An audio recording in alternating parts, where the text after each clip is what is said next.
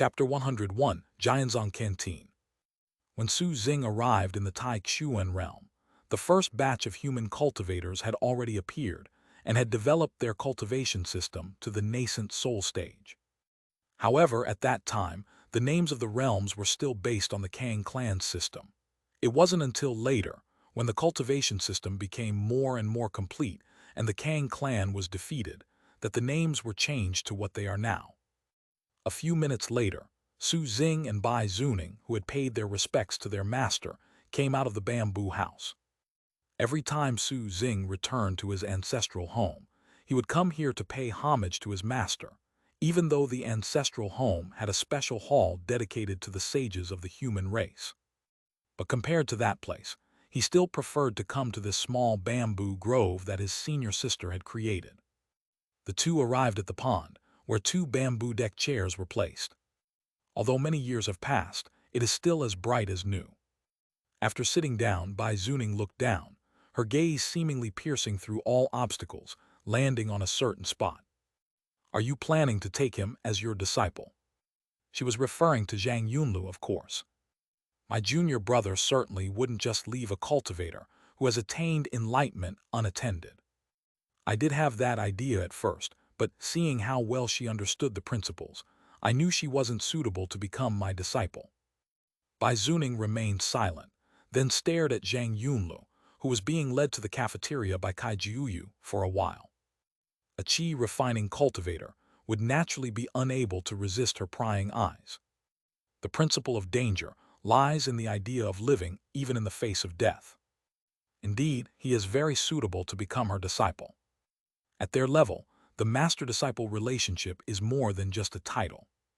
She is the master of the supreme killing sword path and is extremely fierce. Ordinary people who become her disciples will be harmed by her influence, which is why she has only had one disciple, Kai Jiuyu, so far. However, the principle of danger and the idea of living in the face of death are quite fitting. Further observation is needed. It's not that you should take her as a disciple just because she's suitable. You have to consider her temperament, abilities, and compatibility with you.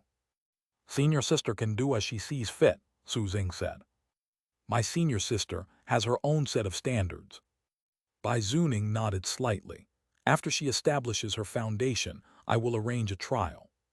His qi cultivation level is still too low. Su Xing also looked down. If she can pass her senior sister's test, then everything will be fine. It would be fitting if she inherited her senior sister's aloof appearance, and if Kai Jiuyu inherited her senior sister's inner nature. The outer canteen of the Sword Sect. A streak of light descended from the sky.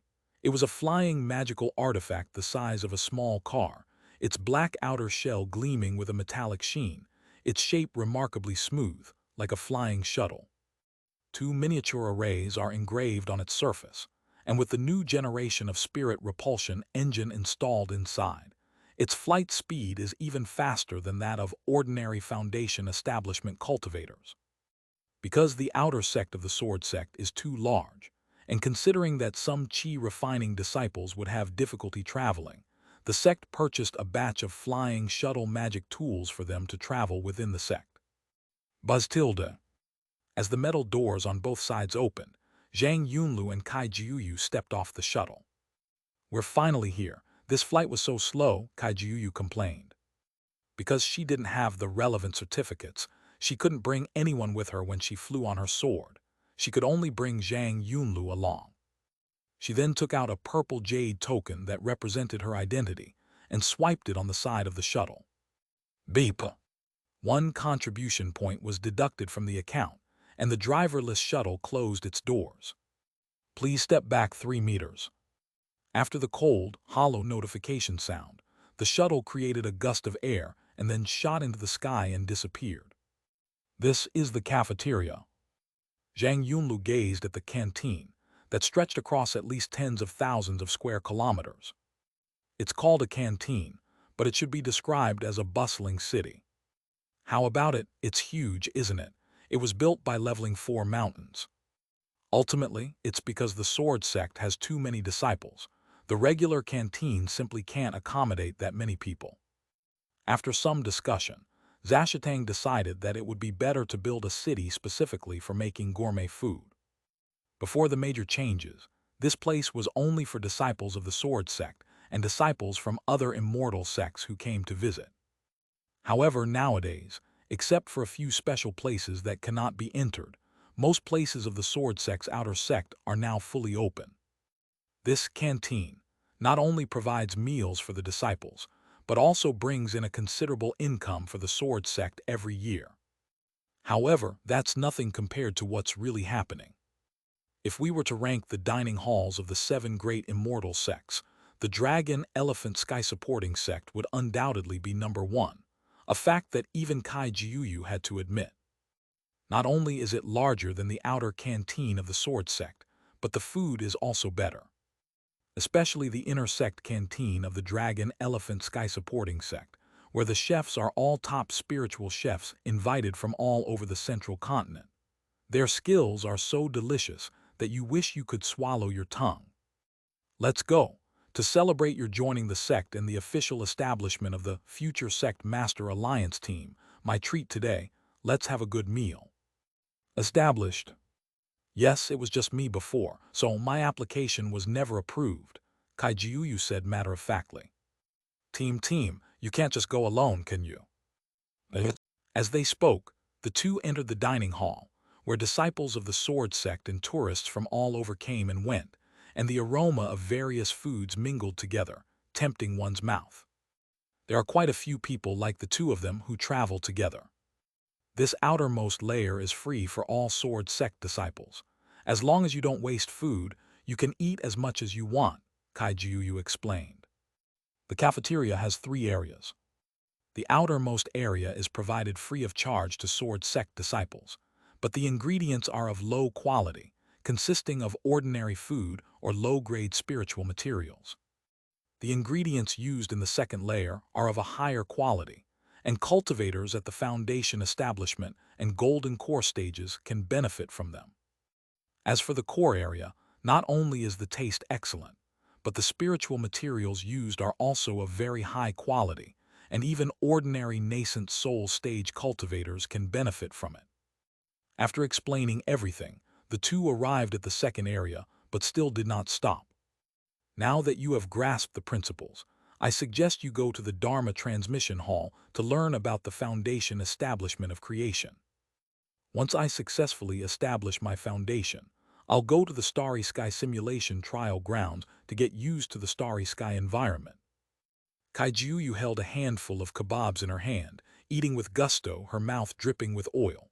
Zhang Yunlu followed behind her, lost in thought. Starry Sky Simulation Training Grounds. Once we cultivators enter the Starry Sky, we can communicate with spiritual energy, and our supernatural abilities will increase dramatically, so we need to adapt in advance. Communication, spirituality. Why can't it be done in the central continent? I don't know either. Kai Jiuyu shrugged and threw the bamboo skewer into the trash can next to him. She had asked her master about it, but he said that her cultivation level was too low and she didn't need to worry about such things. Citilda.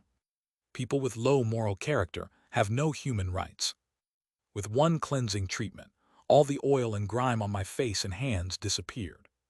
My uncle master brought Zio Yunlu back. He certainly won't just leave her like this. As for whether or not we can seize this opportunity, it's up to her. This is the 3rd update, and also the 100th chapter. Congratulations. Thank you for your support, dear readers. End of this chapter. Chapter 102. The benefits for Sword Sect disciples are really good. In the evening, Su Xing bid farewell to his senior sister and returned to the main hall atop another mountain. A tall, middle-aged man, wearing the original uniform of the Sword Sect, stood at the entrance of the main hall. Upon seeing Su Xing, a hint of excitement flashed across his resolute face. Disciple congratulates Master on his completion of seclusion. Su Xing nodded slightly. I've kept you waiting. Master, you are too kind, he said solemnly. I learned that you had come out of seclusion, but I did not go to see you in person. I hope you will forgive me. The rotation of star field defenses is a major event, and it cannot be delayed just because I am leaving seclusion. Unlike his senior sister, Su Xing's swordsmanship has few taboos regarding accepting disciples, so he has quite a few disciples. In those precarious times, inheritance was of paramount importance, as it represented the continuation of hope. This middle-aged man was named Jing Hai, one of Su Xing's first few disciples, and was known to the world as the master of absolute fiend sword. His cultivation level is extremely high, and his combat power is extremely strong, ranking among the top in the entire sword sect and even the entire Taixuan realm. He was the one who switched shifts with Kai Jiuyu, the senior sister who wouldn't give her books. I will follow Master's teachings. He bowed again and said solemnly, my senior uncle instructed me beforehand that the information you requested about Yuan has been prepared and placed in the package in advance. Thanks for your hard work. This is what I should do. The two then walked into the main hall, with Jinghai lagging behind. I sent my disciple to Xuanjian City, but I don't know if you. You mean Zhao Qingyang.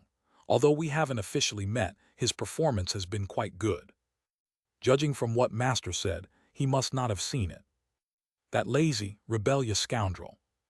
There's no need to be harsh on him over such a trivial matter. This is no small matter. However, since his master had said so, he had no choice but to give up some of his newly formed ideas.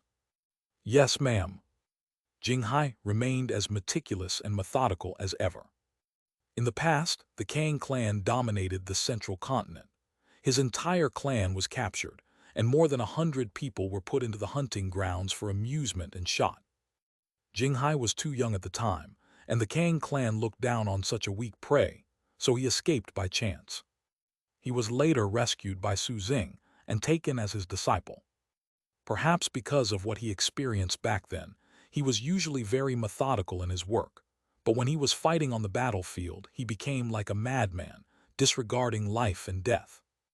Of all Su Xing's disciples, the Kang clan suffered the most casualties at his hands. After some time, the two arrived at a quiet room, which contained only a desk, a few chairs and bookshelves, and looked quite simple. The roof lit up, and the candlesticks on the desk lit up. Without Su Xing's permission, no one dared to make any changes, so everything remained exactly as it was when he left. Su Xing glanced around and said, "It needs to be redecorated later." Although the building materials of this hall are of high quality and have many beneficial effects, their effect on him is so-so. In comparison, Su Xing was more curious about the new things of the era. Should the disciple summon the head of the miscellaneous affairs hall? No need for that complicated process. I can just do it myself later. Su Xing walked to the desk, where there were several jade slips, a laptop, several crystal cards, and several ancient books that looked very old. These are all the records within the sect regarding Yuan, Jinghai explained, then bowed again. Then this disciple will not disturb Master any longer. You've worked hard, go back and rest. After receiving a response, Jinghai left. However, he had only just stepped out of the main hall. Bite. With a crisp beep, Jinghai took out his phone. It was black and a very old model. If it weren't for the fact that he and his fellow disciples created a group chat, and all of their masters and senior disciples were in the group, he wouldn't have even made the purchase. The person who sent the message was my junior sister. Jinghai put the phone back. He doesn't even need to look. He knows what's inside. There have been more than just one or two such entries in the last couple of days. It's nothing more than a matter of switching defenders. The Outer Sect's Dharma Transmission Building, first floor. After treating Zhang Yunlu to a lavish meal, Kai Jiuyu brought her here. After swiping their identity jade tokens, the two successfully entered. All right, you can see for yourself from now on. I'll come find you again tomorrow, Kai Jiuyu said in a very soft voice. Loud noises are prohibited inside the Dharma Transmission Building. Thanks. Don't be so polite. You're the second in command of our future sovereign alliance. Perhaps she was a little smug, because her voice became slightly out of control. An old woman who had just been dozing off suddenly opened her eyes and looked at her. Let's go, let's go. Kaijiuyu shrank back and quickly ran out of the Dharma transmission building. She's actually afraid. Watching her walk away, Zhang Yunlu didn't think too much about it and continued walking inside. Kaijiuyu had given her some pointers on what to look at on her way here. She plans to find and read them one by one. The 3 levels of foundation building theory and the new compilation of the theory of the microcosm of the human body. An aged voice suddenly rang in my ears. Zhang Yunlu paused, then turned to look at the old woman who was leaning back in her recliner with her eyes closed. After a moment's thought, she bowed and said in a very soft voice, "Thank you, Senior." There was no response, but Zhang Yunlu waited a while before turning around and going inside. Although it was getting late, there were still many people inside, and everyone walked quietly, so it was very peaceful. The first floor of the transmission hall contains cultivation techniques, spells, and sword manuals for the chi refining and foundation establishment stages, as well as insights left by predecessors during their foundation establishment process. Sword techniques of the caliber of flowing cloud sword technique are so numerous that they are countless, like grains of sand in the Ganges. However, the gathering and refining method requires a certain amount of contribution points to access the second floor, but the price is very affordable. The Sword Sect's approach to training its disciples differs from that of middle school. Each disciple has the right to choose their own path of cultivation. Whether or not to practice cultivation techniques is entirely up to their personal will. Zhang Yunlu walked inside along the bookshelves and display stands. I discovered that there were not only books here, but also many sealed crystal cards, and every now and then I could see a jade slip. This is normal. Crystal cards are not only more convenient than paper books, but also cheaper than jade slips. Because each area had prompts, Zhang Yunlu quickly found what she wanted. Of the 3 crystal cards, 2 were recommended by Kaijiuyu, and the other was a sword technique she chose for reference. The 2 books are The 3 Levels of Foundation Building Theory and a new compilation of the theory of the human body as a small world, which were mentioned by the voice just now. Holding the book and the crystal card, Zhang Yunlu walked out of the book collection area and came to the nearby reading area. The reading rooms in the Dharma transmission building are small, semicircular rooms, each with only one-way glass window to respect the privacy of the disciples. Pushing open the door and walking inside, you'll see a long table with a crystal card reader on each table, and the seats are very comfortable and soft sofas. This air conditioning array installed on the wall allows for easy adjustment of the temperature to a comfortable level. Behind the long table is a glass cabinet displaying various drinks and food, which is regularly changed every day. After glancing around, Zhang Yunlu noticed that it was very quiet inside, probably because some kind of sound isolating array was being used. Most importantly, everything on the first floor of the Dharma transmission building, just like the outermost floor of the cafeteria, is free. The benefits for disciples of the Sword Sect are really good. Zhang Yunlu placed the crystal card and books on the long table, walked over, took a bottle of water from the glass cabinet, and then saw a slogan in bold red. Please do not urinate or defecate in the reading room.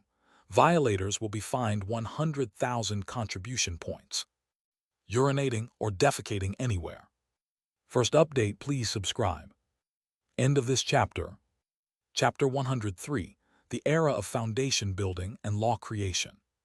Some regulations may seem outrageous, but there must have been even more outrageous things behind them. Zhang Yunlu took the water back to her desk, sat down on the sofa, and inserted the 3 crystal cards into their respective slots. The contents recorded on one of the chips were quickly read and projected onto a light screen. Kaijiuyu's insights on the foundations of creation and transformation. As the name suggests, this is a reflection written by Kaijiuyu after he established the foundation of the Tao of creation. After flipping through it for a while, Zhang Yunlu found that the contents were surprisingly good. It not only details Kaijiuyu's own feelings after reaching the foundation establishment stage, but also compares them with the experiences written by other foundation establishment cultivators. The writing is fluent and concise. Well, when many people see this reflection, the first thought that comes to mind is, did this really come from Junior Grandmaster Uncle? Did she have someone else write it for her? However, Zhang Yunlu did not think that way. With a gentle tap, the contents of another crystal card were projected, displayed alongside Kai Jiuyu's insights.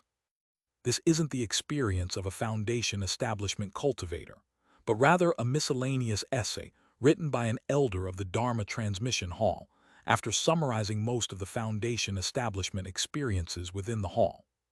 Because the content was much longer than Kai Jiuyu's reflection, it took her more than an hour to read it all. Without stopping there, Zhang Yunlu took a sip of water and continued to open the book, The 3 Levels of Foundation Building Theory. Since they are all books about foundation building, she plans to read them roughly first, compare the contents, and then read them carefully again. The book treatise on the 3 levels of foundation building is of unknown authorship. It explains the origins and cultivation methods of the 3 types of foundation building: external objects, natural formation, and creation. According to the book, in the beginning there were no external objects or creation as the 2 ways to build a foundation. There was only the heavenly foundation, which is the perfect foundation. Gathering and refining starlight, the essence of the sun, and the radiance of the moon is a necessary process for every cultivator who wants to establish their foundation. Later, a group of exceptionally talented cultivators emerged, and on top of their innate Tao foundation, they pioneered an even more advanced foundation of creation.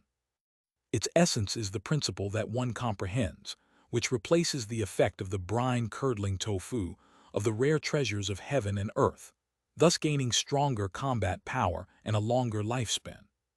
However, both natural talent and destiny are too difficult to achieve, which has kept the number of cultivators low. Therefore, the first group of cultivators who had established the foundation of creation gathered together to discuss and create the external material foundation building method, which was less difficult and had slightly reduced combat power, but could still advance further. During that period, 100 flowers bloomed, and all sorts of strange and unusual foundation building methods emerged one after another. There is a foundation building method that condenses the seed of divine power and uses an extremely powerful divine power to build the foundation of one's Tao. The Spirit Foundation Building Method, which incorporates the essence of heaven and earth into one's body. There is also the Demon Blood Foundation Building Method, which involves hunting demons and absorbing their essence. However, it was later discovered that cultivators who used the Demon Blood Foundation Building Method would be affected by the bestial nature in the blood of the demon race, and in severe cases, they would even lose their true nature, so it has been abolished. Besides the Demon Blood Foundation Building Method, some more extreme cultivators have also created an extremely cruel spirit refining foundation building method. Peel off 1,000 skins, extract 10,000 bones, seize the soul and refine the spirit, nourish it in the blood pool, and sit quietly in it for 99 days to build a solid foundation. Later, the Patriarch of Jishi Valley created the foundation building pill. Cultivators who take foundation building pills to build their foundation will not only have their path forward unaffected, but the difficulty is also much lower than those strange and unusual foundation building methods. Although their initial combat strength is weaker than that of top-tier foundation establishment cultivators, they can make up for it through learning. In the later stages, their combat power will actually surpass that of foundation establishment cultivators who rely on a single supernatural ability. It can be said that the emergence of the foundation establishment pill truly brought an end to that absurd era of foundation establishment and magic creation. Even today, the more effective foundation establishment elixir used during foundation establishment is essentially an improvement upon the foundation establishment pill. So that's how it is. Foundation building uses one's own understanding of the principles to replace the effects of heaven and earth's rare treasures and divine essence, Zhang Yunlu murmured softly as she closed the book. The era of foundation building and law creation. Although it was just a few words from the book, she could imagine the cruelty and absurdity of that era. There was another thing she didn't quite understand. Why were the Foundation establishment cultivators so obsessed with increasing the number of cultivators when the road to success was already in front of them? She had always enjoyed studying the history of the ancient cultivation world, and now, after reading it, she couldn't help but ponder it. Is it because of external enemies? It seems that this is the only possibility. After resting for a while, she turned her attention to a new compilation of the theory of the microcosm of the human body. How are you feeling? Just then, an old voice suddenly came to my ears. Looking up, she saw that the old woman she had seen before had somehow appeared inside and was quietly watching her. Her wrinkled skin, aged face, and hunched body made her look no different from any other elderly person. Zhang Yunlu dared not delay, and immediately stood up and bowed respectfully. Senior, no need for formalities. How did you feel after reading The 3 Stages of Foundation Building? The old woman continued to ask. How do you feel? After a moment of hesitation, she decided to tell the truth. It was a very absurd yet admirable era. Absurd, the old woman laughed, looking less than kind as the sect leader and even somewhat terrifying. It was indeed an absurd era. But as you said, there were also many admirable people in that era. The old woman looked up, and contrary to her aged appearance, her eyes were very bright. What kind of principle have you come to understand?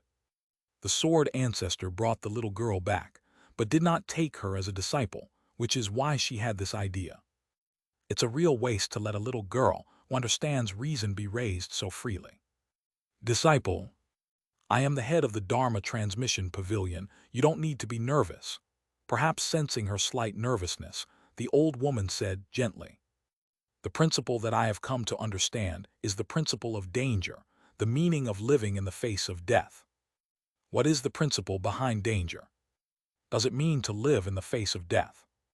The master of the Dharma Transmission Building paused, and in an instant, he understood the whole story. So that's why the sword ancestor didn't take him as a disciple. Inside the inner sect sword ancestor hall, Su Xing seemed to sense something and glanced down. So it's senior sister Jai. When the sword sect was founded, besides Su Xing and Bai Zuning, there were some like-minded fellow practitioners who also practiced swordsmanship. The old woman who met Zhang Yunlu was one of them. Because she lived a long enough life, she held most of the various positions within the sect, except for the sect leader. When Su Xing went into seclusion, she was not yet the head of the transmission hall, but the head of the law hall. Moreover, she didn't like being in the inner sect, finding it too deserted. Compared to her peers in the cultivation world, she preferred to associate with some younger practitioners. Unexpectedly, they've started paying attention to Zhang Yunlu now.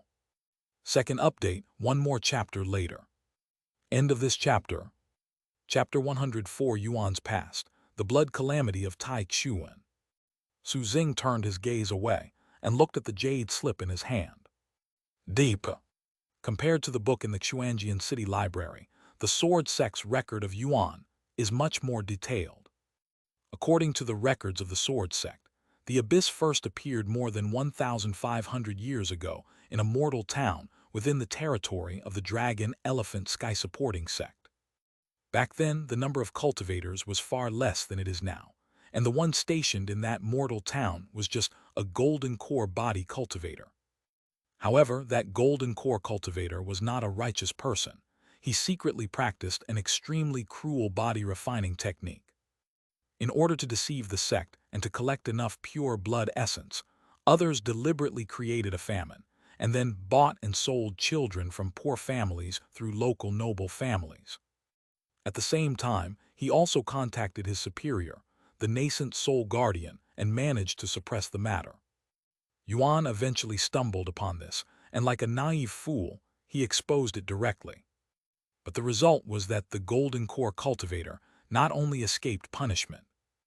Instead, under the manipulation of the nascent soul guardian, he became a hero in the fight against the demonic path, while Yuan was labeled a demon and nearly died during the pursuit. Fortunately, some disciples from the Lingyan Pavilion were visiting the Hehuan Sect at that time and happened to pass through that town, which is how the matter came to light. Ultimately, the Golden Core Cultivator was executed for creating a famine without authorization, and the nascent Soul Guardian was stripped of his cultivation for deceiving his superiors. Yes, it wasn't because of the children who died, nor because of the poor families who died from famine. The most serious crimes were unauthorized creation of famine and deceiving superiors. Faced with such a behemoth as the Dragon Elephant Sky-supporting sect, Yuan was powerless, but perhaps it was from that moment that he began to think about changing something. One of Lingzu's disciples followed him ever since. Ding dong! A message notification sounded, and Su Xing took out his phone. It was Ba Zun. Overlord, Brother Dao, I have had my disciple compile the information about Yuan, and it will be sent to its sword ancestor tomorrow. The Overlord said, furthermore, regarding the matter of the sect's disciples being involved in evil body-refining techniques back then, I have dealt with it all after learning about it, so please rest assured, fellow Taoist. The ancestor of joyous union. Oh dear, I was just about to ask that. You've got it all figured out quickly. Overlord, you, the Hehuan Sect, have the nerve to talk to me like that. The Dragon Elephant Sky-supporting sect is an isolated case, while the Joyful Union sect represents a vast number of similar examples. The Joyful Union ancestor, so I killed them all. Overlord. Actually, it's not the tyrant's fault. He still vividly remembers what happened back then. After driving the Xing clan out of the central continent. Although the 6 major immortal sects at that time intended to restrain each other, apart from the Sword Sect, the other 5 major immortal sects were not too strict with their disciples. In addition, the patriarchs of various sects and most high-level cultivators simply couldn't spare the energy. The Starry Sky battlefield, occupying the ancient past, and the Xing clan ancestor who led a small portion of the Xing clan to escape to the other side of the Starry Sky, require their constant attention to everything. Therefore, massacres for cultivation and refining techniques are commonplace on the central continent, and similar incidents also occur within immortal sects. Until one day, the Sword Ancestor returned from the Starry Sky battlefield and went out to relax and rest. It was a small town of mortals under the rule of the Sword Sect. The situation was the same as what Yuan had encountered, but this time, a sword cultivator from the Sword Sect wanted to test his newly forged flying sword on the townspeople. Of course, the Sword Ancestor was not Yuan. That Sword Sect sword cultivator was killed on the spot. After killing the sword cultivator, the Sword Ancestor did not return to his sect, but instead traveled throughout the central continent. When he returned to the Sword Sect, a disaster known by all high-level cultivators as the Taixuan Blood Calamity began. Starting with the Sword Sect, its scope encompasses the other 5 major immortal sects, rogue cultivators, and the demonic path. From Qi refining to Dao integration, and even beyond, countless cultivators have died at the hands of the Sword Ancestor. The demonic path, in particular, had its backbone broken and was nearly wiped out. Even the ancestor of the demonic path, Hehuan, had to personally step forward. Just when everyone thought the matter was over. Confused, he fled with serious injuries. Seeing this situation, he and the other 3 patriarchs of the immortal sects had no choice but to step in and try to stop the maddened Sword Ancestor. How is your current behavior any different from that of the cultivators you killed? These were the words Hongzhen had spoken back then. You know that what I did was no different from what those people did, and you still want to convince me with this. These were the words the Sword Ancestor replied to him back then. Just as they were confronting each other, the Sword Master arrived, not to dissuade the crazed Sword Ancestor, but to confront them.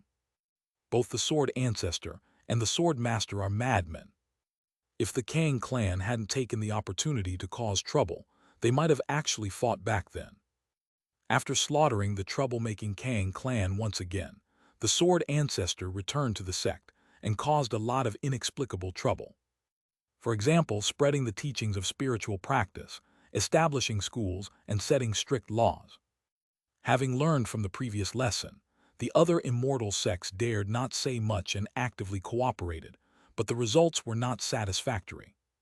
After many years of this, the sword ancestor seemed to realize something, and with the opportune moment having arrived, he went into seclusion. It could be said that the reason they didn't intervene in everything Yuan did was because they were worried that the sword ancestor would go mad again after emerging from seclusion. Sword ancestor, thank you, fellow Taoist. Bazun, brother Dao, you're too kind. However, to learn more about Yuan, we still need to go to Lingyan Fang. Sword ancestor, that's exactly what I was thinking. Su Xing replied, then exited the chat app and put away his phone. It seems I need to find some time to go to Lingyan Fang as soon as possible. Su Xing looked at the documents in front of him and couldn't help but recall the scenes he had seen when he traveled all over the central continent. Even now, he still feels angry. Some people. The next morning, Zhang Yunlu walked out of the Dharma transmission building. The bright sunlight made her feel a little dazed after reading all night. Suddenly, a shadow appeared in her line of sight, then quickly descended and landed in front of her. Good morning, little cloud dew. Kaijiuyu jumped off the sword, still full of energy. So, did you learn anything from reading those books last night? Yes, I've learned a lot. Under Kaijiuyu's expectant gaze, Zhang Yunlu said, my junior grandmaster's insights have benefited me greatly. Kaijiuyu was satisfied, but not with the title. Where did you learn such a strange way of addressing me? That's what they all call you. That's them, we're practically family. Kaijiuyu hooked her arm around Zhang Yunlu's shoulder, winking at her. From now on, you can call me sect leader Kai, okay? Just kidding. You can call me the future sect leader or Captain Jiuyu, it's up to you. Captain Jiuyu. Zhang Yunlu had a pretty good impression of the sect leader and didn't want to help Kaijiuyu usurp the throne so soon. Don't you need to cultivate yourself? No need, Kaijiuyu waved her hand. We've already reached the nascent soul stage. We can't advance to the deity transformation stage through hard work alone. Third update. I revised and rewrote this chapter for a long time. I originally wrote nearly 4,000 words, but after reading it myself, I felt it was too verbose. End of this chapter. Chapter 105, Desire to Lingyan Pavilion. Many cultivators are stuck between the nascent soul stage and the deity transformation stage, unable to make any progress throughout their lives. According to her master, what she needs to do now is to temper her character and wait for enough accumulation. Tempering one's character. Kaijiuyu considers himself invincible with this kind of thing. Let's go to your place first. You probably haven't been there before. None of the new disciples are like you. Wasn't my schedule arranged by you yesterday? Zhang Yunlu paused for a moment, but ultimately didn't say anything, only nodded. Good. After the two left the Dharma transmission building, the old woman who had been dozing off in the recliner opened her eyes and watched their backs until they were completely out of sight before closing her eyes again. We arrived at the foot of the mountain. The two boarded a shuttle, just like yesterday. Sitting in the spacious and comfortable back seat, you can see the surrounding scenery receding little by little through the one-way glass window, and occasionally a streak of light flashes past you. Here, this is for you. Kaijiuyu handed her a black metal plaque. What's this? Zhang Yunlu took it. It felt icy cold to the touch, yet extremely light. There were no patterns on it, only a powerful character Chinese letter, Master, engraved on it. This is the token for our future sect Master Alliance team. The application was approved yesterday, Kaijiuyu explained. Does this word mean sect leader? Yes, isn't this our goal? She originally wanted to carve the character Chinese letter on it, which would have resembled a sect leader's decree, but the people in the miscellaneous affairs hall refused to use that character no matter what. She had no choice but to settle for second best. Holding the black token, Zhang Yunlu couldn't help but recall the scene yesterday when the sect leader helped her complete the formalities. I couldn't help but feel a little guilty. That being said, Isn't it a bit too arrogant for a mere beginner in the chi refining stage to do this? Soon, the shuttle finally arrived at its destination. Beneath the clouds and mist, towering residential buildings appeared and disappeared in the hazy fog. As you get closer, the outlines of the high-rise buildings gradually become clearer. The pale yellow exterior walls reflect a soft light in the sunlight, and the scattered green belts between the buildings are like dark green jade embellishments. Qingfeng Number 47 residential community can accommodate thousands of residents. It's essentially a student dormitory in a school. This place is inhabited by female disciples of the Sword Sect who are in the Qi refining stage, and Zhang Yunlu has also been arranged to stay here. Qingfeng Number 47 residential area. I also lived here when I was practicing Qi, Kai Jiuyu said with great emotion. She followed the rules even during her Qi cultivation period. Looking down at the residential buildings, Zhang Yunlu couldn't help but recall a book she had read in the school library. The book mentions this topic. In ancient times, the Sword Sect was considered the best among all sects for its ordinary disciples, but disciples in the Qi refining stage still lived in dormitories with 6 to 10 people. Only those who reach the foundation establishment stage will have a separate courtyard. However, nowadays, due to the rapid development of the times, the treatment of disciples by each sect has been continuously improving. Therefore, the former dormitory of the Sword Sect has been replaced by the residential building shown in front of us. Very nice. While pondering, the shuttle landed on the roof of one of the residential buildings. The two got off the shuttle, went through the open door on the rooftop, and then took the elevator to the 18th floor. With only 2 disciples per floor and 2 households per floor, it's quite a nice dormitory. 1801, this is the place. After confirming, Kai Jiuyu asked Zhang Yunlu to step forward and swipe her identity jade token. Beep. The door lock glowed faintly, and the door opened. Stepping inside, you are greeted by a warm and comfortable living room, with beige sofas and carpets paired with a natural wood coffee table, creating a simple and elegant atmosphere.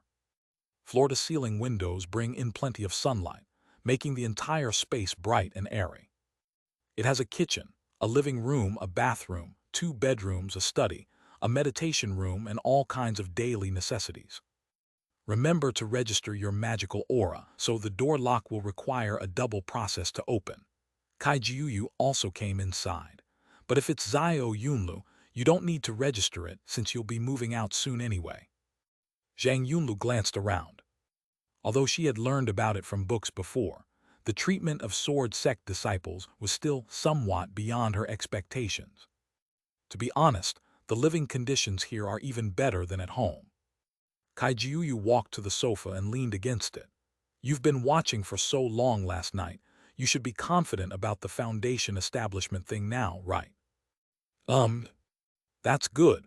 Take good care of yourself and remember to write a reflection after you've completed your foundation establishment. You can get a lot of contribution points by selling it to the Dharma transmission building. You can show off and get contribution points at the same time. Such a good thing is rare. Contribution points. It seems that using the Foundation Establishment Cultivation Room and the Starry Sky Simulation Trial Grounds both require contribution points. As a newly initiated disciple, she received 200 contribution points from the sect. But 200 might not be enough. Besides writing about my Foundation Establishment experience, are there any other ways to earn contribution points? You need contribution points, I'll lend you some. Zhang Yunlu shook her head. I understand, this means we need to be self-reliant. Kai Jiuyu nodded, indeed showing the same style he had back then. Although he was raised by his master, he had never asked her for anything other than a starship. I've got it, Kai Jiuyu clapped her hands. Go boost the rankings, it just so happens you're still in the Qi refining stage. Ranking manipulation. It's the virtual realm battle ranking, that old-fashioned thing.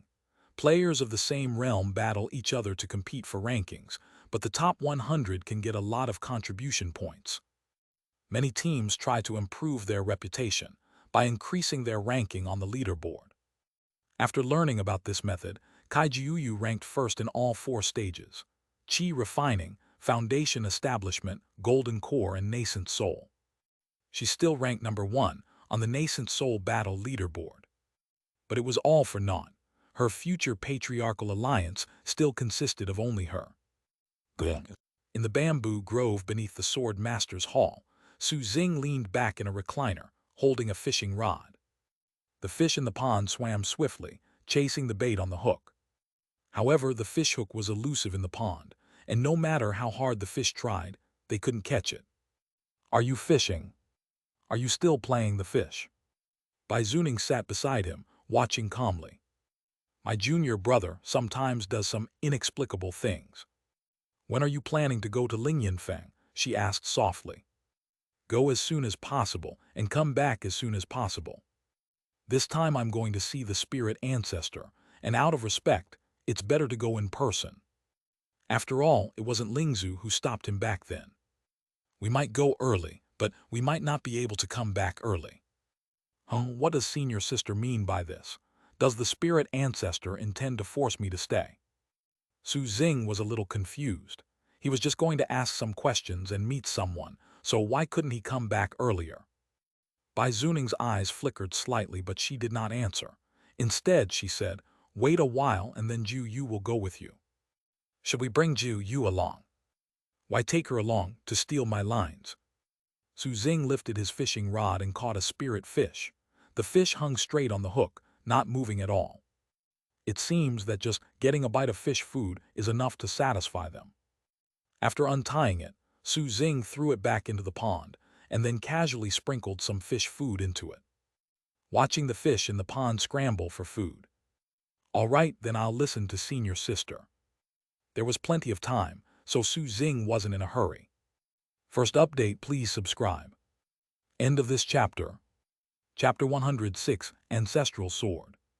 The virtual realm, also known by many as the immortal realm, is a vast virtual world built around the ancestral sword. When practitioners enter, their senses are no different from reality, but they will not actually die. The most famous of them is the battle leaderboard. Unlike those lists of divine light that cascaded down like waterfalls, which assess the potential of cultivators, the battle rankings, on the other hand, are based on actual combat strength. Just as Kaijiuyu said, the battle ranking list was set up to encourage the disciples. From Qi refining to returning to emptiness, the top 100 can get a lot of contribution points. The rankings of Qi refining, foundation establishment, and golden core stages change every now and then, but the number 1 spot in the nascent soul stage has been unchallenged for a long time. The reason is simple: we can't beat them. As the number 1 young person in the Immortal Sect, Kaijiuyu is unmatched among the current generation of young people, except for a prodigy in the Righteous Path Alliance who has advanced to the nascent soul stage at a young age. As a result, even the nascent soul stage sword cultivators within the sword sect have become somewhat indifferent, since they're always fighting for second place anyway. Inside the bedroom, Zhang Yunlu sat cross-legged on the bed with her eyes closed. On the right ear, there is a device resembling a Bluetooth headset, with a faint blue glow around the casing, giving it a very high-tech feel. With the aid of this device, her consciousness had now entered the virtual illusion. Virtual illusion. Zhang Yunlu sat in the audience. On the wide arena below, 2 sword cultivators were fighting fiercely. Both were at the golden core stage of cultivation.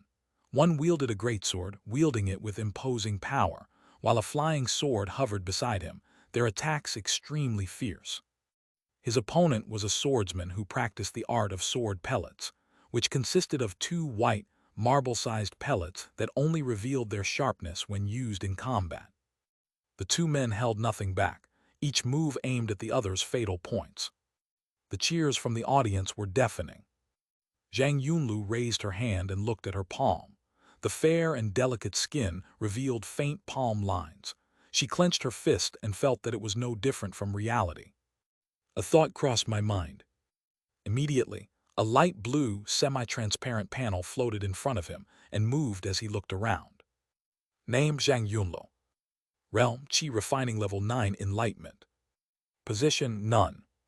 Current rankings, none. Below are several small icons representing tipping, friends, and team communication. Behind the two gold coin designs is the number 200. This is where she made her contribution. Overall, it feels similar to when I participated in the trials before, just a bit more refined. Ding tilde. Then you can see that the number after the two gold coin patterns has changed to 199. The fight between two golden core sword cultivators on the arena was actually an exhibition match. One contribution point could be used to watch for 10 minutes. It's time to go. Zhang Yunlu stood up. She only had so many contribution points. She couldn't afford to waste them on something like this. After leaving the exhibition area, she headed straight for the battle zone. It's time to earn some contribution points. I can also take a look at how I compare to the Qi refining sword cultivators of the Sword Sect and see where I still fall short. Good. Meanwhile, deep within the Sword Sect's inner sanctum, in the Sword Venerable Hall, a bright and unimaginably vast space, with strands of spiritual light extending from all directions and connecting to the white jade-like branches and leaves.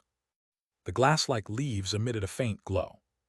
Thousands of branches and veins almost cover the entire sky above this vast space, and the cool white light, like moonlight, adds to the solitude. Looking inward from those exquisite, flawless branches and leaves, which seem almost otherworldly, one sees a crystal-clear trunk, its interior shimmering with rays of light. A tree. A divine tree that resembles the laurel tree from mythology. Su Xing and Bai Zuning stood under the tree, their figures as insignificant as dust compared to mountains. She must have had a tough time all these years, Su Xing said with a smile. It can be considered a trial, tempering her impatient nature. Bai Zuning reached out and gently touched the glistening trunk with her fingertips. Like a pebble thrown into a lake, ripples spread across the surface of the main trunk, which is as white as fine jade. Rumble! The divine tree, as large as a mountain, suddenly trembled, and the entire space shook in response. The rosy light flowed even faster through its magnificent trunk. It was as if something terrifying was trying to break free from the tree. Soon an outline appeared on the surface of the main stem, a sword. A sword 3 feet and 3 inches long, with a blade as bright as solidified moonlight, its hilt adorned with ancient patterns. Buzz! A wisp of sword energy leaked out, revealing a scene of endless destruction. Mountains and rivers shattered, the sun and moon dimmed, the Milky Way trembled, and gods and men wailed in despair. A raging sea of blood engulfed the starry sky. Kill! A violent roar seemed to echo in his ears, its brutal killing intent enough to turn a cultivator below the Tao integration realm into a mindless monster. Su Xing remained unmoved by all of this. Bai Zuning just watched coldly. Soon the sword trembled and emitted a somewhat aggrieved sword cry, and the shattering scene manifested by the sword energy dissipated. Come out, Bai Zuning said calmly. Buzz! The message conveyed seemed somewhat unbelievable. Su Xing stepped forward, a crimson longsword appearing in his hand. The divine light flowing through the sword even suppressed the light emitted by the divine tree. It was the moon's reflection. For the next period of time, your work will be handled by Moonshadow. It wasn't until Su Xing said those words that the sword in the main trunk of the divine tree finally realized that what Bai Zuning had just said was true. He immediately transformed into a streak of light and rushed out. She soared into the sky and circled the massive trunk of the divine tree hundreds of times in an instant. Anyone could see her joy at that moment. This is the ancestral sword Moon Feather, Bai Zuning's natal sword. Many years ago, because he destroyed several resource planets for no reason, he was thrown into this place by Bai Zuning to reflect on his actions. Unfortunately, this sword already had a name long before Su Xing became a disciple of his master. Sitilda. Soon the moon feathers circling overhead swooped down. Bai Zuning opened her arms. However, Yue Ling did not fall into her hands. Instead, she landed behind Su Xing and transformed into a little girl who was less than a meter tall, with her hair in a bun and wearing a white dress. Her face was so delicate, like a porcelain doll, and her eyes were a beautiful red. She grabbed Su Xing's clothes with one hand and pointed at Bai Zuning with the other. "You vile old woman, you're exploiting child labor." Bai Zu's eyes turned slightly cold. Yue Ling trembled, quickly withdrew her hand and hid behind Su Xing. "You have 3 seconds to come out from behind your junior brother." "I don't." 1. "Unless you apologize to me," Yue Ling shouted. 2. "I am your natal sword, not your employee. Why are you exploiting me like this?" 3. "Thump." The little girl knelt down decisively and honestly admitted her mistake. "Master, I know I was wrong." Second update, 1 more to come. End of this chapter. Chapter 107, Yue Ling and Kai Jiuyu. There's a saying that goes, "Those who understand the times are the heroes." Yue Ling considers herself a talented individual. Bai Zuning stared at her for a while, just as Yue Ling was getting a little nervous. "I won't hold it against you this time. After all, she's been here as a processor for over 1,000 years, so let's give her a break this time." "Thank you, Master." Yue Ling smiled broadly and quickly stood up. Then he jogged over to Bai Zuning's side. Su Xing opened his hand, and the crimson longsword transformed into a streak of red light and landed on the ground. In the dazzling light, a tall and graceful figure appeared. She was dressed in red, a style similar to Bai Zuning's, and even her appearance was somewhat similar to hers. She had red eyeshadow around her eyes, making her look a bit sharper overall. Her long hair fell to her ankles, and her face showed little expression. "My Lord Sword Master," Yu Ying bowed respectfully. "Thank you for your help, Moon Shadow." Moon Shadow nodded slightly. "I will obey my lord's command." Then she turned around, raised her hand and gently pressed it against the crystal-clear main stem. A bright red color spread from where her palm touched and then quickly spread out. Yue Ling stood next to Bai Zuning, her eyes wide open. "Sister Yu Ying has become even more powerful," she muttered to herself. In less than a minute, the main stem, which was originally crystal clear and looked like white jade, was stained red. The cool, moonlit white light was replaced by a scarlet glow. From a distance, the entire tree looked like it was carved from a huge piece of blood jade, and the spiritual threads connecting the branches and leaves turned red. Yu Ying withdrew her hand, her eyes seeming to flash with streams of data, and she turned around.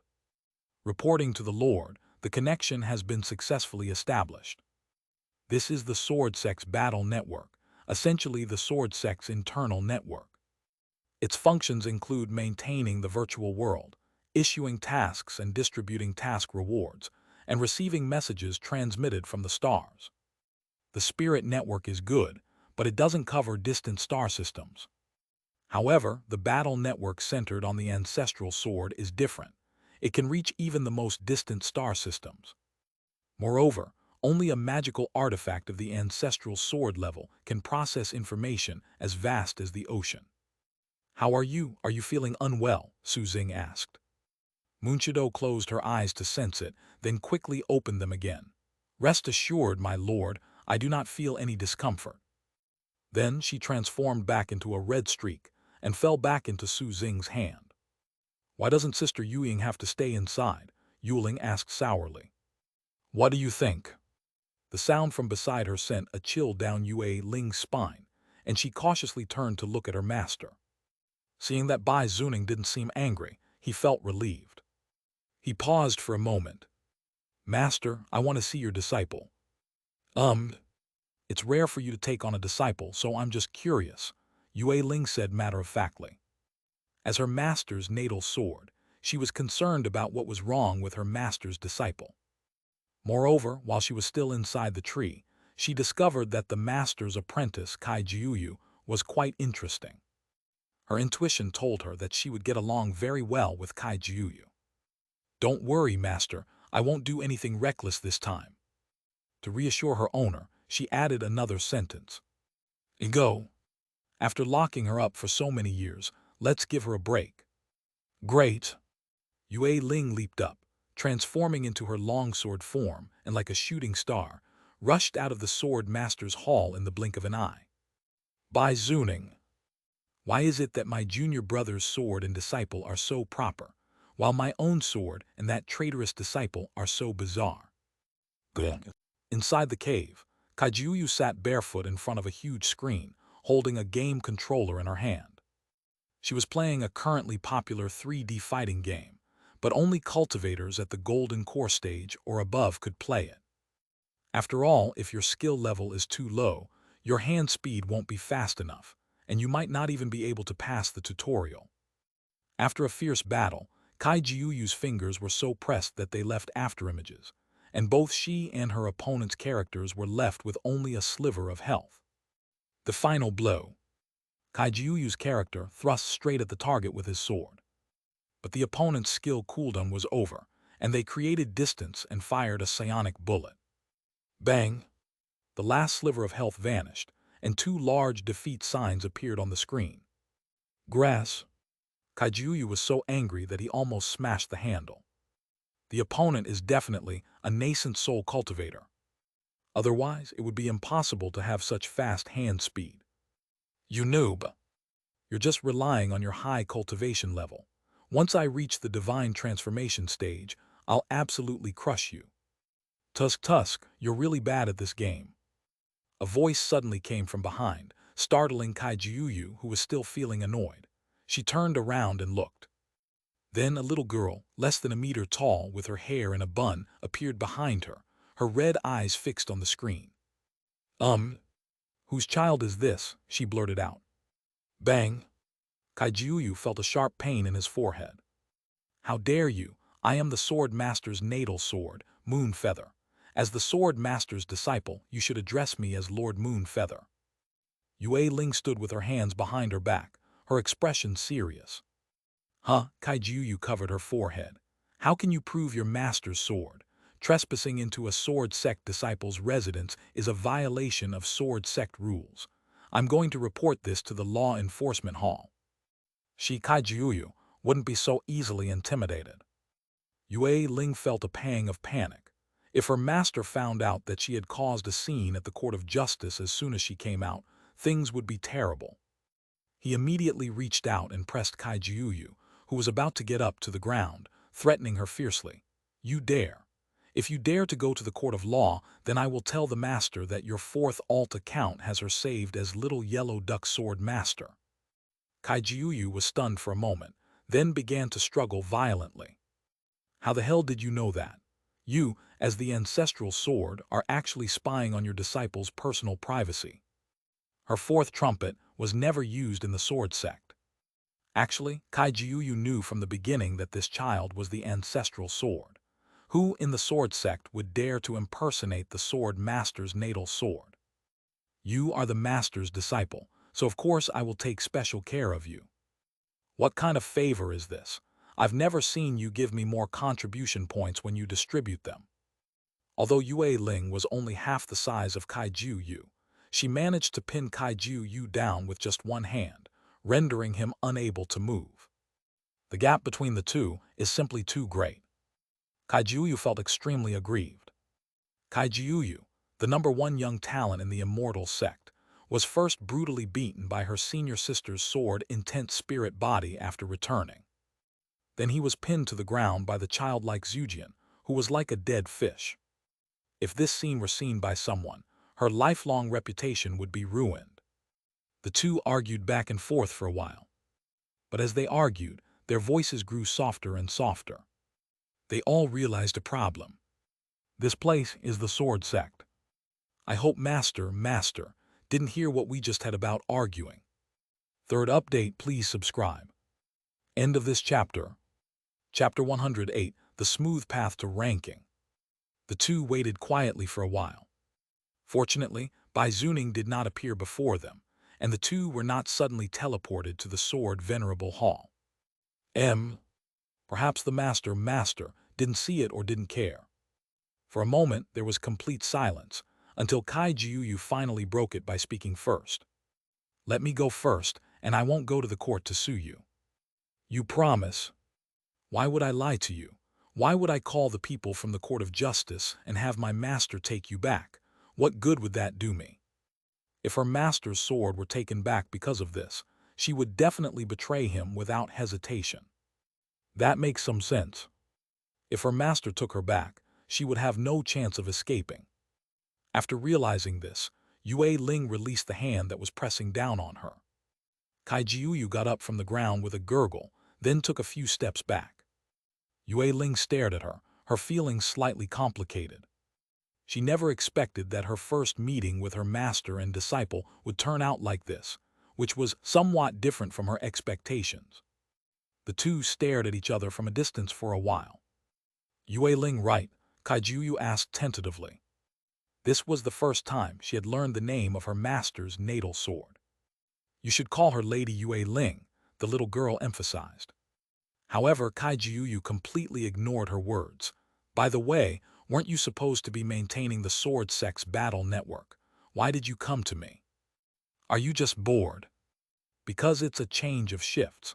I've been doing this for over 1,000 years, so now it's Sister Yuying's turn to take over. Sister Munchido. Oh? It's about my martial uncle's sword. Etc. Something seems off. Aren't you Master's sword? Logically speaking, your uncle's sword should be called your sister. Because my spirituality was born relatively late. I understand now, my martial uncle's sword is smarter. After mentally complaining, Kai Jiuyu remembered something very serious. Can you read minds? Yes, I will, Yue Ling nodded. This kind of small thing was very simple for her. Kai Jiuyu's expression changed. Would she get angry and beat herself up? But Yue Ling's next words put her at ease. However, I will not abuse this ability. Why? The master said that everyone's inner thoughts are their privacy and should not be pried into. It's surprising that this childlike Zhujian has such a high moral standard. Yes, master is right. Moreover, the master also said that some people say one thing and mean another. They might praise you to your face but talk about you in their heart. If you don't pry, you can avoid seeing it and getting annoyed. Because she was her master's disciple, she spoke very sincerely. Although the master is a wicked woman, her apprentice is innocent, at least for now. Who is this talking about? It definitely wasn't me. I'm the most honest person ever. Kai Jiuyu suddenly discovered that her master's natal sword was quite interesting. No matter what she was asked, she would obediently answer. She opened the cabinet next to her, took out 2 cans of drinks, and handed one of them to Yue Ling. When did you start following your master? Following him all the way. Following me the whole time. Kai Jiuyu quickly sat down. Then you must know a lot about master and uncle's past. Not much. I only started remembering things after master reached the golden core stage. When you were old enough to remember things, who was more powerful, your master or your uncle? Master is even more powerful. Sword Ancestor only caught up with master when he was in the nascent soul stage. Is it really true that master is more powerful? Kai Jiuyu suddenly remembered what she had learned in her uncle's trial space when she was in Xuanjian City. Who was the first to reach the nascent soul stage? Was it my uncle or my master? The master was the first to achieve the divine realm, but she was not the first to do so. It wasn't my master or my uncle. Who is that? Have no idea. At that time, her spirituality was still very weak. She only remembered things around her, and as for who the first human to achieve godhood was. Just kidding, she's just a sword. Just focus on how to help your master kill the opponent. Why remember those other things? Good. Meanwhile, in the virtual realm. Name Zhang Yunlo. Realm Qi Refining Level 9 Enlightenment. Position None. Current ranking on the battle leaderboard, 9th Qi Cultivation. Zhang Yunlu stood by the roadside. Currently, there are no other sword cultivators who have mastered the principles of swordsmanship besides her, so her path to climbing the rankings is incredibly smooth. Because of her winning streak, her ranking quickly rose to 9th. The number at the bottom of the 2 gold coin patterns has thus become 11,199. Entering the top 100 on the Qi refining ranking for the first time will earn you 1,000 contribution points. Entering the top 10 for the first time will earn you 10,000 contribution points. And reaching the top spot for the first time will earn you 100,000 contribution points. That's right, the first place prize is just enough to pay off one fine imposed on the Dharma transmission building. Moreover, this is just the first login reward. There are also monthly ranking settlement rewards, which, although not as much as the first login reward, can still be quite substantial if maintained consistently. But that wasn't what Zhang Yunlu was thinking about at the moment. The sword cultivators of the Sword Sect are indeed extraordinary. Because it wasn't as urgent as during the Xuanjian City trial, she deliberately suppressed her spiritual power and physical abilities, which had surged due to her enlightenment during battles.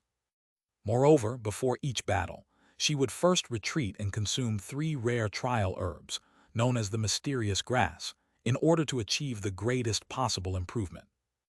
Zhang Yunlu is very clear about her weaknesses.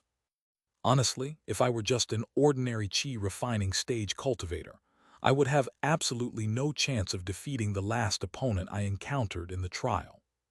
Compared to those Sword Sect disciples who entered the sect early or were born with access to its resources, she was merely a lucky one who gained the favor of a powerful figure by chance, and then comprehended its principles.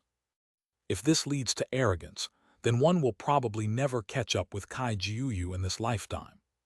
Kai Jiuyu mentioned a case in his Foundation, Building Experience article.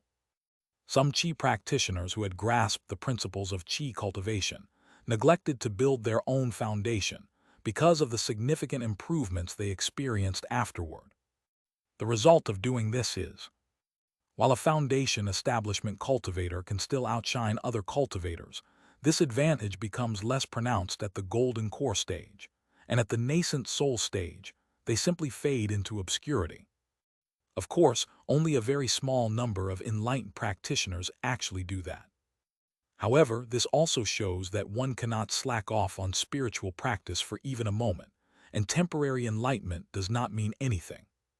If she wants to uncover the truth and see a higher perspective, she must fight more opponents and solidify her foundation. To attain the Tao, according to my brother, we must attain enlightenment before we can investigate the truth behind our parents' demise. Match successful. A line of text popped up on the light blue, semi-transparent panel. Zhang Yunlu suppressed her restless thoughts. Your opponent is... Name. Realm level, Qi refining level 9. Current ranking on the battle leaderboard, 5 Qi cultivation. Another anonymous adversary. To avoid unnecessary trouble, most of the players on the battle leaderboard remain anonymous. Even Zhang Yunlu chose to remain anonymous. However, it wasn't very useful. The 9th level of Qi refining after comprehending the principles was specially marked, and coincidentally, she was the only one who had comprehended the principles during this period. A dozen seconds later, another line of text popped up on the light blue semi-transparent panel. Your opponent has conceded defeat. Congratulations on winning the match. Have you given up? First update. The holiday is over. Wishing everyone smooth sailing in your studies, success at work, and a happy life. End of this chapter. Chapter 109 Mission, to exterminate alien races in the starry sky. Just as Zhang Yunlu started another matchmaking battle, many people were leaving comments on a post on the Sword Sect's internal forum. Another one who's reached enlightenment is starting to dominate the rankings. When do you guys think she'll start foundation establishment? Arminos, no more than a week. Above the green peak, another green blade. Is the person upstairs talking nonsense? Above the green peaks, there are even more green peaks. I guess it will take 3 days. I think she can reach the top of the list tomorrow, rest for a day, and then start foundation building the day after tomorrow. Swordsman Asan. Speaking of which, those teams that are preparing to climb the rankings must be dumbfounded if someone tries to manipulate the rankings. A fool loves to wield his sword. I don't understand. Although chi refining after enlightenment is powerful, she can't beat anyone above the mid-foundation establishment stage. Since she knows who she is, why doesn't she just go offline to find her and warn her not to do this? Aminos, look, there's an idiot here, pointing with his finger. Unable to remain calm. This must be a cross-dressing act. I can't believe there are still such idiots these days. A Fu loves to show off his sword. Zhang Yunlu didn't join any of the top-ranked teams. Compared to the huge benefits of reaching the top, it's normal for someone to cause her trouble, right? A Fu loves to practice swordsmanship. Anyway, if I were the #1 in Qi cultivation, I would definitely send someone to warn her. The current top Qi refining cultivator comes from a fairly strong team, one that is quite large even within the inner sect. Unable to remain calm. Okay, so you really are an idiot. I could never come up with this kind of genuine emotion that uses bowel movements instead of thinking. Mingfeng Zhu Changming, you son of a bitch. Do you think I'm so bored that I'd go looking for trouble with someone who's just trying to understand the principles of Qi cultivation? Su Changming of the Mingfeng squad is currently ranked first on the Qi refining battle ranking. Aminos, haha, the main character has been brought out. Swordsman Asan, pass it down, the Mingfeng squad is going to cause trouble for Wuli's Qi cultivation. Above the green peaks, another green blade. The Mingfeng team is sending out a golden core cultivator who's actually ranking high offline. The commotion didn't stop with the appearance of the person in charge. Instead, even more people started stirring things up. In the end, the rumor even spread that the Mingfeng squad was planning to have a nascent soul elder orchestrate a mission that would inevitably lead to Zhang Yunlu's death. I heard the Mingfeng squad wants to target someone who's practicing Qi cultivation. Do you think they really have no connections? Actually, the content is just one picture. Name Zhang Yunlu. Team affiliation, Future Sovereign Alliance. Within the Sword Sect, there is only one person who can create a team using this name, Junior Grandmaster Uncle.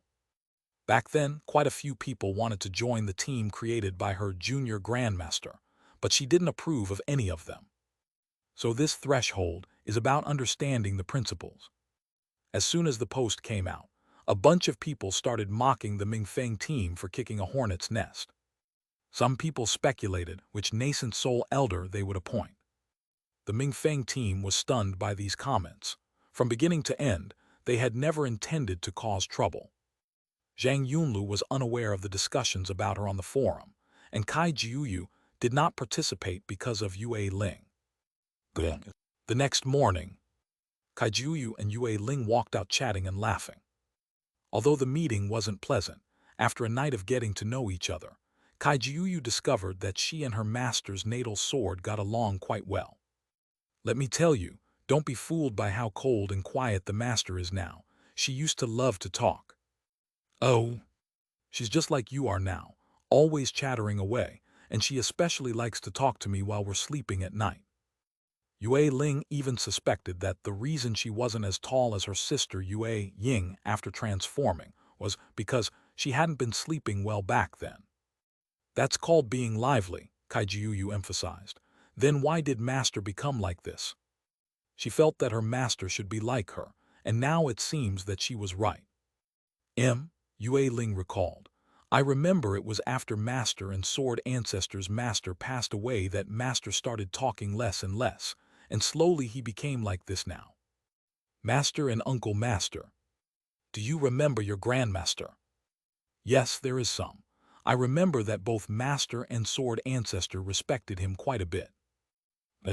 Isn't that obvious? And another thing, he always seems to be very busy, and when he has free time, he especially likes to raise fish. Fish culture. Kai Jiuyu recalled the 9 fish she had eaten back then. She seemed to understand why her master had been so angry that he had hung her up and beaten her. Just as he was about to ask something, a slender figure suddenly appeared not far ahead.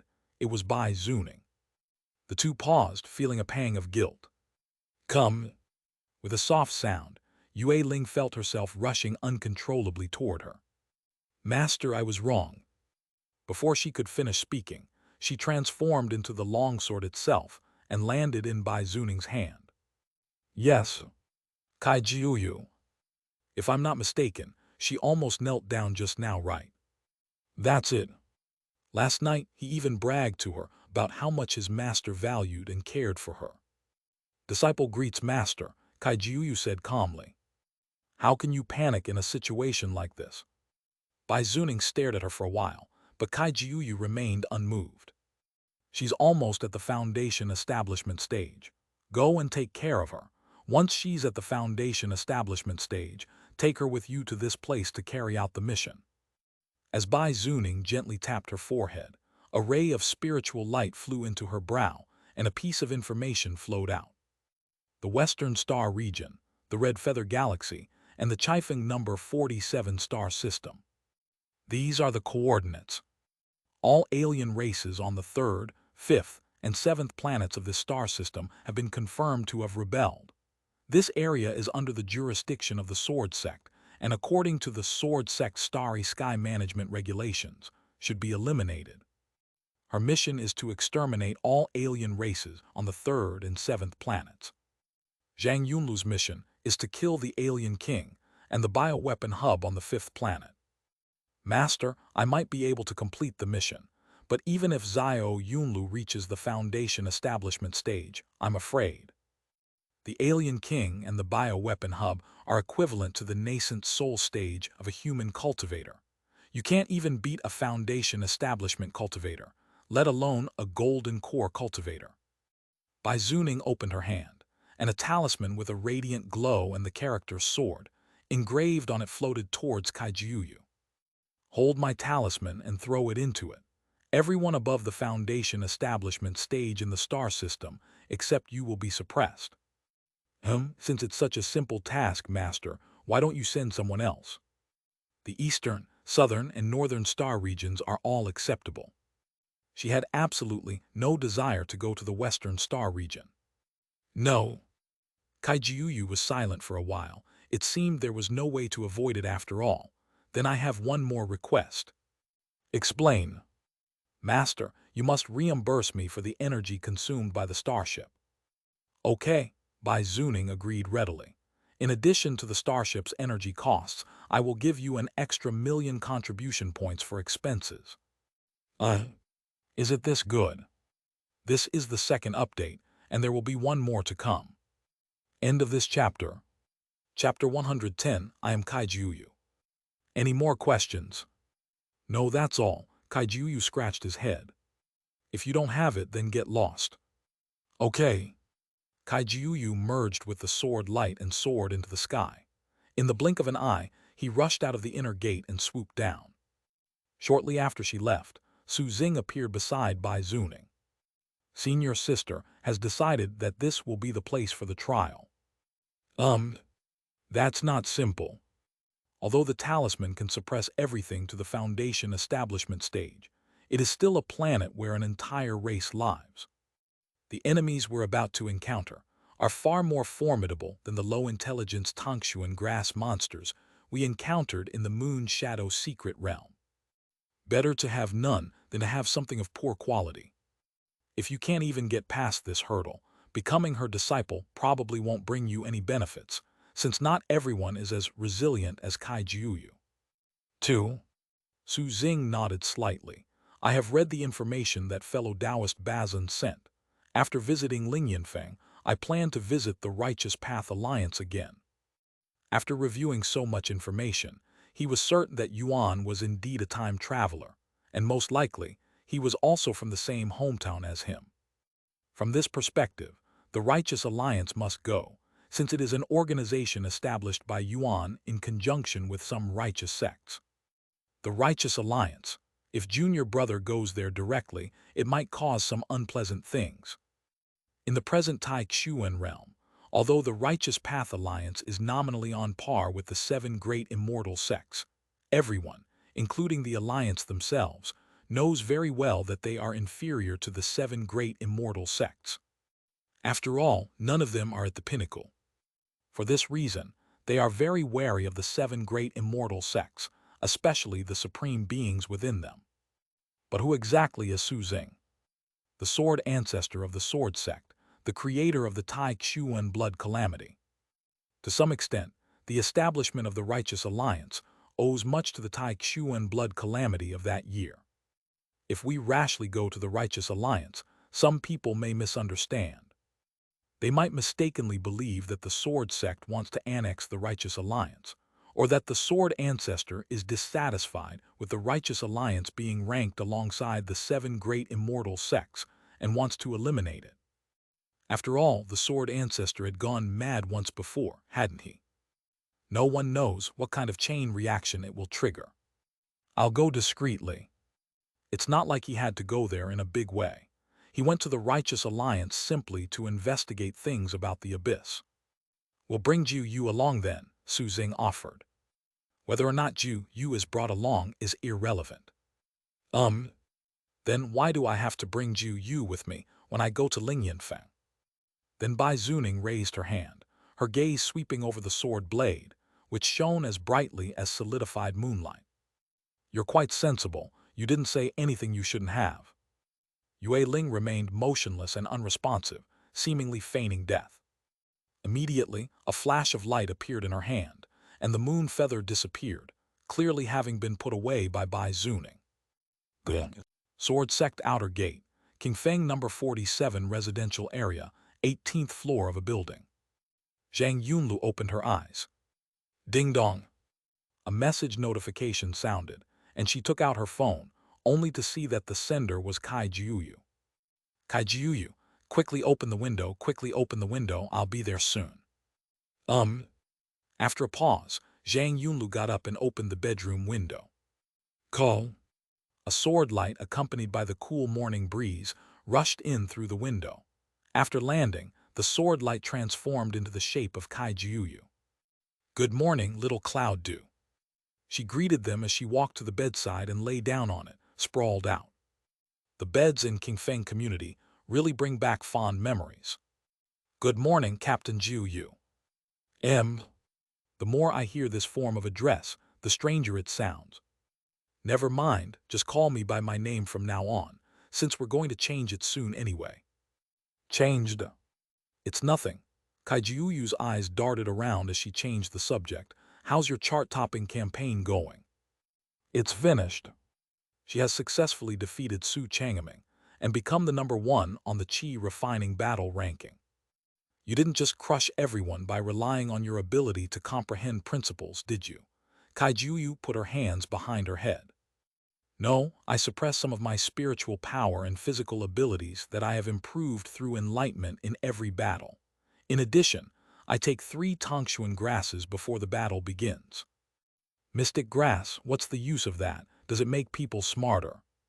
Because Su Xing hadn't explained it, she didn't know that the mystic grass produced in those secret realms had other effects. Zhang Yunlu nodded slightly. Just as she was surprised, she saw Zhang Yunlu take out 3 Tongxuan grasses and hand them to her. You can give it a try. She reached out and took it, then sat up. Consider it a purchase from me. I'll transfer the contribution points to you later. Need not. That won't do, you've only just joined the sect. After saying that, she kneaded the 3 Tongxuan grasses together and put them in her mouth to chew. Click, click. She easily crushed the tough grass leaves, and the juice filled her mouth. It was quite juicy and a little sour, but other than that she didn't feel much. Soon, Kai Jiuyu swallowed the 3 Tongxuan grasses. This made Zhang Yunlu, who was about to get the tools, pause. How are you feeling? Feel? Kai Jiuyu carefully sensed it for a while. My mind was a little clearer, and I was able to mobilize my spiritual thoughts more smoothly, just like when I was at my master's temple. It's essentially a weakened version of the buff from the previous trials. It seems all right. It should be very useful for you right now. It seems that Zioyan Lu is well prepared. Originally, I was going to help her temper her arrogance, but now it seems that I don't need to. Ding dong. Another message arrived. Zhang Yunlu looked at her phone, and Kai Jiuyu immediately stood up and went over to her. Mingfengzhu Changming. Hello, senior sister. I sent this message to clarify the rumors circulating online. We have no intention of targeting you offline, so please don't be misled. Mingfeng Zhu Changming.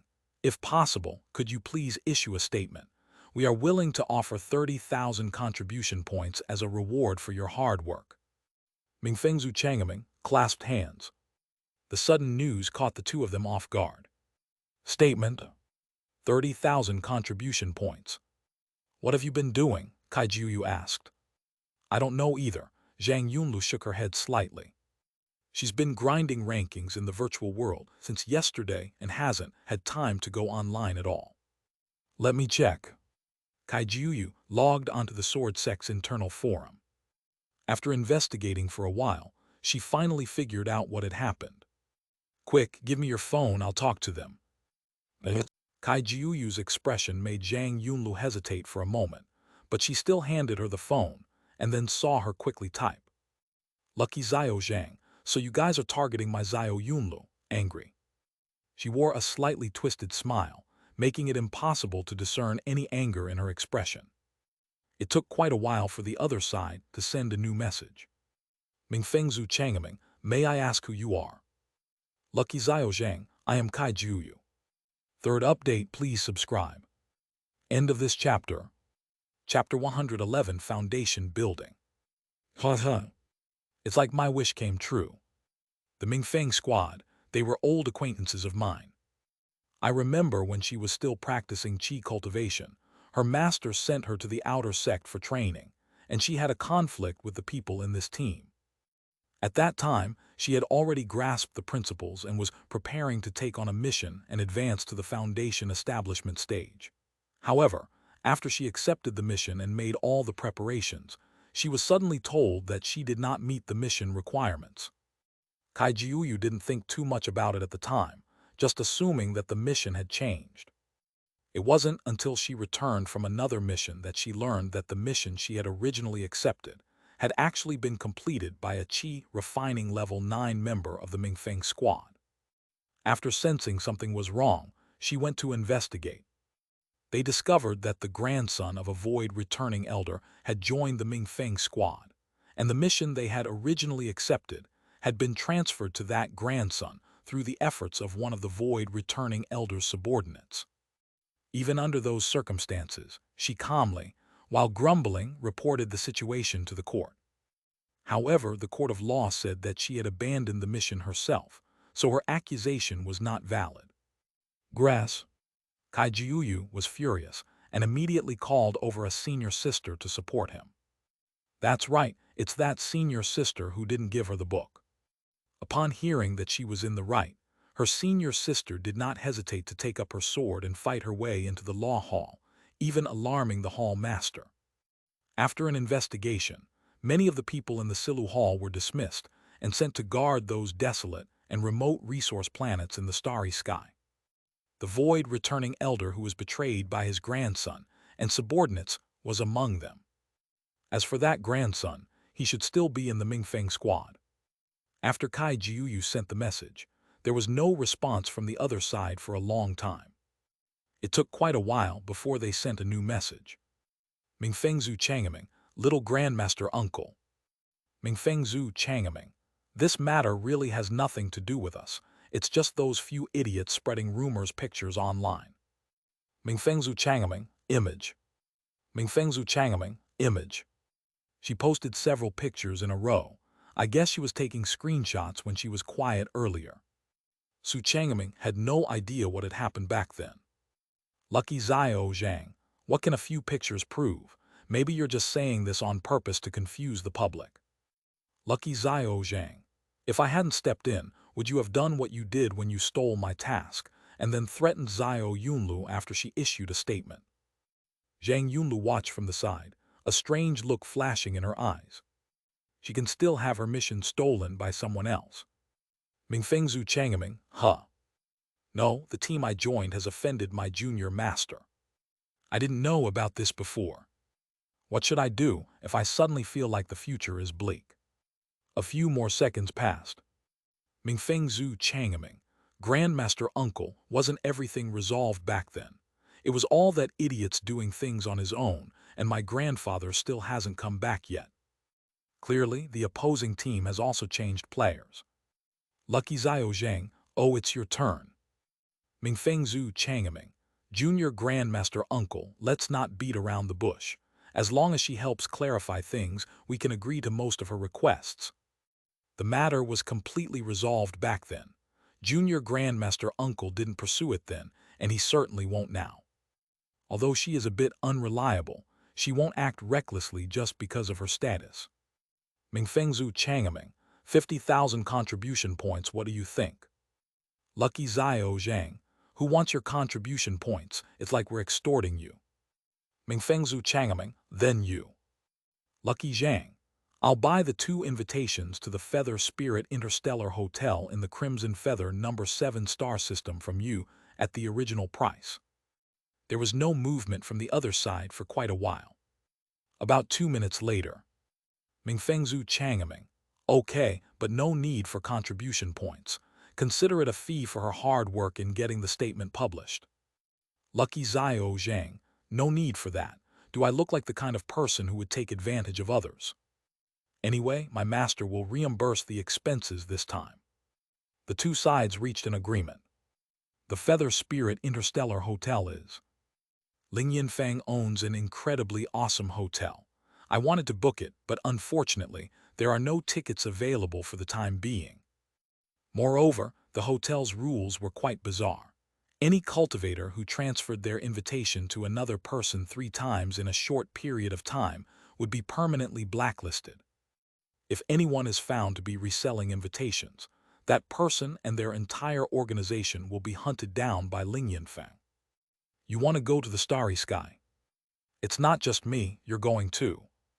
You'll find out then. In the afternoon, at the Sword Sect's Outer Sect Miscellaneous Affairs Hall, Foundation Establishment Comprehensive Service Center. Indeed, the Sword Sect's main sect also has this place. Many disciples came and went, most of whom were at the 9th level of Qi refining and came to practice the gathering and refining method. They were usually accompanied by cultivators of a higher level. Golden core cultivators are few and far between. The most numerous are nascent soul and deity transformation cultivators, and there are even a few powerful cultivators whose auras are so profound that they evoke the vastness of the starry sky. Return to emptiness. As expected of the Sword Sect's founder. Looking around, some people were pale and some were bluish. Some were even carried out on suspended stretchers, which were covered with a light blue, semi-transparent light curtain to prevent odors from escaping. The Sword Sect doesn't seem to care whether they will die. Looking at it this way, the Foundation Building Comprehensive Service Center in Xuanjian City is indeed quite gentle. After Zhang Yunlu completed the formalities with Kai Jiuyu, she received a small bottle of purified spiritual liquid and a spiritual energy concentration capsule. For cultivators like us who have grasped the principles and are establishing our foundation, as long as there is enough spiritual energy to replenish it, there is almost no possibility of failure. Kai Jiuyu didn't lower her voice intentionally, so most people heard her and looked over. The cultivators who had just been queuing behind Zhang Yunlu showed expressions of envy and admiration. The foundation of creation has been laid. This is a practitioner who has truly taken Qi cultivation to its ultimate level. It's impossible to achieve this without facing a life-or-death situation. After you go in, insert this bottle of spiritual liquid into the spiritual energy chamber. The spiritual energy chamber will create the most suitable environment for you to establish your foundation. But don't rush to swallow the spiritual energy concentration capsule. Hold it in your mouth first, and swallow it when you feel that your spiritual energy is insufficient during the foundation establishment process, Kai Jiuyu explained. Everyone. These are things that any disciple in charge of the Miscellaneous Affairs Hall could say, so why say them here? Feeling the various gazes directed at her, Zhang Yunlu paused. I see. Go ahead, I'll wait for you here, then we'll go out for a big meal. Zhang Yunlu nodded slightly. He then turned and walked into the Foundation building area next door. Upon arriving at the Foundation Establishment Cultivation Room number 9, a beautiful female cultivator with nascent soul stage cultivation came forward as the door opened. Greetings, steward, Zhang Yunlu bowed. Since enlightened practitioners are rare, the Miscellaneous Affairs Hall directly assigned a nascent soul stage, Outer Sect Miscellaneous Affairs Hall steward to look after them. No need for formalities, she smiled gently. To be honest, this is the first time I've ever witnessed someone else building the foundation for their destiny. There are many stewards at the outer gate of the Miscellaneous Affairs Hall, but very few are capable of laying the foundation for the Tao of creation. If you feel unwell during the process, please let me know immediately, and I will check on you as soon as possible. As the outer gatekeeper of the Miscellaneous Affairs Hall explained, he led her inside to a semicircular cabin that was over 3 meters tall, entirely silver-white, with 2 dark blue lines on the outside, giving it a highly technological feel. It looks like a small yurt. First update, please subscribe. There will be 2 more updates later. End of this chapter. Chapter 112, Foundation of Creation, Expectant Gaze. The Spirit Energy Pod, developed by the Divine Machine Refining Pavilion, can create the most suitable foundation-building environment for cultivators. As the steward outside the Miscellaneous Affairs Hall pressed a button on the side of the silver-white cabin, the cabin door slowly opened. The interior wasn't dark, it was lit up. "Please give me the elixir," she said gently. Upon hearing this, Zhang Yunlu handed her the purified spiritual liquid. Through the transparent bottle, about the thickness of a thumb, one could see the pure white liquid swaying inside. The spiritual liquid is different from the foundation-building spiritual liquid. The former is formed by condensing extremely high concentrations of spiritual energy, while the latter is equivalent to a liquefied version of the foundation-building pill. The outer gatekeeper of the Miscellaneous Affairs Hall inserted the spiritual liquid into the side of the spiritual energy pod. "You can go in now. I will keep an eye on your condition, so please don't worry." "Thanks." After thanking her, Zhang Yunlu entered the cabin, sat down in the middle, and adopted the 5 hearts facing the sky posture. As the hatch of the psionic pod slowly closed, the lights inside changed from white to warm yellow, and the temperature began to rise. Sizzle! Like a steam leak, wisps of pure white mist appeared, which were spiritual energy that had been vaporized. As the concentration of spiritual energy in the surrounding area gradually increased, it is said that in ancient times, such a foundation-building environment only appeared at the nodes of major spiritual veins. Zhang Yunlu recalled what she had read in the book. Nowadays, every foundation establishment cultivator can enjoy this kind of environment, which is a convenience brought about by the development of the times. Place the silver spiritual energy concentration capsule in your mouth, press it under your tongue, close your eyes, and begin to mobilize your spiritual energy. Because of the specially made capsule shell, there is no need to worry about it dissolving. Clearing her mind, she began to recall the foundation establishment content she had read in the past few days. According to the new compilation of the theory of the microcosm of the human body, heaven and earth constitute the macrocosm, while the human body is the microcosm. The profound and mysterious principles that humans themselves comprehend are the best treasures and divine essences of heaven and earth. Phi tilde. With each inhale and exhale, Zhang Yunlu continuously absorbed the atomized spiritual liquid, and the hazy environment gradually became clearer. Meanwhile, a tremendous change was taking place within her spiritual sea. The once calm spiritual sea was now churning with huge waves, and the spiritual energy that had just been absorbed was falling into the spiritual sea like raindrops. However, the spiritual sea did not become full. On the contrary, the spiritual sea began to decline and dry up at a visible rate. A black and white illusory platform slowly rose, with spiritual energy continuously flowing into it, making it increasingly crystalline. However, the spiritual energy in the spiritual sea was now reduced to a thin layer. If it is an external foundation building or a naturally formed foundation building, then one must rely on the effects of foundation building elixir or rare and precious treasures of heaven and earth to transform it from the ethereal into the real. However, the foundation building of creation does not require these. Without hesitation, Zhang Yunlu swallowed the concentrated spiritual energy capsule in her mouth. Boom! The capsule entered the body and transformed directly into a pure and powerful spiritual energy, quickly replenishing the depleted spiritual sea. The platform was replenished, almost becoming tangible, but it was still missing something. Zhang Yunlu crossed her hands, forming a strange hand seal. Buzz tilde.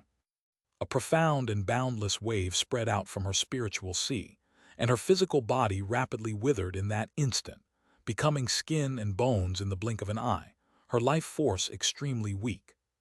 The principle of danger is the meaning of living in the face of death. Then it was seen that the platform seemed to have crossed the last insurmountable barrier and became completely solid. On the platform, black and white colors slowly intertwined and entwined. If an external object forms the foundation, the black and white colors will completely blend together. If one is born with a foundation, one of the black and white colors will be retained. However, the foundation building of creation is different.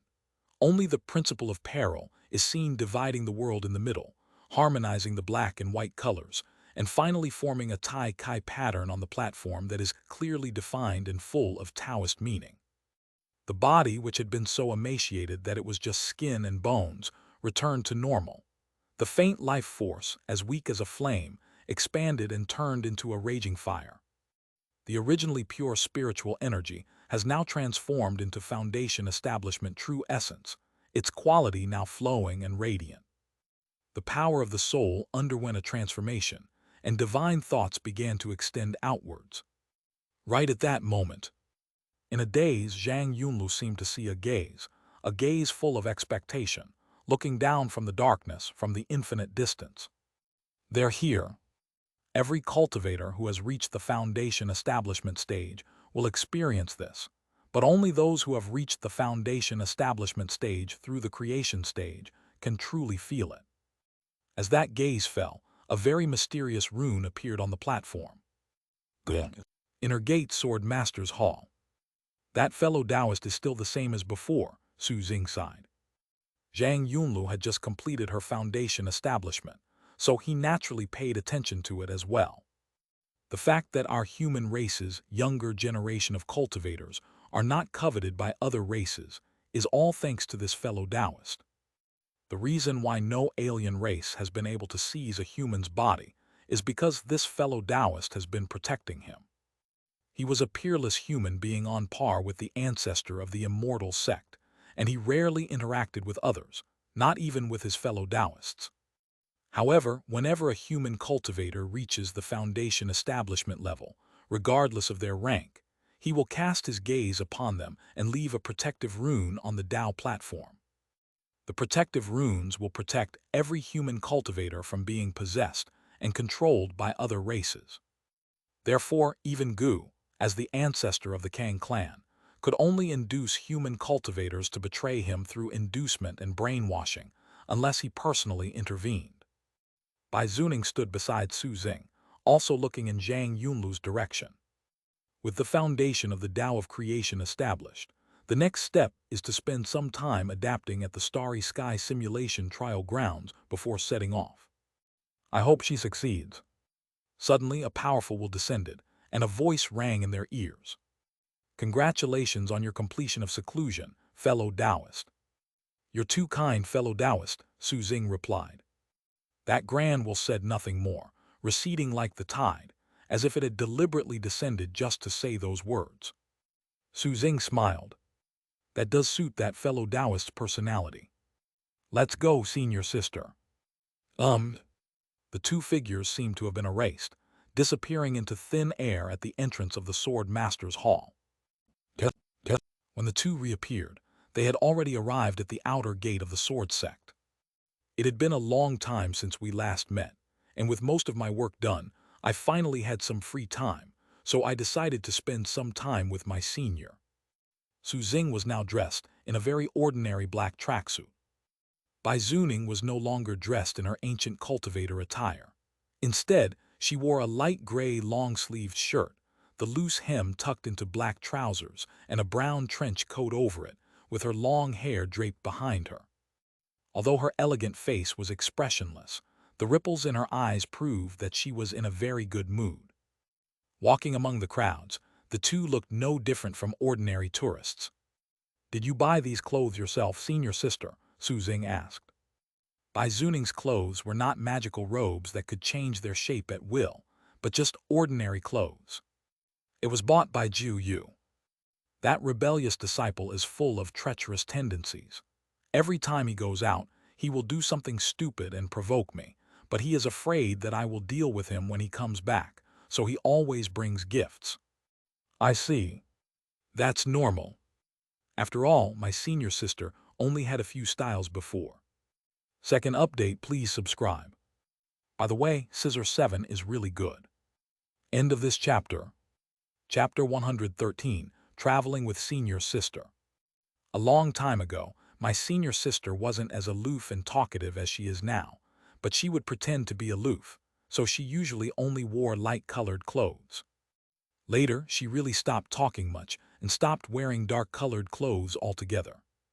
"Which do you think is better, the current situation or the previous one?" Bai Zuning asked. "They're both good, each has its own merits. My senior sister is an outstanding beauty with excellent temperament, and any clothes she wears are just an embellishment." Bai Zuning nodded slightly, about to say something, but her brows suddenly furrowed. She stretched out her hand, and with a flash of light a long sword appeared in her palm. It was Yue Ling. Yue Ling then transformed into a streak of light and fell to the ground, reverting to her little girl form as she looked up at Bai Zuning.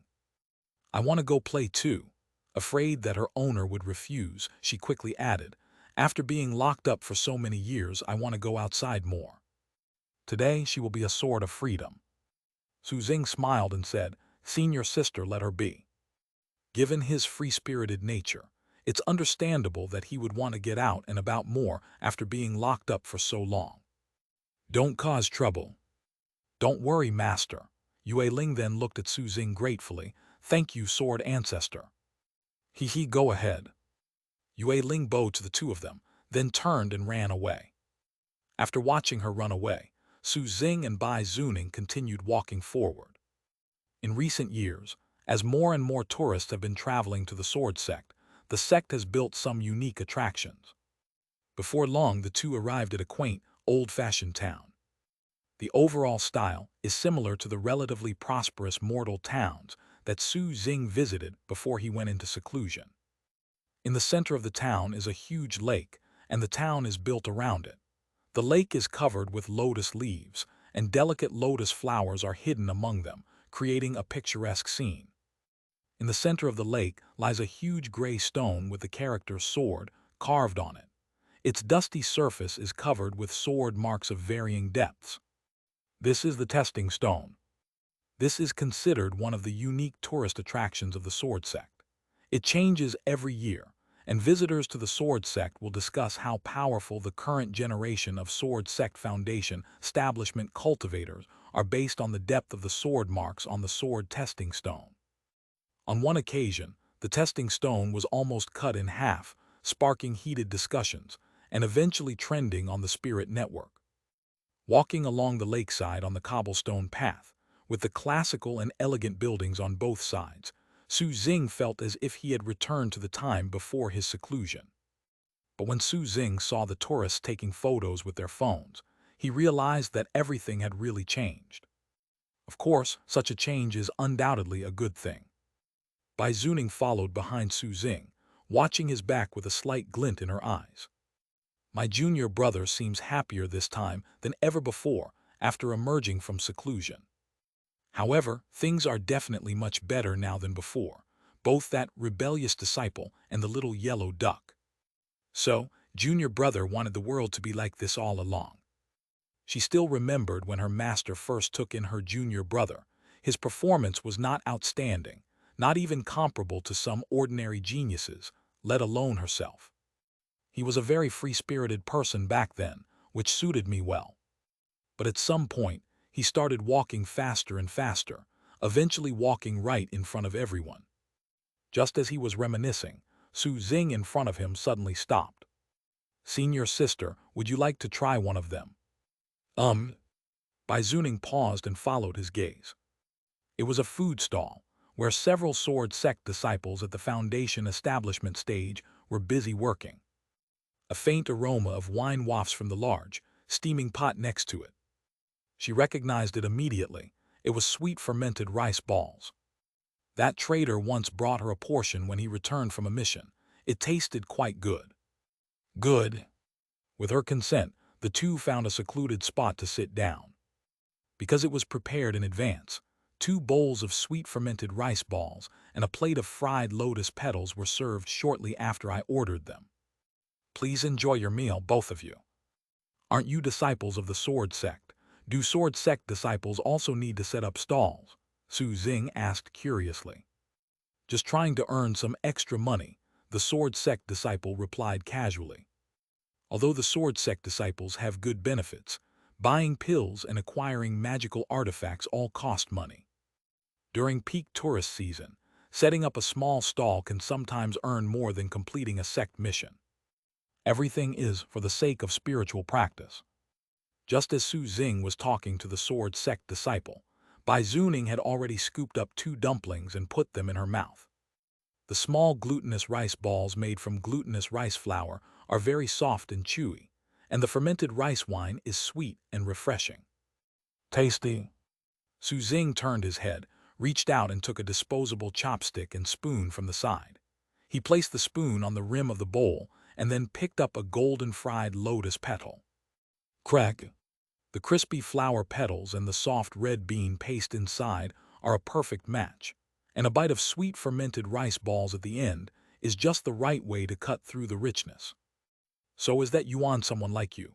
Bai Zuning suddenly asked. There was a rumor in the Hehuan realm that the sword ancestor was not from this realm. However, this rumor eventually faded away and was eventually dismissed as falsehood. But Bai Zuning knew very well that this was not a rumor. Su Xing paused for a moment but did not deny it. Well, I can confirm that he is the same kind of person as me, but I'm not sure if he comes from the same place as me. With his current level of cultivation, whether he hides it or not is completely unimportant, especially since his senior sister is the person closest to him. Bai Zuning's heart stirred slightly. Sure enough, Yuan was just like his junior brother. No wonder he was so interested. But he really does a great job like this one, Su Xing said, picking up the sweet fermented rice balls in his hand. Sweet fermented rice balls were created by Emperor Yuan 300 years ago. It is said that this was to apologize to the Ling Yanfang disciple who had always followed him. Senior sister, how do you feel about things now compared to before? How does it compare to before? She already had the answer to this question in her heart. It's certainly much better than before. Just then a sound came. Owner. Then a figure came running from a distance. It was not tall and its appearance was so delicate that it looked like a porcelain doll. It is Yue Ling. She quickly ran up to the two of them. Why did you come back? Bai Zuning asked, looking at her. Give me some spirit coins. She stretched out her hand and said it with great confidence. After she ran out, she spotted a very delicate sword tassel that she felt suited her perfectly. However, she encountered an extremely serious problem. She had no money. Because forging spirit coins is illegal, and she was afraid of being imprisoned again, she had no choice but to run back and ask her master for them. Sword cultivators maintain their swords. Isn't that perfectly normal? It's bad enough that the traitorous disciple is asking me for money, but now even the sword is asking me for money. Bai Zuning took out a storage ring and gave a warning at the same time. Don't cause any trouble, or you know the consequences. Yue Ling grabbed the storage ring and nodded vigorously. Don't worry, don't worry. Then he turned around and ran away again. This is the 3rd update, a little late. Please subscribe. End of this chapter. Chapter 114. Is this how the younger generation of the Sword Sect plays? Shortly after Yue Ling left, the two finished the remaining sweet rice balls and fried lotus petals. One of the Foundation establishment stage disciples came over to pack up his things. Su Xing took out the spirit coins he had left in Xuanjian City to pay the bill. After leaving the food stall, the two continued walking forward. Not far after leaving the ancient town, they arrived at the foot of Danding Pavilion Mountain. There were noticeably more tourists around. Danding Pavilion is one of the most popular tourist attractions in the Sword Sect.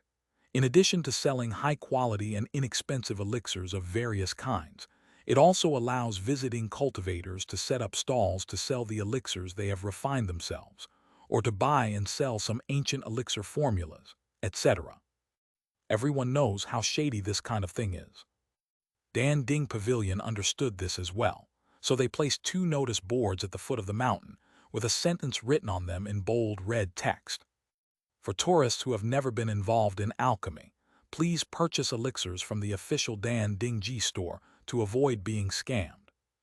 Despite the warnings, many tourists still get scammed every year, and trouble breaks out from time to time. However, the Danding Pavilion did not rescind the rule that outside cultivators can set up stalls to sell their own refined pills and pill formulas. After all, Danding Pavilion never expected this increase in revenue. It was the richest department in the Sword Sect and didn't need this small amount. The real purpose was to train the disciples' eyesight and increase their experience. Whether they were deceived due to poor judgment or truly stumbled upon a great opportunity through their own knowledge, it will make their future careers in alchemy smoother. Su Xing and Bai Zuning walked up the mountain path. The higher you go, the more tourists there are on both sides of the mountain path, and many people find a good angle to take photos. However, the two of them didn't have that idea, so they continued until they reached the highest point. The most eye-catching feature is the enormous cauldron, tens of meters high, in front of the Danding Pavilion, which casts a huge shadow like a tall building. Behind the alchemy cauldron were neatly arranged spiritual fields, filled with spiritual herbs, and several sword cultivators with composed auras guarded the vicinity of the fields. The aromas of various medicinal herbs intertwined to create a very unique, refreshing, and pleasant scent. These are all carefully selected varieties, and the aroma they emit has a calming and soothing effect. They were specially planted outside by the Danding Pavilion, and these spiritual herbs from the spiritual fields are rarely used in alchemy. The Pill Cauldron Pavilion is much better than before. Su Xing nodded slightly. Bai Zuning shook her head slightly, but it's still far inferior to Jishi Valley. There's no need to compare with them. In the art of alchemy, who can surpass them? Jishi Valley is a celestial sect renowned for its alchemy and medicine. Whoosh, whoosh, whoosh. Several streaks of light flashed across the sky and disappeared into the Danding Pavilion. Within the flowing light were clearly storage rings, each filled to the brim with various spiritual herbs. A new batch of elixirs has arrived. The starry sky is vast, and the star fields under the Sword Sect's rule are not lacking in planets with spiritual energy. Except for a small number of spiritual herbs that require the special environment of the central continent, most spiritual herbs can find suitable planting environments in the starry sky and be cultivated on a large scale.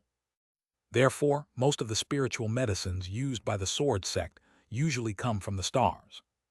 The delivery of the elixir did not alarm many people, and the tourists and vendors on the mountaintop were completely unaware of it. After glancing at it, Su Xing and Bai Zuning turned their attention elsewhere. Opposite those spirit fields is the free trading zone, planned by the Pill Cauldron Pavilion, which is bustling with people coming and going. Many of the vendors were cultivators, the vast majority of whom were disciples of the Sword Sect. Although there are frequent reports of people being scammed, this has not dampened people's enthusiasm. Some people got scammed, while others got a bargain. Last week, someone found a bottle of ancient pills that hadn't expired and resold it to Jishi Valley for a large sum of spirit coins. Shall we go in and take a look? As the question was being asked, Su Xing had already started to walk. Bai Zuning followed behind him and walked into the free trade zone. There were many people inside, but most of those making purchases were disciples of the Sword Sect's Pill Cauldron Pavilion. The tourists, on the other hand, came in out of curiosity. However, most of the items in this free trade zone are counterfeit. especially those sword sect disciples who set up stalls. 99% of the goods on their stalls are counterfeit. I must say, the counterfeiting techniques are quite sophisticated. Just then, a commotion suddenly broke out ahead. Many people moved closer. Even Su Xing and Bai Zuning looked over there. In the middle of the crowd, a young man with an ordinary appearance, wearing the uniform of the Sword Sect's Pill Cauldron Pavilion, was lying in someone's arms, foaming at the mouth, his face turning purple and his body convulsing. He held in his hand a pill that was as smooth and translucent as white jade, with wisps of smoke flowing inside. Senior brother, don't scare me, senior brother. The person holding him kept injecting true energy into his body to suppress the poison. The stall owner was not a disciple of the Sword Sect, but an outsider. He was also terrified by this scene and kept repeating the same sentence. I told you, you can't just lick any pills you want, you can't blame me. You can't blame me. At this moment, an old man was standing inside the Dan Ding Pavilion, looking down at the young man who had collapsed and was convulsing. HMPH, you've even forgotten the most basic taboos, serves you right. His tone conveyed a sense of disappointment and frustration. Our elixir's something you can just lick indiscriminately. You can't even smell unfamiliar pills like these. The reason he didn't rush to help immediately was to teach him a lesson. If someone within the sect could help, what if someone outside the sect did? If you continue to act so recklessly outside, you're just playing with your own life. Senior sister, do you think he's lucky or unlucky? Su Xing watched everything that was happening inside with great interest. Unfortunately, the pills he held in his hand were among the few genuine items in this free trade zone, and they were quite valuable. But to be fair, that pill happened to be a poison pill that could imprison magical power and contained a slight toxicity. A reckless lucky one, Bai Zuning said calmly. He then flicked his finger and sent a wisp of spiritual light into the disciple's body. The poison, which had spread to most of the body, vanished completely under the suppression of the spiritual light, like ice and snow melting away. In less than 10 seconds, the purple color on his face completely faded and his convulsions stopped. Fortunately, it only licked it. If it had actually swallowed it, it would probably have been buried on the spot. The elderly man, who was about to go down to offer assistance, was stunned by what he saw. No, how did it fade away? The toxicity of that pill was so stubborn that even he needed to spend 1 or 2 days to slowly remove it. Could it be that the drug's potency has worn off because it's been stored for too long? Judging from the quality of this elixir, its medicinal properties should be well preserved. Or perhaps this isn't the kind of elixir I suspected. A completely new elixir. Thinking of this, he felt a little itchy. Go down and give it a try. The old man flashed and instantly appeared in the middle of the crowd. Who is this old man? But someone quickly recognized him. Sect Master. What brings you here, Master? Deputy Pavilion Master of the Outer Sect's Pill Cauldron Pavilion, a grand cultivator at the returning to emptiness realm. The old man ignored the voice beside him and raised his hand to take the translucent white jade pill into his hand. Seeing his actions, everyone immediately understood. So that's how it is. It was the deputy head of the Dan Ding Pavilion who saved the Sword Sect disciple who had been poisoned. Then I saw him pick up the pill and lick it. No, putting aside the fact that it's a poisonous pill, doing this is very unhygienic. But soon, something even more surprising happened to the onlookers. As a cultivator at the returning to the Void Realm and the deputy head of the Outer Sect's Pill Cauldron Pavilion, a hint of purple appeared on his face. Then right before everyone's eyes, he fell straight down. I wasn't wrong. This was his last thought before he collapsed. After a moment of silence, Bai Zuning looked at Su Xing, only to find that Su Xing was also looking at her. Is this how the younger generation of the Sword Sect plays these days? First update, please subscribe. End of this chapter. Chapter 115, Sword Master assigns a mission. Soon, people from the Pill Cauldron Pavilion came out on stretchers and carried the Outer Sect Pill Cauldron Pavilion Deputy Pavilion Master, who had asked for poisoning, and the Pill Cauldron Pavilion disciple who had been poisoned earlier, back inside. Although he couldn't move, he still shouted, "Cover your face, cover your face." He only fell silent when the white cloth covered his face. "Now you know you should have some shame." "Let's go." Xing withdrew his gaze. The two left the free trade zone and headed down the mountain. At the void returning realm, one is at most unable to move for a short while, and there is no danger to one's life, so there is naturally no need to take action.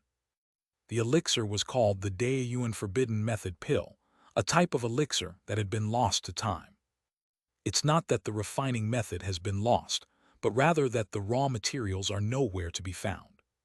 To refine the Tao Source Forbidden Technique Pill, a material from a Tao-merging demon clan is required.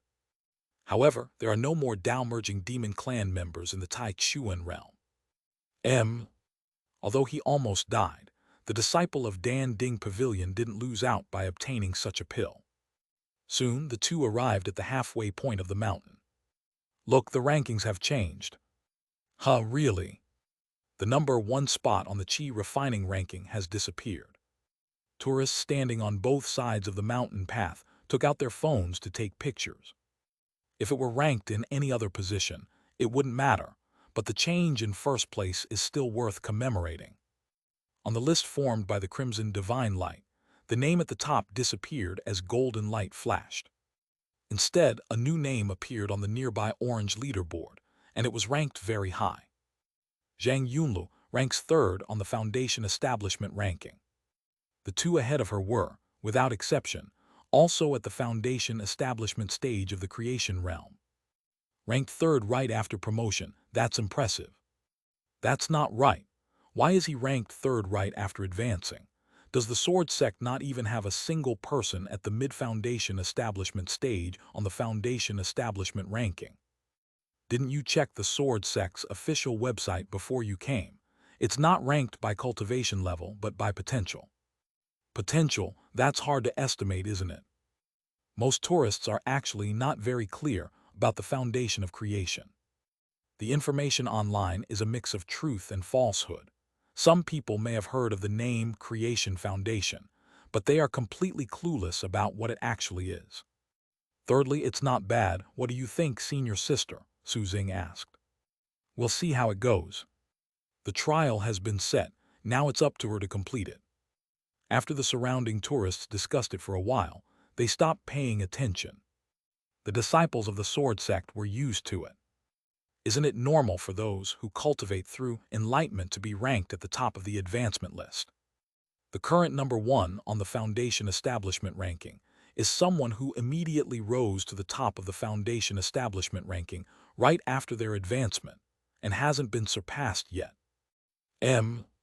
Actually, it was because he was the only one who advanced to the Foundation Establishment stage during that period.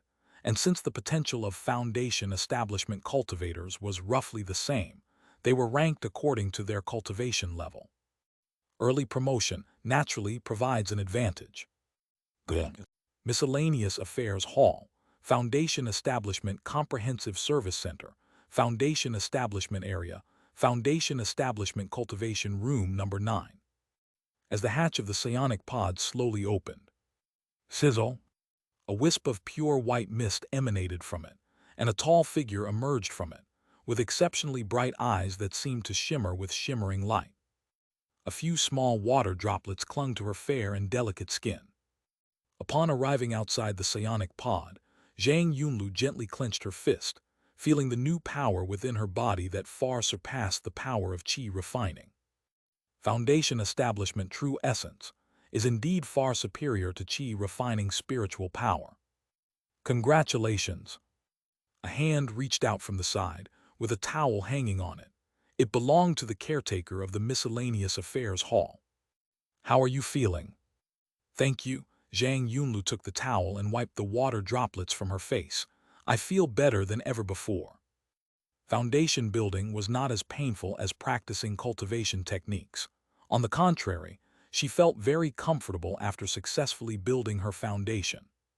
Feeling the vigorous and powerful foundation establishment true essence, the outer gatekeeper of the miscellaneous affairs hall couldn't help but sigh. The foundation laid by nature truly surpasses anything created by heaven or external objects. If the two of them were at the same level now, she probably wouldn't be able to withstand 3 sword strikes. I don't know what principle you've come to understand, so I'll just tell you about the things to pay attention to when an ordinary foundation establishment cultivator has just advanced. Just listen to it. The principles of enlightenment are incredibly diverse. Depending on the principles that those who have cultivated their qi gain, the points they need to pay attention to during their subsequent cultivation will also differ, and they can only explore them on their own. Zhang Yunlu put down the towel and focused intently. Please speak. First of all, in the first few days after your promotion, it's best not to use any secret techniques that overwork your body. You haven't learned this yourself, so you don't need to worry. Secondly, do not take any pills with similar effects. It is best to wait until the Tao platform is completely stabilized. There's no need to worry if you don't have that kind of elixir. Finally, I suggest you go to the Starry Sky simulation training grounds, so you won't be unaccustomed to it when you receive similar missions later. Ordinary Sword Sect disciples can only accept missions about the Starry Sky once they reach the Golden Core stage. But those who build the foundation of creation are an exception. Okay, thanks. She had originally planned to go to the Starry Sky simulation trial grounds to get used to it after reaching the foundation establishment stage. That's all. Do you need to adjust your breathing? No need, there are still people waiting for me outside. She is full of energy and her spiritual sea is abundant, so she doesn't need to regulate her breathing. All right, please follow me. Following the outer gate steward of the miscellaneous affairs hall, Zhang Yunlu left the foundation establishment cultivation room number 9 and walked out of the foundation establishment area. In the central hall, Kai Jiuyu was sitting with his legs crossed, gazing at the sky with boredom. Jingle. Just as I was about to go over, my phone emitted a special notification sound, the sound of receiving an assigned task. Apart from the fact that the sect leader can directly issue and assign tasks during wartime, only 2 people have this qualification at other times.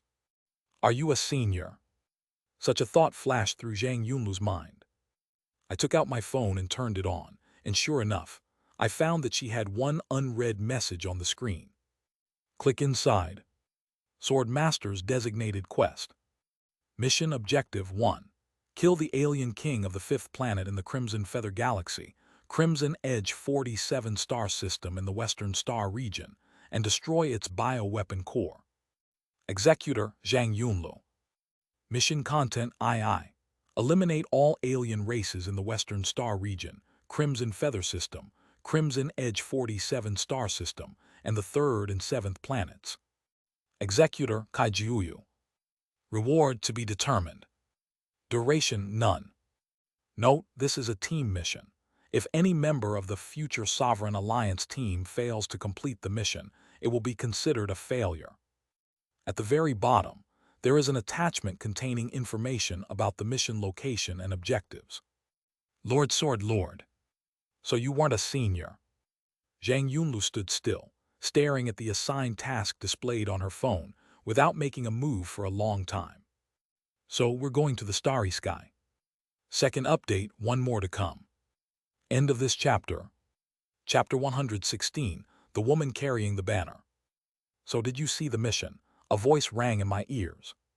Turning around, she found that Kai Jiuyu, who had been sitting with his legs crossed and staring at the ceiling, had somehow appeared beside her. You? That's right, I knew in advance, which is why I bought those 2 invitations. These kinds of tasks aren't difficult. I've completed several before. Those alien kings and bioweapon hubs are comparable to nascent soul cultivators, but they will be suppressed to the same level as you, so you can rest assured. That's fine. She's already said everything, so there's no need for me to ask anymore. Let's go.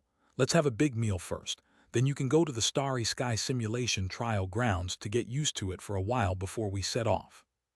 Then Kaijuyu pulled Zhang Yunlu away. The few cultivators who had returned to the Void Realm who were still in the hall seemed to be deep in thought. Creation lays the foundation and assigns tasks. Could it be that we'll have another junior grandmaster soon?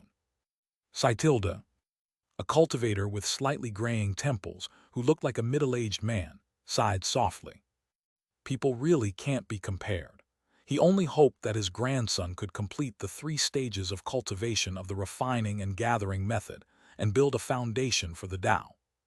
However, at this moment, the cultivation area of the gathering and refining method. As the door to a training room opened, a stretcher floated in the air and slowly flew out, surrounded by a layer of light membrane that isolated the odor. The cultivator who had returned to the void was taken aback, and then his face suddenly darkened. That useless little brat. At the same time, the two had already come outside. Hey, look, you're on the list 3rd place. Like the afterglow of the setting sun, gathering to form a list hanging down, on which names were arranged one by one, and Zhang Yunlu's name was prominently among them. 3rd were the first 2 also at the foundation establishment stage. Yes, all of them. Previously, Kaijiuyu had invited them to join his future sect master alliance, but they all refused. When her senior sister found out about this, she laughed at her for a long time, saying that she was overestimating herself. Grass, you made it sound like you couldn't find anyone, but now you've found people. The one ranked first wasn't born in our central continent, but from a planet in the southern star region, Kaijiuyu continued to explain. A few years ago, his home planet was attacked by biological weapons. When the Sword Sect arrived to provide support, less than 1/10,000th of the population of his planet was left. He also realized the truth at that time. Not even 1/10,000th of the population of an entire planet remains. Zhang Yunlu was at a loss for words. Everything Kaijiuyu said was difficult for someone like her, who grew up in the central continent, to understand. She couldn't even imagine what that scene would look like. Is the starry sky dangerous? Of course it's dangerous. The starry sky is too vast. Even my senior brothers and sisters can't keep an eye on every planet all the time. There's a saying that goes something like that. In the starry sky, you never know whether tomorrow or an accident will come first. Speaking of which, my senior brother was originally planning to take him as his disciple. Does this mean there was no harvest in the end? Why didn't it work? Zhang Yunlu asked. He acted too quickly, directly becoming the disciple of the Tao integration realm expert who went to provide support. After my senior brother found out about this, he gave up. Kaijiuyu's tone was tinged with emotion. All right, let's go. Kaijiuyu summoned her cyan gold longsword, then lightly jumped onto the blade. Try flying on the sword. You should know about the art of controlling objects. I'll teach you. You can learn as you fly. That sounds dangerous. But Zhang Yunlu did not refuse and took out the ice crystal longsword she had obtained during the combat test. Kaijiuyu glanced at it. Find some time to get a new sword or find someone to upgrade it. The quality of your sword is too poor. It's fine for the chi refining stage, but it's not good enough for the foundation establishment stage. After all, it was just a reward for a combat test at a school in Chuanjian City, so it wasn't really anything special. Where can I upgrade my rank? She was comfortable using this sword and had no intention of changing it. Far away, yet right before my eyes, Kaijiuyu said with a grin, pointing to herself. I'll teach you a sword nurturing technique later, and then we'll use this secret realm that my martial uncle gave me. She shook the small red bead that she had somehow produced in her hand. Just nurture it for a bit. Let's go, we'll talk about the details on the way. The cyan gold longsword slowly lifted Kaijiuyu up. Zhang Yunlu carefully stepped onto the ice crystal longsword, mobilized her true essence, and rose up unsteadily. Practice first, and then take the sword-wielding license exam after we get back from this mission, Kaijiuyu said from the side. But Zhang Yunlu didn't listen to much of what she was saying. As she got further and further away from the ground, she became increasingly cautious. Just then, a magical artifact, about the size of a palm and resembling a mobile phone, came before the two of them, or more precisely, stopped in front of Zhang Yunlu. Beep, hello, cultivator, please show your sword-riding permit. A cold, crisp mechanical sound rang out. Sword-wielding license. Zhang Yunlu paused. Her true energy output also stopped for a moment, and her body swayed as if she was about to fall. At the critical moment, the Tao platform in her spiritual sea emitted a mysterious fluctuation, just like when she was in danger during qi cultivation. Her true essence surged, and she managed to stabilize herself. Kai Jiuyu also came over at this moment and took out a certificate. I am Kai Jiuyu, a nascent soul sword cultivator. I won first place in the Sword Sect's sword control speed competition. According to the rules, I am qualified to guide cultivators in practicing sword control techniques. A beam of blue light emanated from the magical artifact, sweeping over the certificate and Kai Jiuyu. Documents verified. Have a pleasant life. It was that same cold, crisp, mechanical voice. After leaving behind that sentence, the magical artifact turned and flew away. This voice is awful. I'll definitely change it once I become the sect leader. Muttering to himself, Kaijuyu put away his identification. Let's go. And so, the two of them gradually flew away on their swords. Meanwhile, at the foot of the Sword Sect's Dan Ding Pavilion, a woman dressed in beige sportswear, with a white blindfold over her eyes and carrying a black and white Taoist banner, appeared in everyone's sight. The banner bears 4 large characters: Fortune and misfortune are up to me. Her outfit was so eye-catching that many people looked at her. Know what's going on here now? Could this be a performance arranged by the Sword Sect? She paid no attention to the stares from those around her, and instead looked up at the mountain path. More accurately, it was watching the two people coming down the mountain path. Fellow Taoist Yuanjun. The next moment, the surrounding tourists felt a little dizzy and involuntarily turned their heads away from the woman. What are you doing here? Bai Zuning's cold voice rang out. Brother Dao has emerged from seclusion, so I have come to offer my congratulations, the woman whom Su Xing addressed as Yuanjun said with a light laugh. Third update, please subscribe. End of this chapter. Chapter 117, indirectly making things difficult for the transmigrated fellow villager. Her voice was soft, gentle, and quiet, like a spring breeze rippling across a lake. Su Xing nodded slightly. Fellow Taoist, you are very thoughtful. Among all the fellow Taoists, Yuanjun is the one with whom he has the most interaction, besides his senior sister. Brother Dao, you are too kind. I have received much help from you in the past, Yuanjun said softly. If I don't come back soon, it would seem like I am ungrateful. Hongzhen and the others have not yet arrived. Does your statement imply that you think they are all ungrateful people? Bai Zuning said calmly. Fellow Taoists should know that things are different now. My elder brother and fellow Taoists are stationed at the sect and cannot be moved lightly. Yuanjun still had a slight smile on her face. I do not have such restrictions, so of course I should come in person. Bai Zuning stood on the mountain path, while Yuanjun stood at the foot of the mountain, her eyes covered with a white cloth. The 4 large characters on the banner, Fortune and misfortune are up to me, swayed gently in the breeze.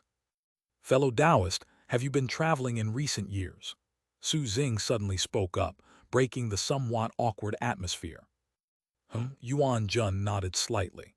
In recent years, I have indeed gained a lot from traveling across the continent. Then I would like to congratulate you on your great progress in cultivation. I can't compare to Brother Dao's progress. At this point, Yuanjun paused. I've heard that Brother Dao is quite interested in Yuan. Although I've only met him once, I've witnessed many of the changes he has brought to the world. Because of the special nature of the Dao that Yuanjun governs, she began traveling to the central continent many years ago. She must know all too well how the world has changed during her seclusion. Bai Zuning listened calmly. She really knows how to please her junior brother. It seems that, although she didn't speak in the group before, she was definitely spying on him all the time. So naturally, what was originally a trip for 2 people turned into a trip for 3. Who is Yuanjun? She and Hongzun were the founders of the Supreme Tao Sect and the most talented people in the human race. From ancient times to the present, no one has surpassed the talent of these two siblings. The first enlightened cultivator of the human race, and the one who pioneered the foundation of creation, was Hongzun. It can be said that it was this step he took that truly opened the prelude to the human race's resistance. After leaving the Dan Ding Pavilion, Yuan Jun put away the Tao banner that read, "Fortune and misfortune are up to me," and then began to recount the changes she had witnessed over the years, as well as her only meeting with Yuan. Unlike the records of the Immortal sect, the changes she described were more relatable to ordinary people. For example, in the early stages of Yuan Guang's cultivation method, how many cultivators could be born in a mortal town, and how many resources would be consumed, etc. The first version of the basic qi cultivation manual was created during that period. At first, people did not believe that such a good thing could happen, and they all thought that it was a demonic cultivator who wanted to practice evil magic. Using the human body as a furnace to refine the spirit into elixir is just one of the most common methods used by demonic cultivators. That's human nature. Sometimes we can't even tell if someone is genuinely good. But as some of the bolder people began to try and become practitioners, others followed suit. Power and immortality were enough to outweigh their concerns. Greed is the best medicine for doubt. My meeting with Yuan was actually thanks to that junior from Lingyan Pavilion. Oh. At that time, Yuan was entangled with Huo and could not bear it. Lingzu's disciple felt very sorry for him and asked Lingzu to help him. However, Lingzu did not want to deal with Huo, so he told them to come to me.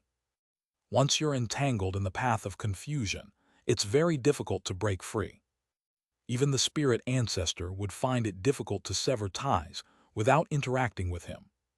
There are not many beings in the entire Taixuan realm who can do this, but Yuan Jun is one of them. I didn't want to get involved. After all, Huo didn't mean to kill him.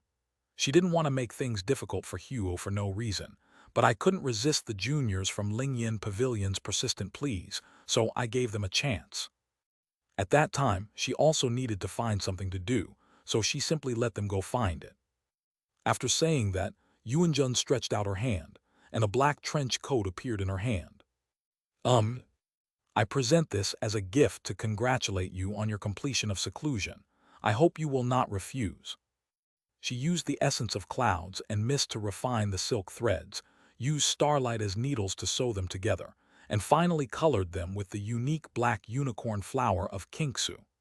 It was made after being nurtured by spiritual veins for hundreds of years. It was originally a black outer robe, but with the emergence of many new and exotic clothes, she changed it to this. After all, fellow Taoist has no shortage of ancient cultivation attire, so changing it like this might be more innovative. By Zuning. Her preparations were indeed quite thorough. Then thank you, fellow Taoist. Su Xing accepted the valuable trench coat. These days, even gift-giving has to keep up with the times. However, if I go into seclusion a few more times, I might be able to become rich. The opportunity you mentioned earlier, fellow Taoist, could it be? That's right, I asked them to find me a few black-scale flowers. The Xianxia ruins are inherently dangerous, and the number of ink-scale flowers is extremely limited. In a way, did I indirectly make things difficult for my fellow countryman, who was a time traveler? On another note, it seems this fellow countryman from another time travel has a rather weak stomach. Su Xing put away his trench coat. When do you plan to leave this time, fellow Taoist? Sure enough, my junior brother is still the same junior brother. That's still unclear, but Yuanjun didn't seem to care. And what about you, fellow Taoist? What are your plans for the future? I'm going to Lingyanfeng. When do we depart? When one of my junior disciples returns from a mission, I'll take her with me. Nephew-niece. Yuanjun glanced at Bai Zuning. If nothing unexpected happens, this should be the Sword Master's idea. Good. Sword Sect cafeteria. Two figures flew in from the horizon on swords. They were Kai Jiuyu and Zhang Yunlo.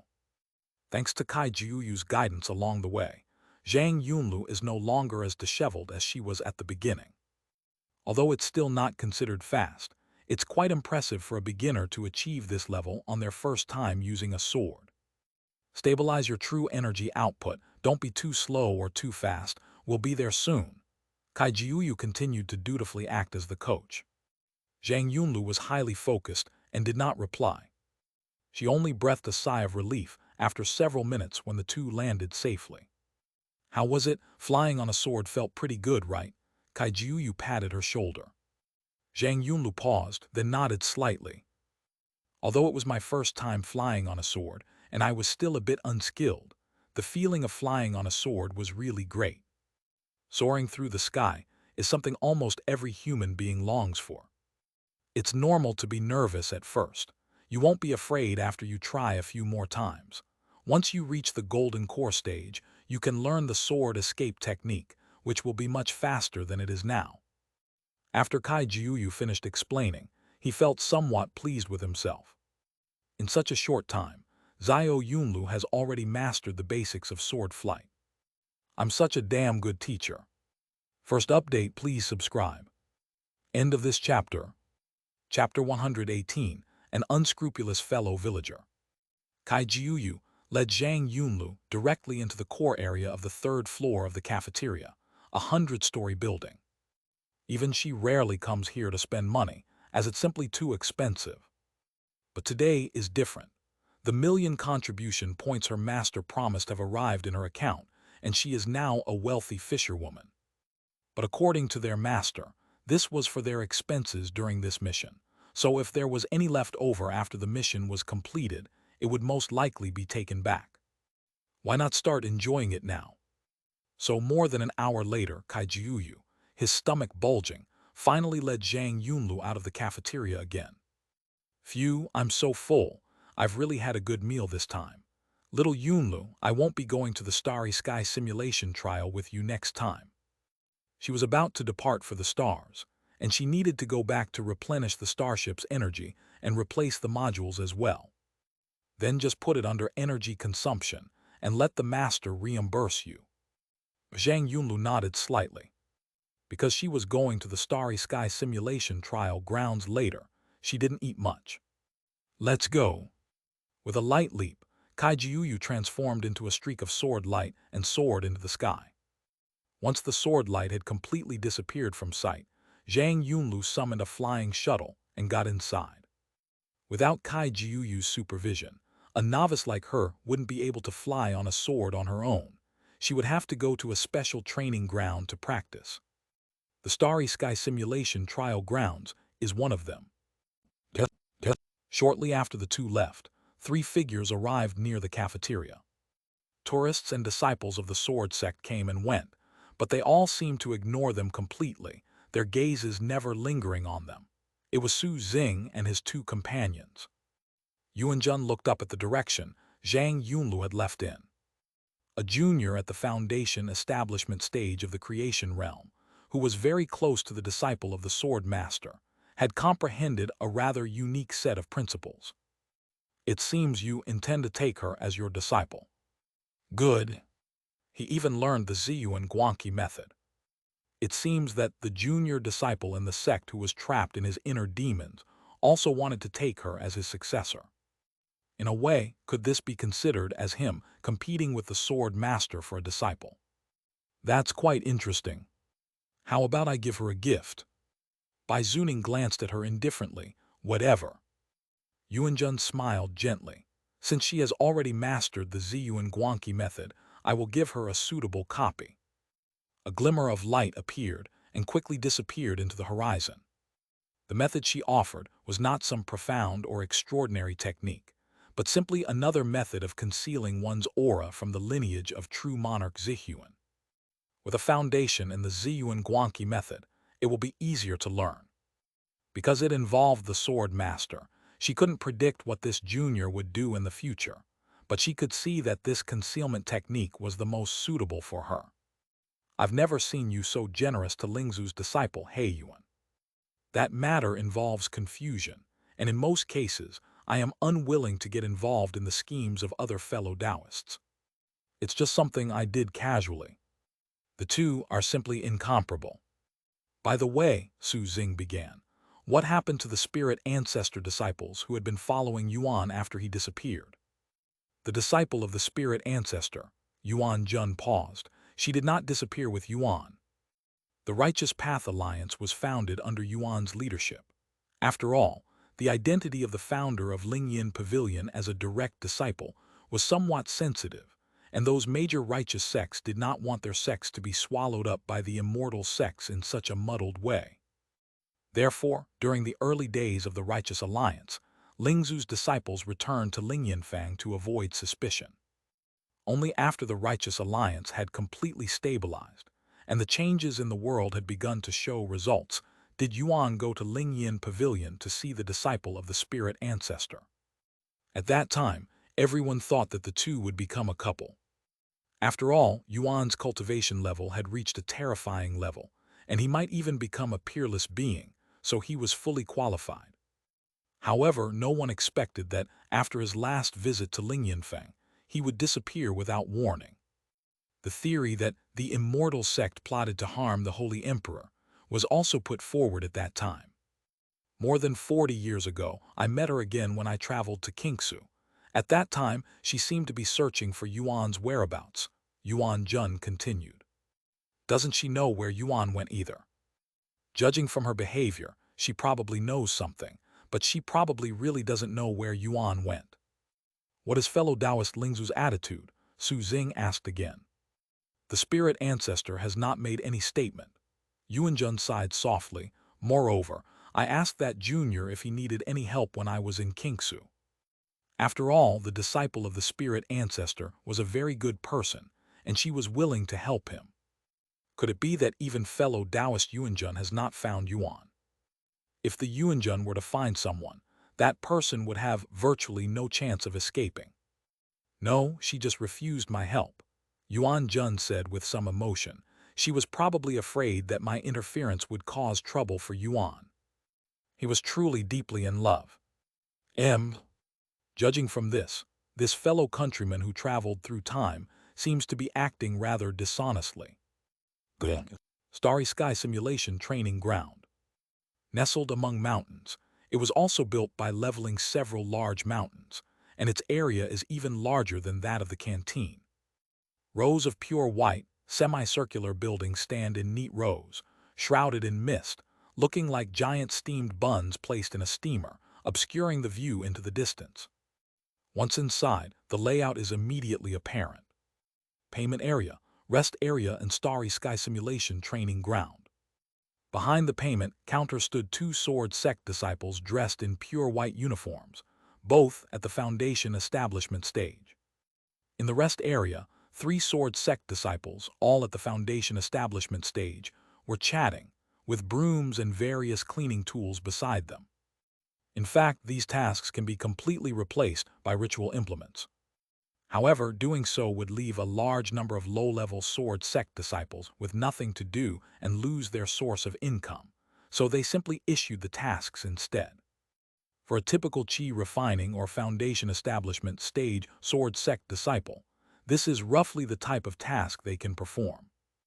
Zhang Yunlu arrived at the payment area, and, following the instructions of her 2 fellow disciples at the counter, swiped her identity jade token on a device. Beep! With a crisp notification sound, her contribution points instantly evaporated by 1,200. The Starry Sky Simulation Trial Grounds is charged by time, at 10 contribution points per minute, so Zhang Yunlu bought 2 hours directly. Senior sister, the time you purchased this time is 2 hours, 120 minutes.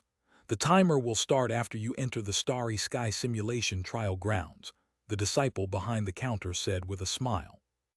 Zhang Yunlu, although she has just been promoted, has directly ranked 3rd on the Foundation establishment ranking. Calling her senior sister isn't too much to ask. If someone were to presumptuously address you as junior sister, that would be truly ungrateful.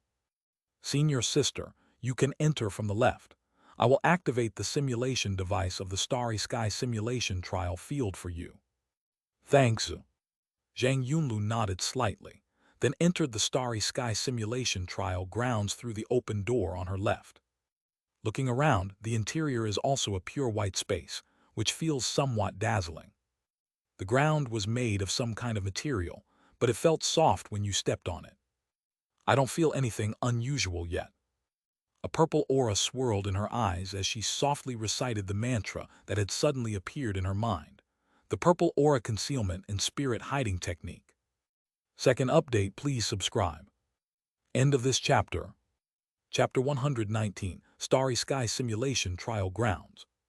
She didn't know where it came from, but the purple chi concealment and spirit hiding technique suddenly appeared in her mind. Just like when a senior passed on the flowing cloud sword technique to him. She wasn't given much time to think. Buzz tilde. The space in front of me suddenly distorted unnaturally. The bright lights went out instantly, and the entire space dimmed, leaving only darkness in front of me.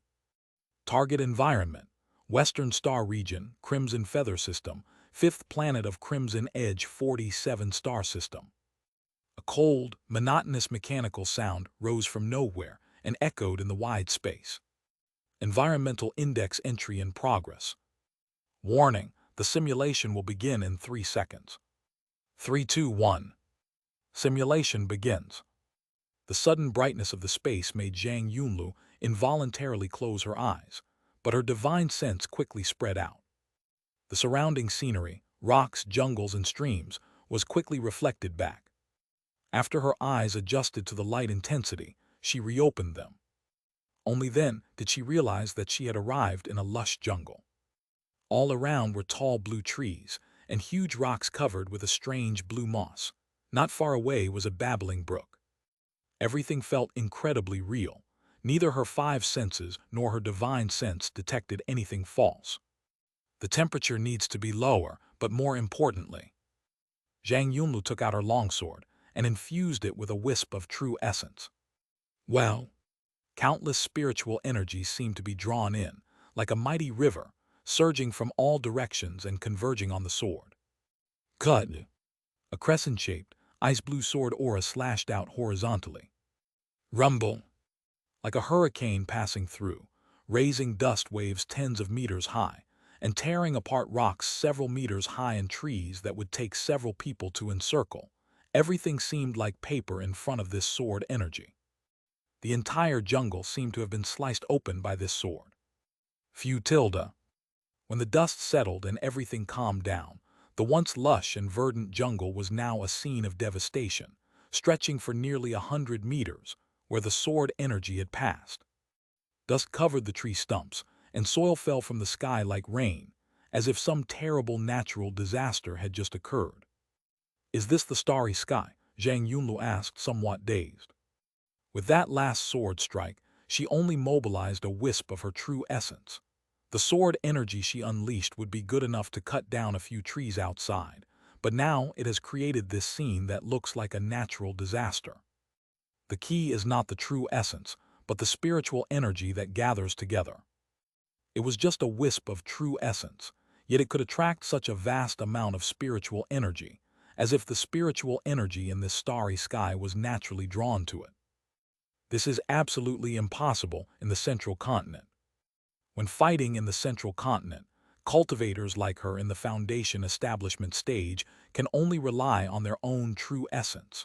Once their true essence is exhausted, they need to recover through meditation or elixirs.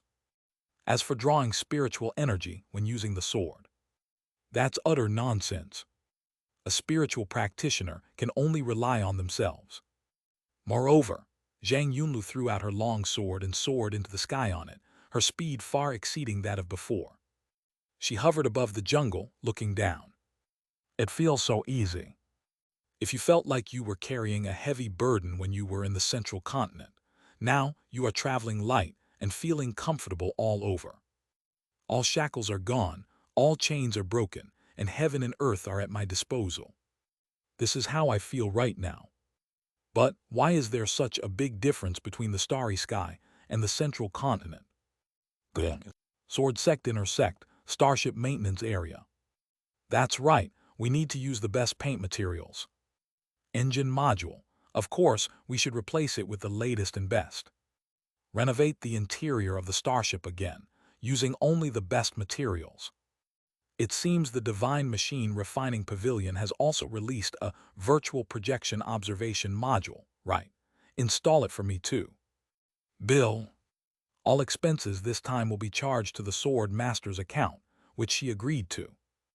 After arranging everything, Kaijiuyu happily walked to the recliner next to her, lay down, picked up the juice from the table next to her, and took a sip. Not far in front of her, a starship resembled a quietly crouching steel behemoth, its armor clad in a deep, cosmic black etched with intricate array patterns. The ship's hull is long and flat, with huge energy wings extending from both sides, as if ready to unfold and tear through space at any moment. Several nascent soul stage inner disciples from the miscellaneous affairs hall carried over a deep blue energy core, preparing to install it. A fully functional starship can generally only be maintained by those at the void returning realm level. She is just a nascent soul cultivator. Although he is the most powerful nascent soul cultivator of his time, maintaining a starship is still quite a challenge. Normally, I would beg for money from my senior brothers and sisters, and then try to get some pocket money by playing the victim with my master. Even so, maintaining a single starship was her limit. Upgrades were just a pipe dream.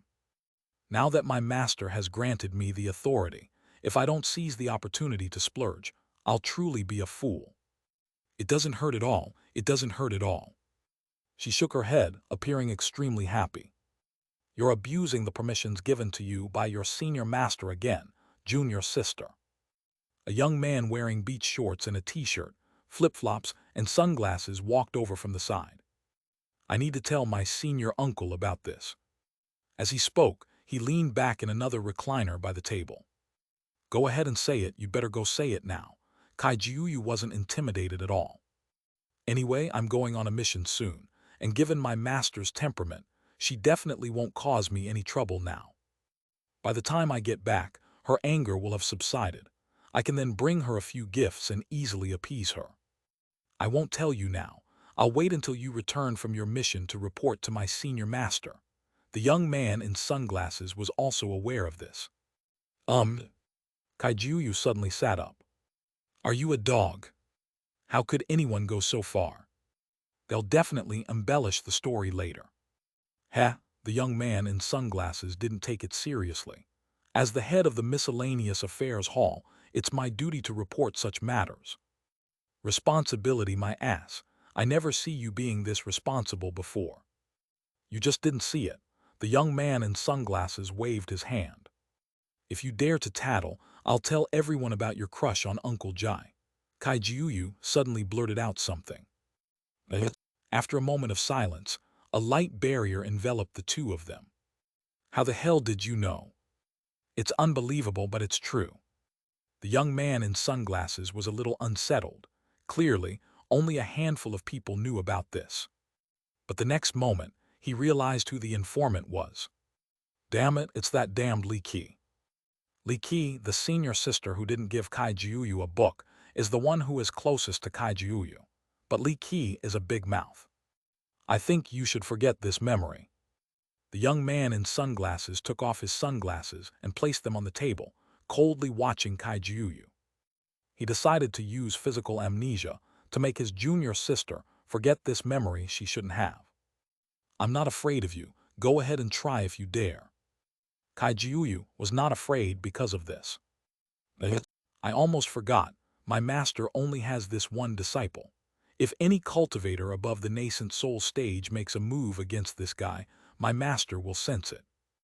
If my senior brother knows, it's the same as my master knowing. I'm sure my master will hang me up and beat me. His tilde. Although I haven't experienced my master's beatings for thousands of years, the thought of it still sends chills down my spine. Third update, please subscribe. End of this chapter. Chapter 120, Departure, Righteous Alliance. The most serious situation wasn't with Master, but with Uncle Jai. As for my master, at most I'll get a beating. But if Aunt Jai finds out about this, how will she view me in the future? consider this matter even. I won't tell my senior uncle, and you're not allowed to tell anyone either." "Of course not," Kaijiuyu stood up. "You've been better off not saying it. Now that you've mentioned it, I realize your situation is much more serious than mine." As for her master, after all these years of provocation, her threshold for anger towards him has become very high. "At worst, I'll just get a beating.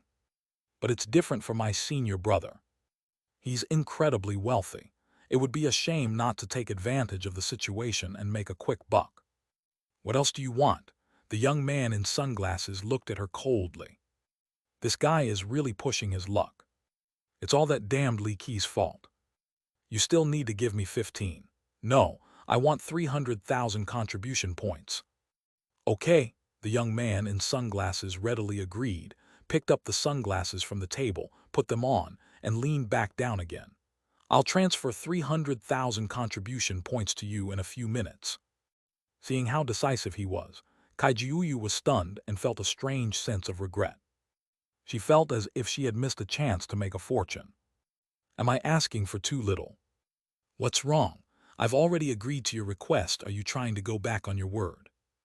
"I had just overestimated this guy's appetite." "Of course not," Kaijiuyu retorted instinctively. As a person of integrity, she sat down and took a sip of her juice, as it was something she would never do to raise prices on the spot. After a bout of inexplicable regret, a strong sense of curiosity followed. Judging from his senior's behavior of directly asking him what he wanted, he must have experienced something like this before. "Did your senior sister also threaten you with this?" "What do you think? If he can get along with you so well, then what kind of good person is Li Qi?" "That seems to be true. Senior sister wouldn't let such an opportunity pass by. She knew her senior sister's character too well. So what did she take from you?" "Why should I tell you?" That's what the young man in sunglasses originally intended to say. But then I thought, if this guy knew how much that damn Li Qi had extorted from him, he'd probably regret it to death in the stark contrast. "Actually, it's not much, it's about the same as yours." He held up one finger. "What does it mean to compare numbers?" 1,300,000, Kaijiuyu asked tentatively. "Be bolder." 3 million. Kaijiuyu was somewhat surprised at this point. Did her senior sister really want so much? "Is that all you've got?" Not enough." "Could it be 30 million? The young man in sunglasses then put his hand down. "That's right, it's probably more than 30 million contribution points." "More than 30 million. Although I know this senior is very rich, this is a bit too exaggerated. He got so much money for just one dark history. With over 30 million contribution points, you could buy a starship and then smash it. What should I do if I suddenly feel like raising the price on the spot? I once had a chance to get rich, but I didn't cherish it." The young man in sunglasses looked at the dazed Kaijiuyu with great satisfaction. "This is exactly the effect I wanted." Good. Several days later at dawn. Sword Sect intersect Star Leap Array. Amidst the majestic mountains, clouds and mist swirl and starlight converges from all directions, outlining a vast and complex star array. Runes, shimmering with light, move among the array like serpents. At the heart of the formation stood a black tower resembling a sharp sword, its surface etched with mysterious array patterns that shimmered with a ghostly blue light. Starships of varying sizes hovered in the clouds, their sterns or sides constantly spewing out streams of eerie blue psionic particles to power them. Notification: the Star Leap Array will be activated in half an hour. A clear female voice echoed among the mountains. This time it wasn't that stiff, mechanical voice anymore, but a real human voice. In a waiting room at the foot of the mountain, Zhang Yunlu looked up at the starship hovering in the clouds and couldn't help but feel a little shocked. Is this the largest star jump array in the central continent? Kaijiuyu, meanwhile, was slurping a bowl of noodles on the side, looking listless. She hasn't recovered from the disappointment of losing 30 million contribution points. "When do we board the ship?" Zhang Yunlu asked. After a few days of adapting to the Starry Sky simulation trial grounds, most of her contribution points were gone, but she had also mastered the purple chi concealment and spirit hiding technique to a minor level and had fully adapted to the starry sky environment. "I'll serve it after I finish eating," Kaijiuyu said weakly. "Are you all right?" Zhang Yunlu had noticed long ago that Kaijiuyu was acting strangely. Normally, she could eat a whole chicken leg in one bite, but today it took her so long to finish a bowl of noodles. Kaijiuyu shoveled 2 more mouthfuls of noodles, then put down his chopsticks. "Little Yunlu, if a chance to make a fortune were placed in front of you but you missed it, would you regret it?" "Meeting." "Oh, I thought you would comfort me and say no." Kaijiuyu was a little surprised. "This is human nature, and it's unavoidable," Zhang Yunlu explained. "But I won't regret it for long. There's a saying in the Holy Emperor's Abyss that I don't know if you've heard before." Kaijiuyu pondered for a moment. "You want to say if I get it I'm lucky, if I lose it it's my fate, right?" "Right." She actually knew. Zhang Yunlu looked at her and said, "Besides, you are Kaijiuyu, so you shouldn't do this." Kaijiuyu scratched his head. "I didn't realize you thought so highly of me, Zio Yunlu." "Wrong. Labor and management are #1 in the world." "Well said," she stood up abruptly. "We are Kaijiuyu, how can we be so dejected? It's just a mere 30 million contribution points." I'm still a little heartbroken." "Let's go, let's board the ship." "Aren't you going to eat?" Zhang Yunlu asked, looking at the half-eaten bowl of noodles. "What are you eating?" Kaijiuyu pulled her and walked outside. After a while, a voice came from afar. "By the way, this doesn't count as wasting food. The owner will feed it to the dogs." Good. At the outer sect of the Sword Sect, Bai Zuning was seeing off Yuan Jun and Su Xing with a cold expression. "Then, senior sister, I'll be right back. Sword Sect will remain as usual. Please take care of it." "Rest assured." Her tone toward Su Xing was perfectly normal. But her gaze was cold as she looked at Yuan Jun, who was standing to the side. Their eyes met. "You planned this all along." "Of course not. It involves you and me, fellow Taoist, and I have absolutely no knowledge of your plans. I only offered a small suggestion after hearing about your subsequent arrangements." "Bullshit, you planned this all along." "If that's how you think, then there's nothing I can do." The two were communicating in a way that even Su Xing couldn't understand. "Perfect timing, Jiu Yu has also set off." Su Xing looked up at the sky. "I hope they will have completed their mission and returned by the time I come back." In the past few days, Yuan Jun learned from Su Xing and Bai Zuning that, in addition to going to Lingyan Fang, Su Xing also had to go to the righteous alliance founded by Yuan. She then suggested that Su Xing first go to the righteous alliance. Lingyan Feng has to wait for its junior disciple, and the Righteous Path Alliance doesn't need to. Anyway, his junior niece will need some time to complete her mission, so she'll be idle anyway. Besides, she's also planning to travel within the territory of the Righteous Alliance, so they can travel together along the way. That way, even if you don't get the answer you want, you won't feel bored. Upon hearing this, Su Xing felt it made a lot of sense, so he discussed it with his senior sister. Bai Zuning wanted to refuse, but without a good reason, she couldn't very well stop them. This has led to the current situation. First update, please subscribe. Actually, I saw all of your comments a long time ago. Today, I tidied up the outline and realized that continuing to write it would be a bit too slow.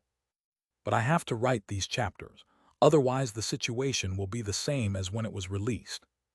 Just like Zhang Yunlu, there was originally a lot more to write about her, but I cut it all out in the end, which resulted in her being portrayed as even less than Zio Fan. But there's no excuse for that. Ultimately, it's because he's a newcomer and his writing skills aren't up to par. However, I will make some adjustments and speed up the pace appropriately. If there are still any issues with the subsequent plot, please feel free to point them out. I will consider any reasonable suggestions. Grateful. End of this chapter. Chapter 121, the Star Leap Array is activated. Su Xing looked away and found that his senior sister and Yuan Jun were looking at each other, seemingly communicating with their eyes.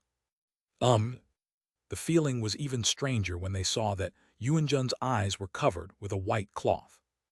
Senior sister, fellow Taoist Yuanjun. Upon hearing the sound, the two of them turned their gaze away. Go early and come back early, Bai Zuning said softly. Yes, it will. This trip to the Righteous Alliance is solely to investigate matters related to Hehuan. It shouldn't take too long. Yuanjun smiled gently. It's getting late, fellow Taoist, let's set off now. Su Xing nodded slightly, then looked at Bai Zuning. Take care, senior sister.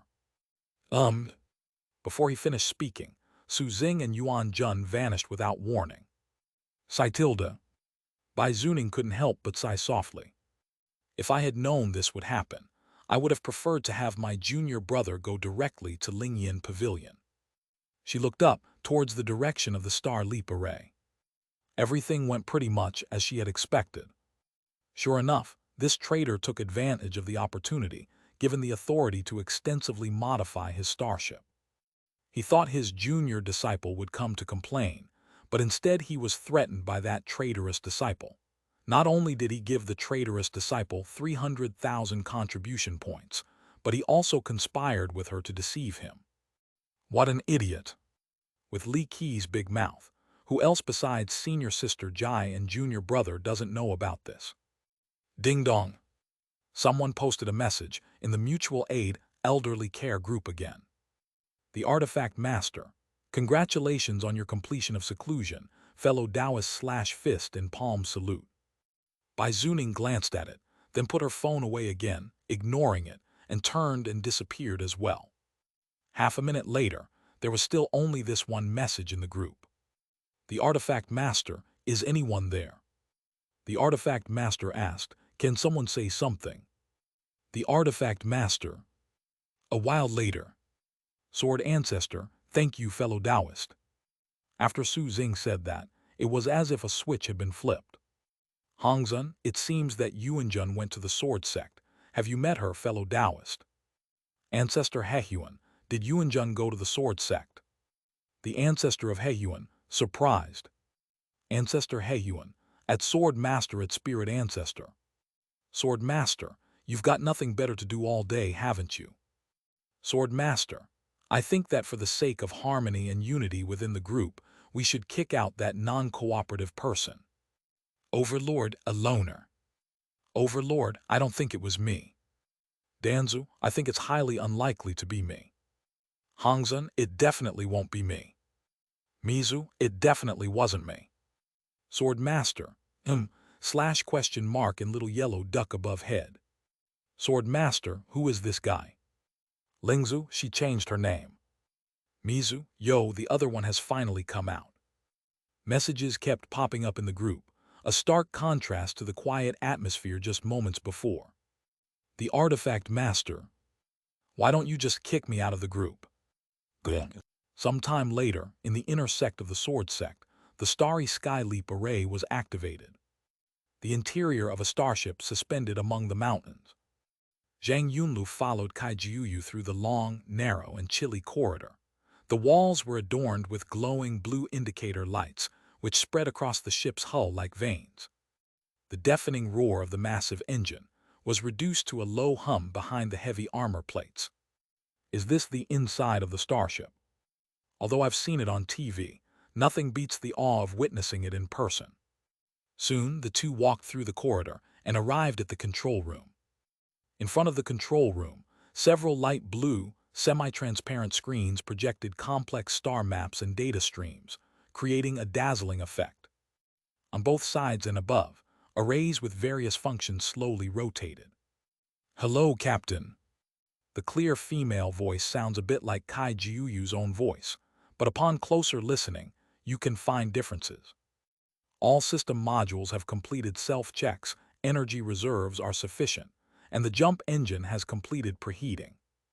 This is a ship spirit. The computational power of a nascent soul cultivator is already terrifying. In most cases, controlling a medium-sized starship is not a problem.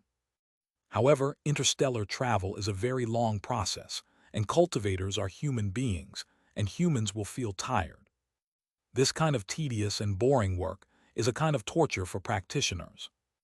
However, with a ship spirit, the starship can achieve fully automatic navigation, reducing the burden on cultivators. In some extreme cases, the ship spirit can even forcibly increase computing power through overload to assist cultivators in controlling the starship to escape danger. Therefore, most small and medium-sized starships are equipped with a ship spirit. Large starships or interstellar fortresses require multiple ship spirits to work together to ensure the stable operation of their complex systems. This is the control room. The living area is on the other side. I'll take you there in a bit. Kai Jiuyu turned around and explained to Zhang Yunlu, then shouted ahead, set coordinates, Western Star Region, Crimson Feather System, Crimson Edge number 47 Star System. Following her instructions, in front of the control room, a line of text appeared on one of the light blue, semi-transparent screens. Coordinates confirmed, requesting passage permission from Li Qi, the guardian of the Western Star Region and master of the Hidden Edge Sword. Kaijuyu was stunned. No. There are many garrison commanders in the Western Star Region. Why did it have to be my senior sister? Application approved, access granted. It's all a cover-up. It's absolutely a cover-up. Is this all there is to it? Seeing her standing there motionless, Zhang Yunlu couldn't help but ask. Kai Jiuyu snapped out of her daze and glanced at the talisman her master had given her in her storage ring with her divine sense. Everyone except themselves will be suppressed to the Foundation establishment stage. I have a trump card, so don't panic. After repeating it to herself several times, she felt much braver. All right, we just need to wait for the Star Leap Array to activate. Come on, I'll take you to see the living area and the cultivation area. The two left the control room and came to the cold, dark corridor. Did you tune the ship spirit's voice? Zhang Yunlu asked. How about it? Not bad, right? Actually, at the beginning, Kai Jiuyu set the ship spirit's voice to her master's voice. I was thinking it would be great to hear my master call me captain. The result was different from what she expected. Not only did she not feel good, but she also felt like her master was watching her all the time, which scared her so much that she had nightmares for several days in a row. More than 10 minutes later, outside the starship, on the mountain peaks at the edge of the array and on the tower in the middle of the array's core, several figures appeared out of thin air. Whether young or old, relaxed or dignified, everyone has a different temperament, but their realm is uniformly one of harmony with the Tao. Only a powerful being at the Tao integration realm can preside over a star jump array of the scale. At the heart of the formation stood a dignified middle-aged man, the highest-level cultivator, whose sharp gaze swept across the surrounding mountain peaks. Wherever his gaze fell, everyone nodded slightly. After confirming that they were all ready, initiate the battle. A detached voice rang out, echoing within the great formation. Boom! The clouds and mist among the mountains were torn apart by the turbulent air currents. The array's light surged, and starlight like a waterfall cascading down poured into each starship.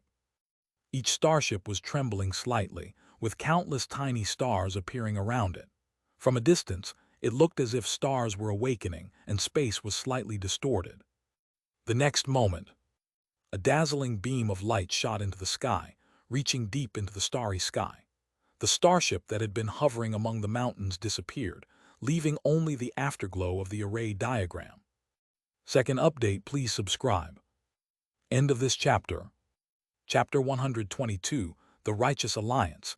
Ancient Cultivator emerges from seclusion. The Righteous Alliance is currently the most powerful force in the Taixuan realm, besides the 7 great immortal sects. Its territory comprises 3 major states, each of which is no less vast than the sword state of the Sword Sect. Waju is the most resource-rich state under the rule of the Righteous Alliance. In ancient times, powerful sects such as the Myriad Laws Sect, the Desert Blade Sect, and the Listening Rain Pavilion once existed here, but now they have all been incorporated into the Righteous Path Alliance. The founders of these 3 sects were also the first members of the Supreme Council of the Righteous Path Alliance. Kinkyu City, under the jurisdiction of Waju, was once the headquarters of the Great Desert Blade Sect. It is one of the best developed cities in Wazhou, with a scale far exceeding that of Xianxia City. The mayor himself is a void-returning great cultivator. Because it was once the headquarters of the Great Desert Blade Sect, powerful cultivators who had once joined the Tao of the Great Desert Blade Sect would occasionally return here. This also makes Xianxia City one of the cities within the Righteous Alliance where opportunities are most likely to arise. At this moment, in a beverage shop in the city, the sword cultivators who have been in charge of the ancient cultivator response department over the years have caused quite a bit of trouble, giving the Righteous Path Alliance a real headache. In a window seat, Yuan Jun sat opposite Su Xing, explaining the current situation within the territory of the Righteous Alliance. Because she has been traveling across the continent for many years, she is quite familiar with the situation of various forces in the central continent. I saw it. As light and shadow danced in Su Xing's eyes, he took in everything that had happened in this city since its construction. Now it's not like when he first came out of the pass, when he still had a playful attitude, so of course he wanted to get information in the quickest way possible. But that's all you can see, you can't go any further. The past is the ancient realm, and the further back in time it is, the more difficult it is to explore. In addition, the Righteous Alliance has also taken precautions against it.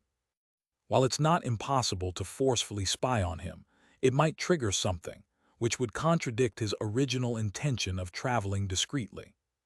Besides, we've only just arrived in the territory of the Righteous Alliance, so there's no need to rush.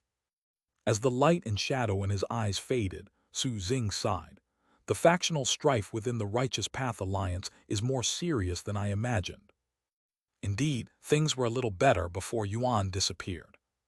At that time, Yuan was undoubtedly the #1 person in the Righteous Alliance in terms of both reputation and strength, so he was able to suppress everyone's thoughts of having extravagance.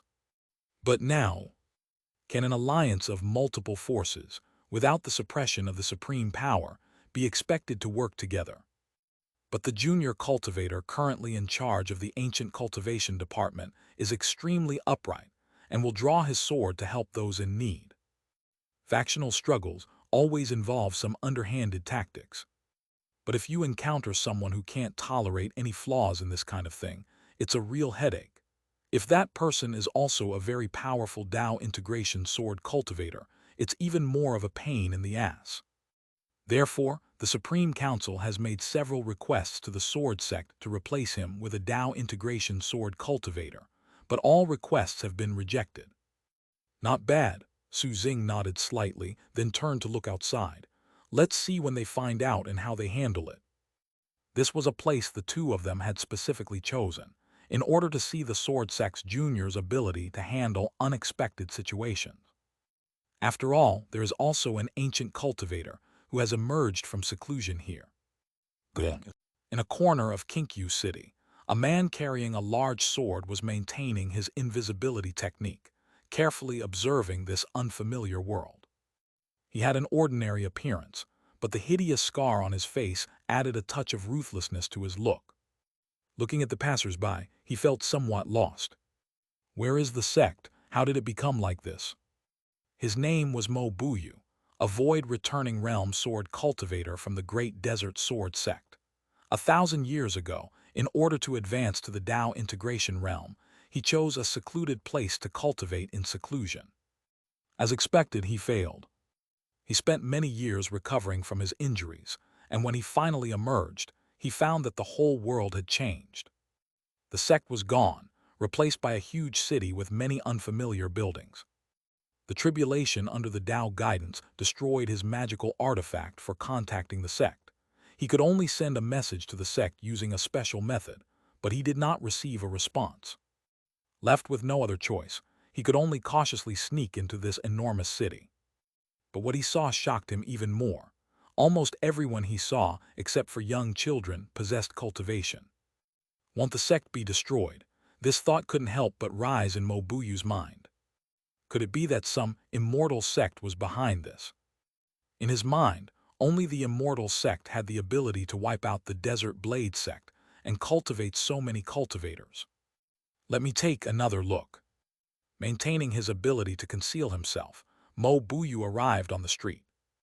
The passing vehicles on the highway, the chatting and laughing pedestrians, and the scantily clad women with their bare, white thighs made him even more silent. Could it be that the sect was destroyed by the Hehuan Sect? He walked from the east to the west of Kinkyu City, gathering a lot of information without anyone noticing. It's not so easy to detect a cultivator who has returned to the void and keeps a low profile. This place is under the jurisdiction of a force called the Righteous Path Alliance.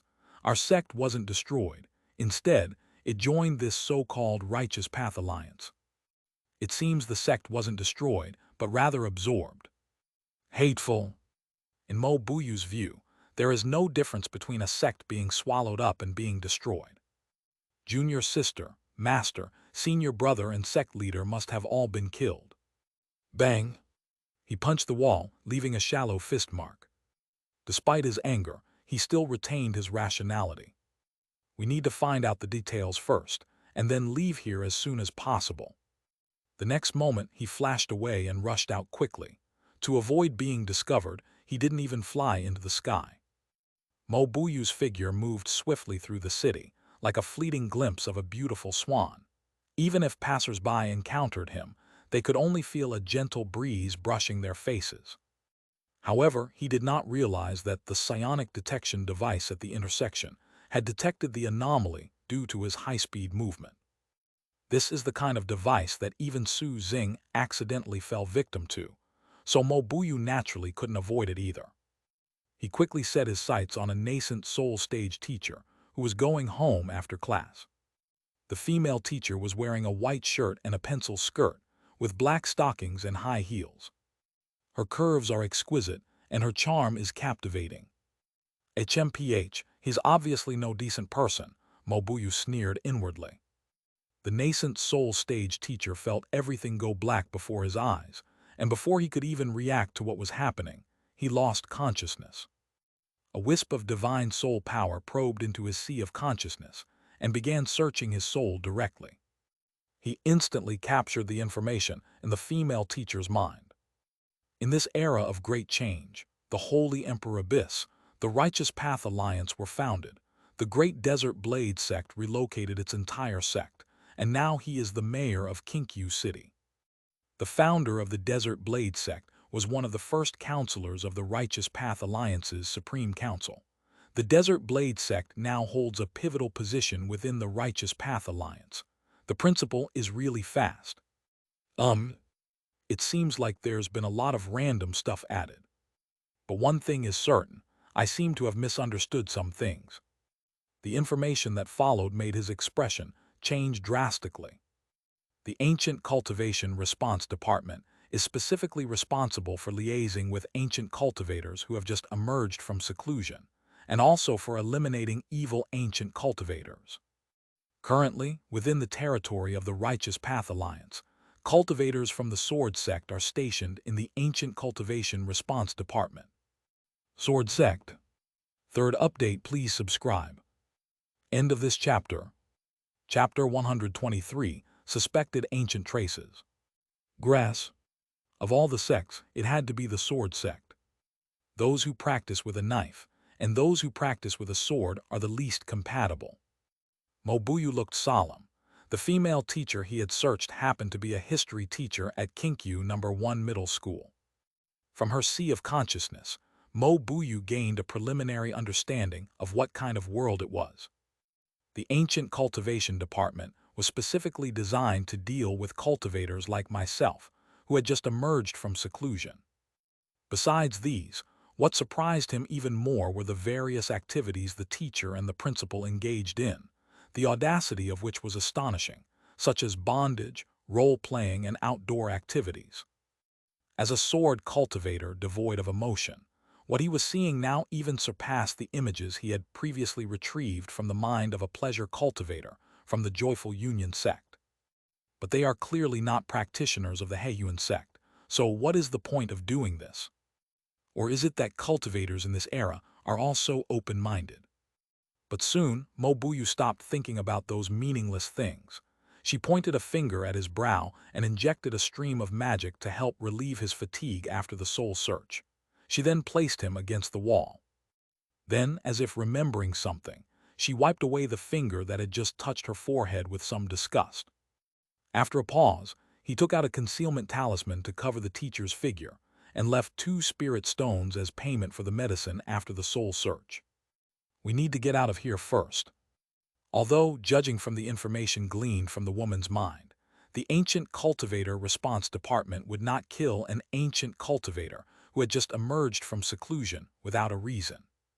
Most ancient cultivators like him would contact their parents, relatives, teachers, and friends after confirming the situation. However, as a cultivator, especially a sword cultivator, he did not want to put himself in a passive position, especially since his opponent was a sword cultivator from the Sword Sect.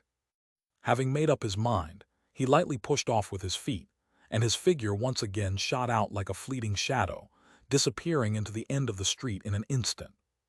The sect doesn't know what's going on either. There are too many people in Xianxia City, so let's find a secluded place to hide first. We'll decide whether to return after we fully understand the current situation in the central continent. Mo Buyu already had a plan in mind, but plans never keep up with changes. Notify. There are cultivators at the void returning realm or above who have not experienced the period of great change and have emerged from seclusion. It is not yet certain whether they are demonic cultivators. To ensure the safety of all citizens, please immediately go to the nearest school, Immortal Sect headquarters, or Alliance shelter, and do not leave the area protected by the city's protective array. The clear voice resounded throughout Xianxia City. Buzz tilde. Mo Buyu, who was fleeing away, suddenly stopped and looked up. He felt a surge of spiritual energy and streaks of light shooting toward the sky. He saw pale, golden array patterns spreading across the city, their terrifying power causing him to feel a chill. Unsurprisingly, this is a powerful formation that can threaten us.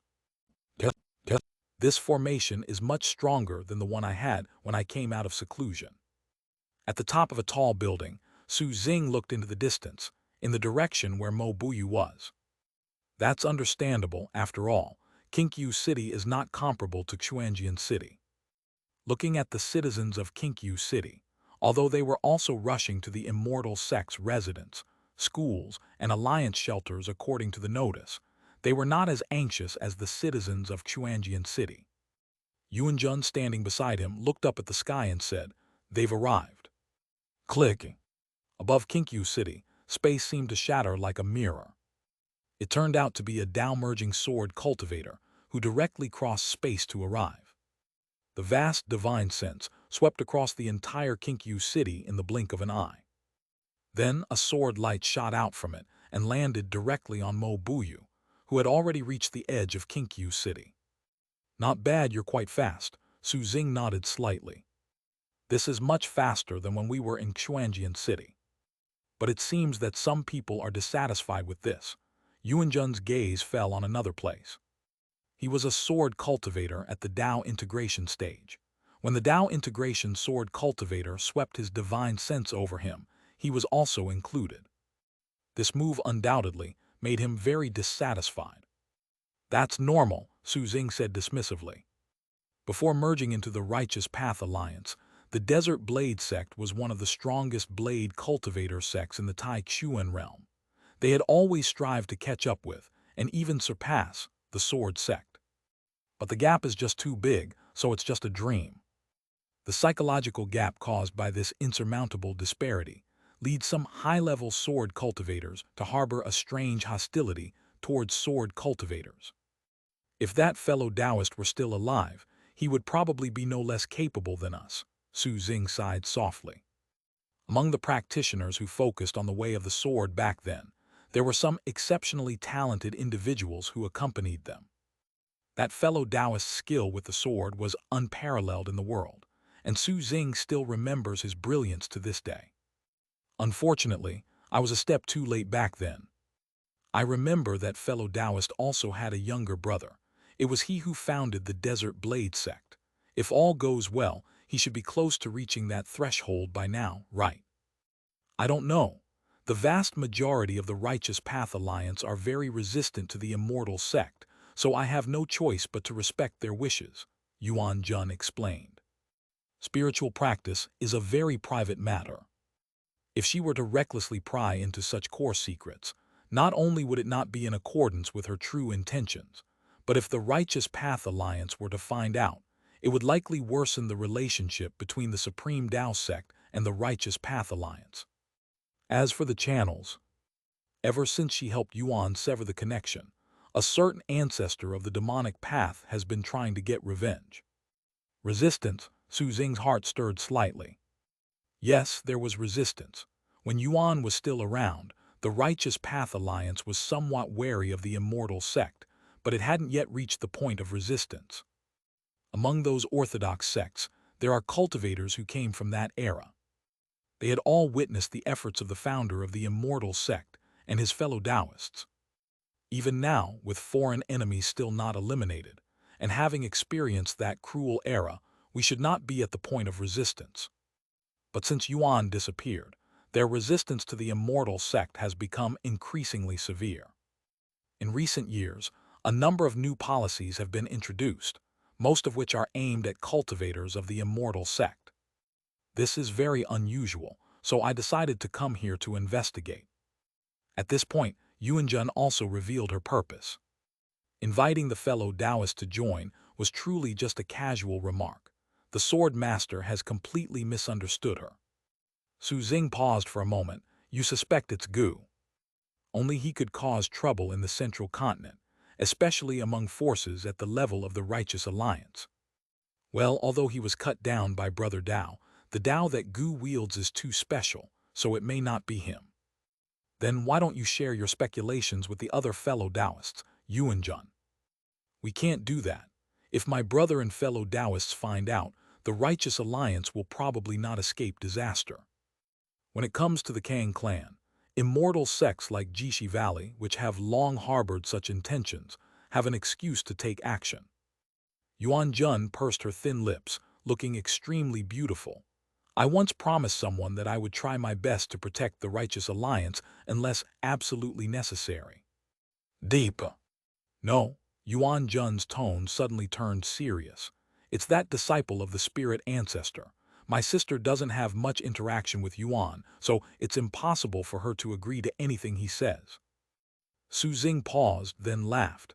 Then tell me, aren't you afraid I'll take action against the Righteous Alliance, or perhaps you look down on me, Su Xing? Brother Tao, you must be joking. Yuanjun shook her head slightly, then looked into the distance, where the white ribbon fluttered gently in the wind. Isn't all of this exactly what you wanted to do, Brother Tao? First update, please subscribe. End of this chapter. Chapter 124, A New Heart Finds Joy. Meanwhile, on the outskirts of Kinkyu City. As the sword light fell, the power of the city-protecting formation locked onto Mo Buyu, and the incomparably powerful aura projected over him, making him feel as if he were being pricked by thorns. But what really sent chills down his spine was the figure that appeared within that sword light. Tao Merging Sword Cultivator. I'm Mo Buyu from the Great Desert Blade Sect. May I ask your esteemed title, Senior? The thought of escaping vanished at that moment. How could one possibly escape from a Tao integration sword cultivator? What's the difference between that and courting death? That being said, according to the information I have, when ancient cultivators emerge from seclusion, isn't it usually the void returner who comes first, and only when they can't handle it do the Tao integration person step in? Why did I skip the return to emptiness stage entirely? Exorcise evil. Mo Buyu felt the Tao merging sword cultivator named Quexi looking at him, and the terrifying pressure even made his magic power and soul tremble.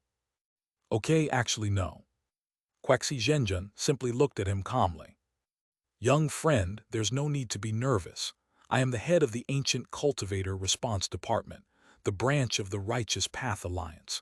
You are not a demonic cultivator, so as long as you haven't done anything evil, I will not lay a hand on you. Bad thing. Does it count if I just search someone's soul? Mo Buyu opened his mouth, as if about to say something. "Fellow Taoist, please wait." Following the sound, the newcomer also carried a long sword on his back. His white hair was casually tied behind his head. His eyes were sharp and deep. His figure was thin but upright like a pine tree, and every step he took seemed to have been measured with a ruler. Mobuyu was taken aback. "Uncle Master." Quexi Zhenjun frowned slightly. "What do you mean by this, fellow Taoist?" "Buyu is a junior in my sect. He is kind and generous, so I naturally came to visit him." Mobuyu's uncle walked up behind Mobuyu. "Fellow Taoist, please rest assured I know all the rules." "It's good that you understand, fellow Taoist." Without giving it much thought, True Lord Quexi looked directly at Mobuyu and asked, "Young friend Mo, have you harmed anyone since you came out of seclusion?" Mo paused for a moment, then said decisively, "Never."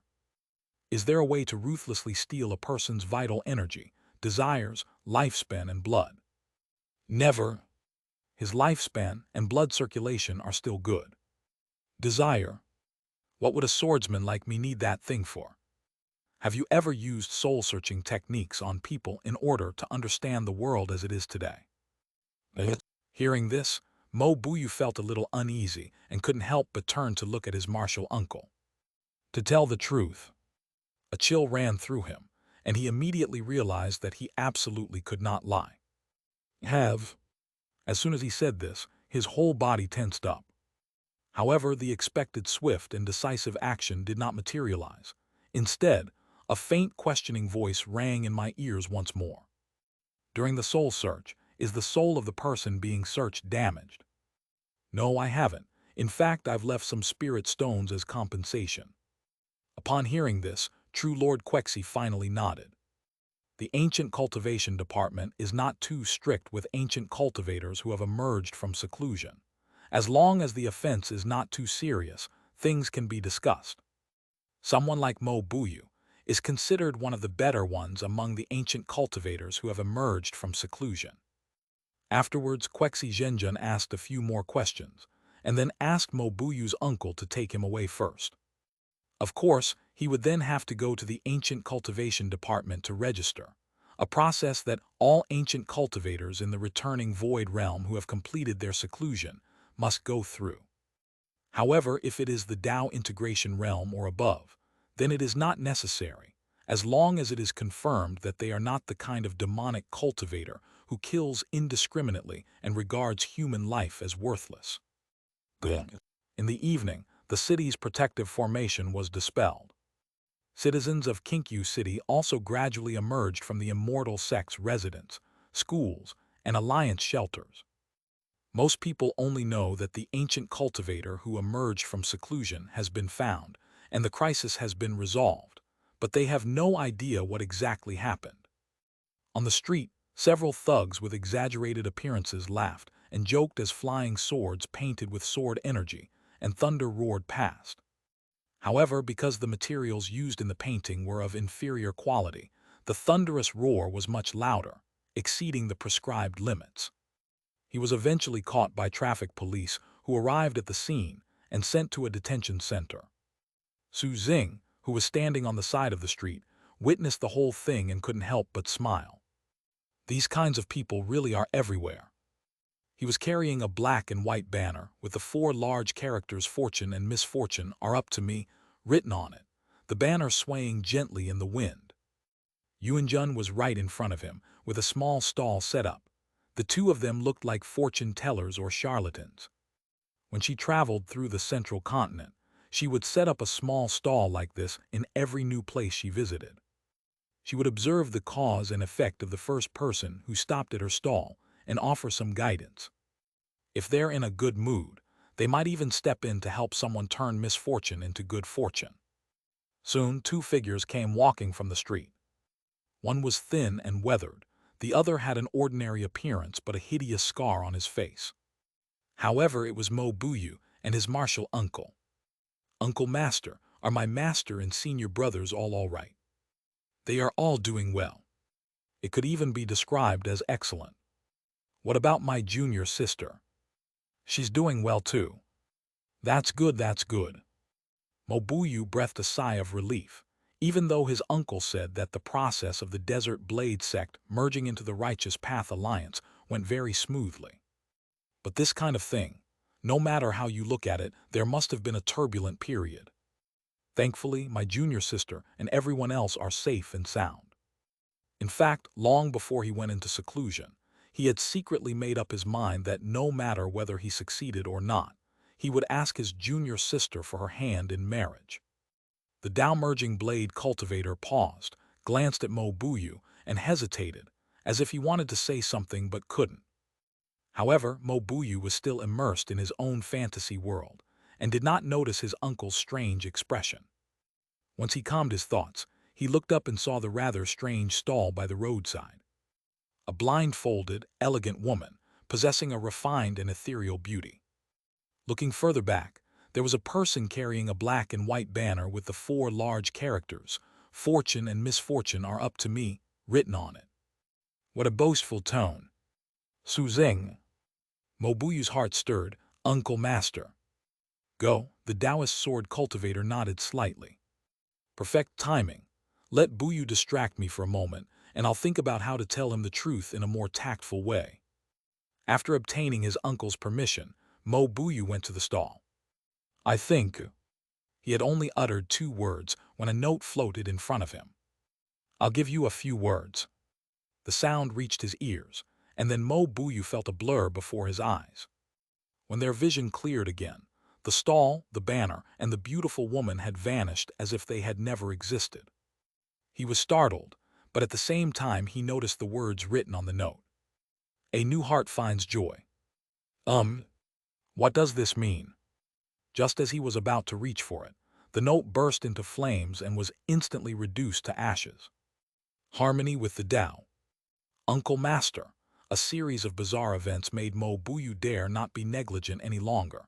That fortune teller just gave me a note and then disappeared. A fortune teller? What are you talking about? The Tao-merging sword cultivator, who had just let him pass, seemed to have no recollection of what had just happened. Mo Buyu was increasingly terrified. Even his martial uncle hadn't noticed. Could it be a master above the Tao integration realm? Just as he was about to continue explaining, he noticed his uncle looking at him with a somewhat complicated expression. Buyu, your martial uncle has some news to tell you. Second update, please subscribe. End of this chapter. Chapter 125. Why is the Immortal Sect called the Immortal Sect? Uncle Master, let me speak first. Mo Buyu felt that his matter was perhaps more important. Just now He had only said a few words when he suddenly stopped, his expression becoming somewhat blank. What just happened? Mo Buyu felt his mind go blank, with only one sentence flashing through his mind. Seeing that he suddenly stopped moving, the Taoist sword cultivator asked with some concern, What do you want to say? Don't speak. I want to say. Mo Buyu tried hard to search his memory but still found nothing. Finally, he subconsciously murmured the words, A new heart finds joy. A new love awaits. The Tao-merging sword cultivator's expression changed slightly. Had Bu Yu really seen through him? Tilda. After sighing. Since you've already figured it out, I won't hide it from you anymore. Mo Buyu came to his senses, feeling a little dazed. What did I see? That's right, Ruyan is already my Taoist partner. The Tao-merging sword cultivator's eyes held a hint of guilt, but also a sense of relief. Buzz tilde. All that remained in his ears was a buzzing sound. Mo Buyu was dazed, and his already blank mind was now completely empty. Junior sister has become her master's Taoist partner. When the Desert Blade Sect merged into the Righteous Alliance, there was a brief period of turmoil. Your master was seriously injured and fell into a coma at that time. That's where Ruyan found me, saying she had already. The Taoist explained what happened back then, but Mo Buyu felt his head buzzing and couldn't hear a word. Dad. The clear and melodious sound felt somewhat familiar to Mo Buyu and brought him back to his senses. Looking in the direction the sound came from, a pretty girl in a school uniform was running towards them. Her familiar features seemed to match a voice from their memories. Junior sister, he couldn't help but call out. Then the pretty girl ran over, grabbed the Tao-merging sword cultivator's arm, and looked at Mo Buyu with her bright eyes. "Dad, who is this?" "This is your senior brother, Mo," the Tao-merging sword cultivator explained, then looked at Mo Buyu. "Buyu, this is my daughter with Ruyan Liu Yingying." "Hello, senior brother Mo." Liu Yingying greeted them with a smile, extending her fair and slender hand.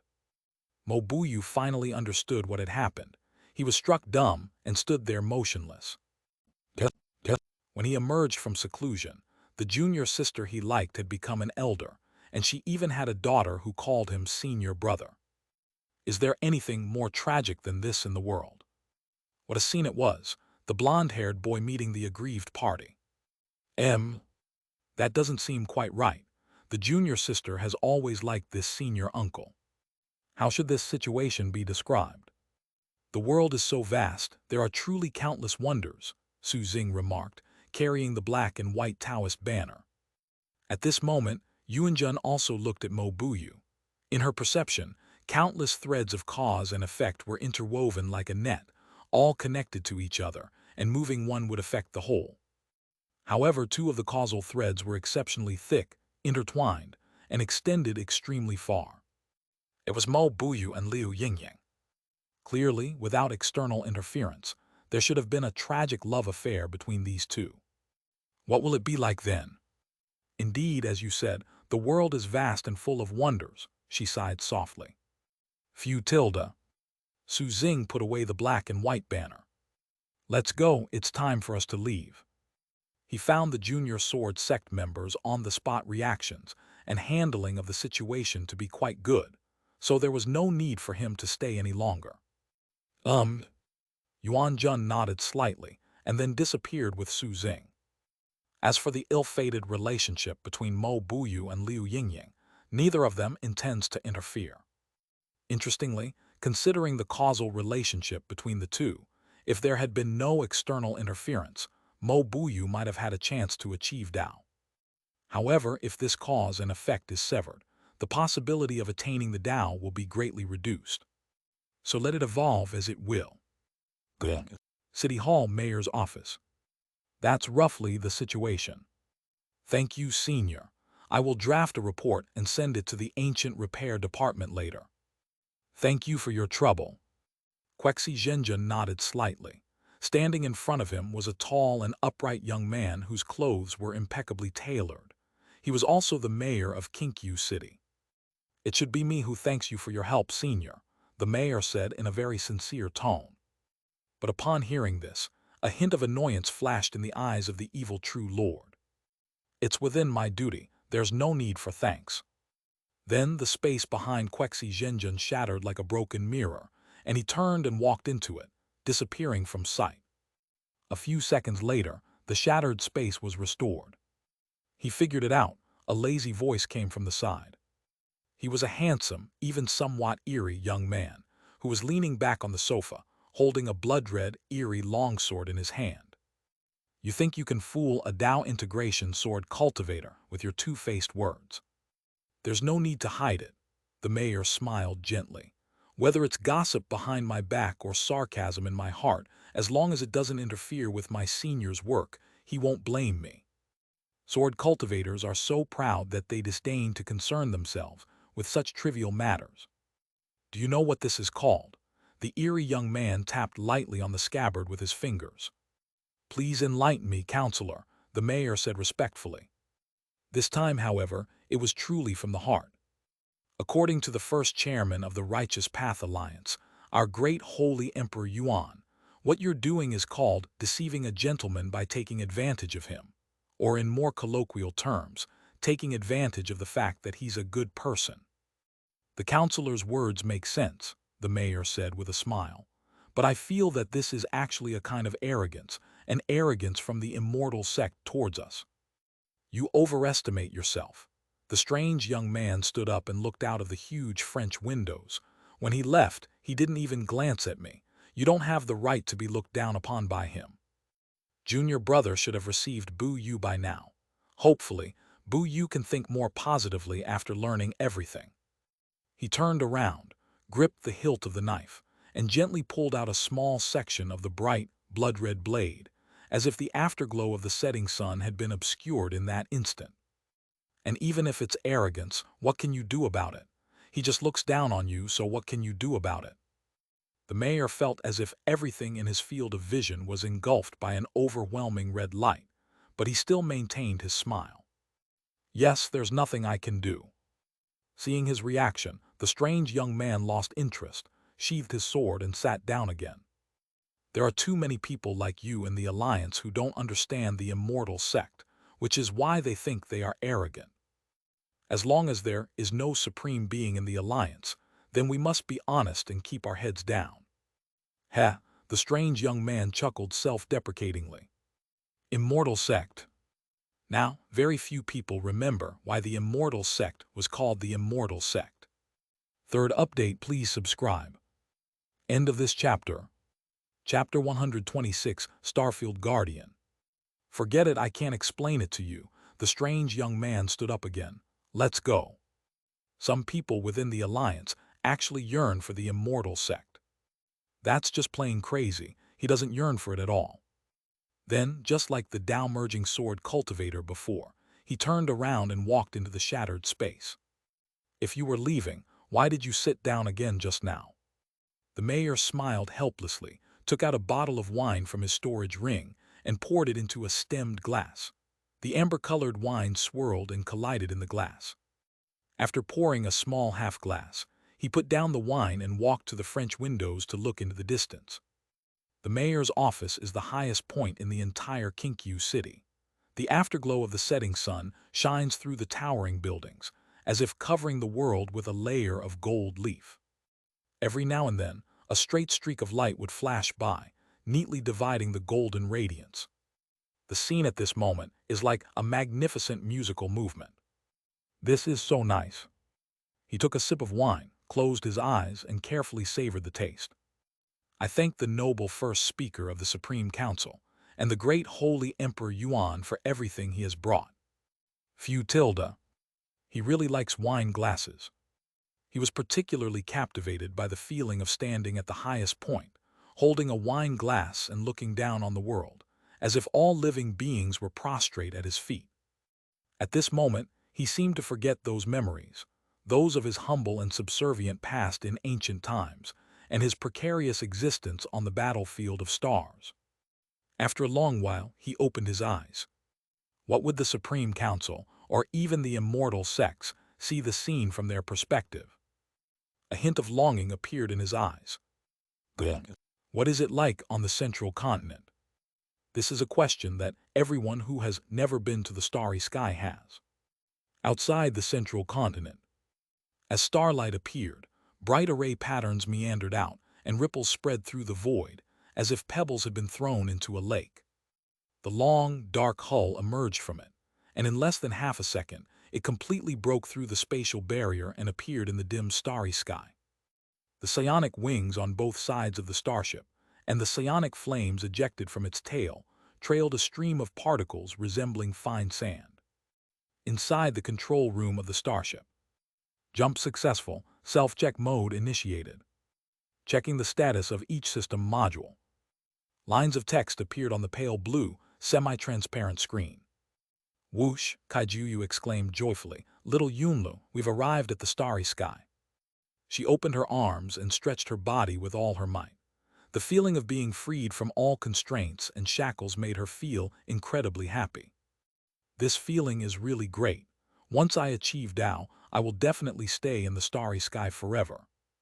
Looking back, they found that Zhang Yunlu's face was pale, as if she was enduring something. Oh, I almost forgot. Kaijuyu quickly took out a black bag and ran to her side, then explained. The first time you experience a jump, it will feel very uncomfortable, but you'll get used to it after a few more times. Zhang Yunlu didn't reply. She took the black bag and started vomiting violently. Because of the effects of the jump, even her foundation establishment true essence couldn't suppress it. Kaijuyu turned around. Xianxia, how much longer until we can start the jump? Xianxia was the name she gave to the ship spirit. The jump engine will be fully warmed up in 180 seconds. Next stop, Western Star Region Hehuan System, Hehuan Third Star System. Because her starship was a small one with limited warp drive performance, she needed to make multiple warps to reach her destination. Suddenly, a message popped up on the screen, and the voice of the ship's spirit Xianxia rang out. Respected Captain Li Qi, the guardian of the Western Star Region and master of the Hidden Edge Sword, requests a dialogue. Connect now. Holy crap. That came way too fast. No, absolutely no. We're all from the same family. As soon as I arrive in the starry sky, you rush over to me. Don't you have any manners as a sword master? Hateful. If she could block the Starfield Guardian, she would have done so long ago. Is it really okay to refuse the Starfield Guardian's request for a dialogue? Zhang Yunlu's voice came from behind. After vomiting for a while, the churning sensation in my stomach finally subsided considerably.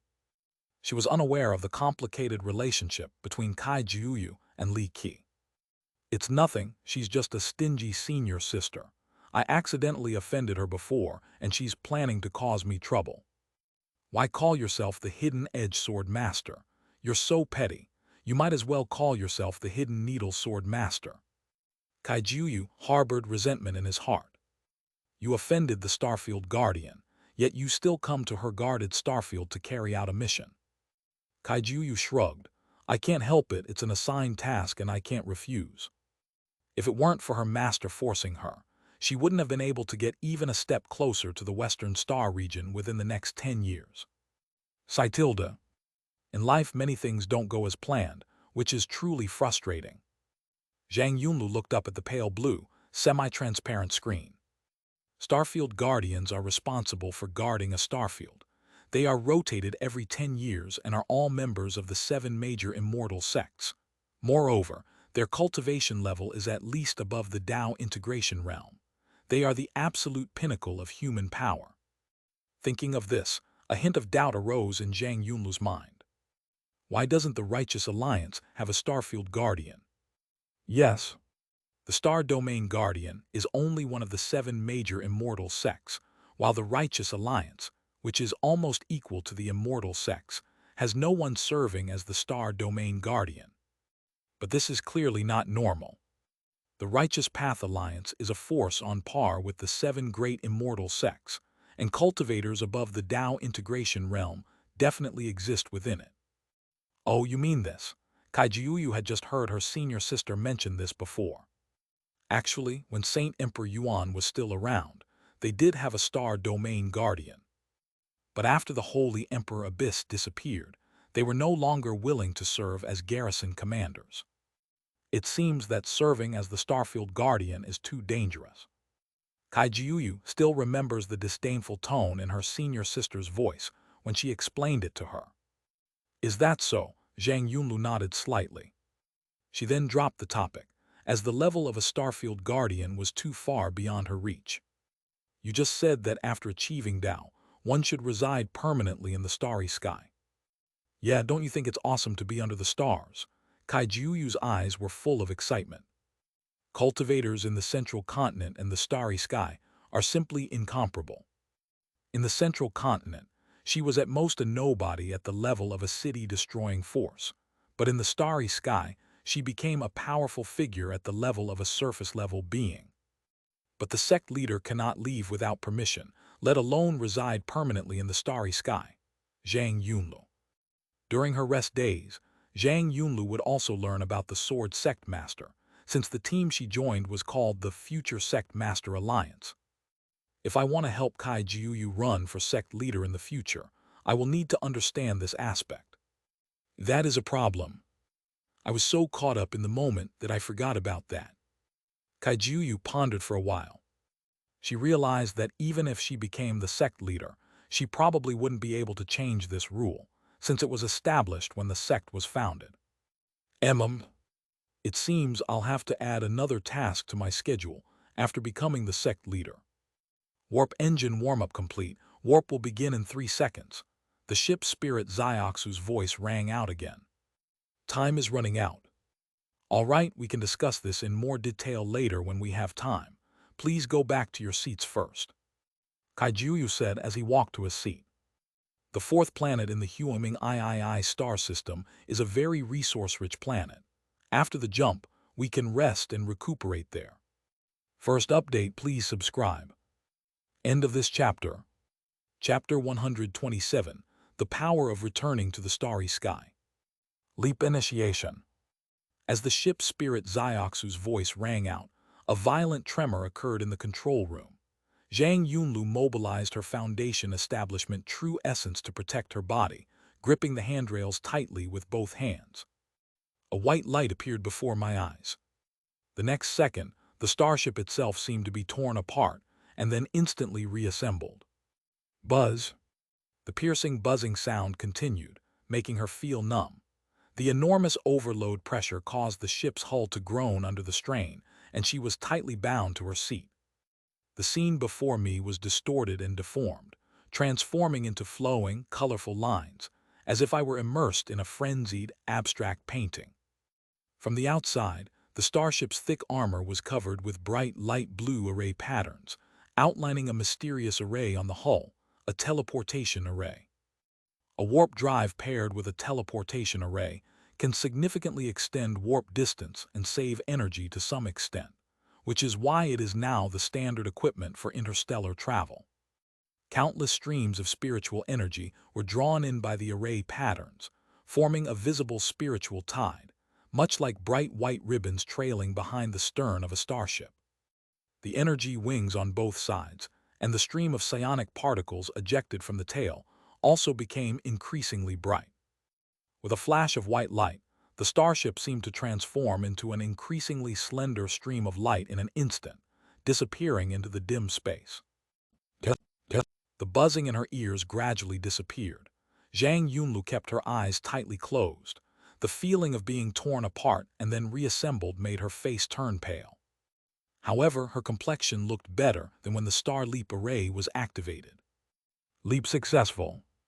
Arrived in the Western Star Region, Hehuan System, Hehuan Third Star System. 0.3% loss of the ship's external paint, normal. The jump engine is overheating and will be cooled down in 12 hours. Self-test completed for all system modules, no abnormalities found. Was it successful? Zhang Yunlu slowly opened her eyes and saw Kaijuyu standing in front of her, holding a black bag. So do you want more? Zhang Yunlu shook her head slightly. Although she was in so much pain that she couldn't speak, she didn't feel nauseous like she did last time. Okay, then let me tell you about the situation of the Hehuan Third Star System first. Kaijuyu waved his hand, and a beam of light projected out, displaying a picture in front of Zhang Yunlu. The image shows a star system with 9 planets orbiting it, its outer perimeter encased in a spherical structure with honeycomb-like holes. Tiny glimmers of light flickered at those interconnected nodes, the collected energy. See these points of light? These are the energy sources used by the starship during interstellar travel after processing. The image gradually zooms in, revealing the interior. Inside the spherical structure, countless radiant runes are engraved, with strands of spiritual light extending from the runes, weaving together like a net that almost covers the entire galaxy. 9 planets revolve around a star, each one resembling a gemstone woven from azure and emerald green, and all of them are life-bearing planets. Actually, in the former Hehuan Third Star System, only the 4th planet was a habitable planet, Kaijuyu continued to explain. It was one of our miscellaneous affairs hall elders who saw that the conditions of the Hehuan Third Star System were quite good, so he personally set up a grand formation and transformed the other planets one by one. You know about Foundation Establishment Elixir, right? The spiritual herbs grown on these 9 planets are used to prepare Foundation Establishment Elixir. Every year, the output of this star system alone can completely meet the Foundation Establishment needs of all chi refining cultivators within the Sword Sect of the Central Continent. And that's not all. Sword Sect alone has 372 star systems in the Western Star Region that are solely for cultivating Foundation Establishment level spiritual herbs. Of course, Kaijuyu's current level of understanding is beyond his comprehension. Resources, are there that many? Zhang Yunlu's voice was a little hoarse. She now seems to understand why the disciples of the Sword Sect have such good benefits. Of course, the image zoomed in further, and they had arrived at their destination, the fourth planet. The dense, thriving medicinal herbs stretched as far as the eye could see. Many people in the central mainland think that there are not enough resources, but that's complete nonsense. The star field is vast and resources are never lacking, at least not at this stage.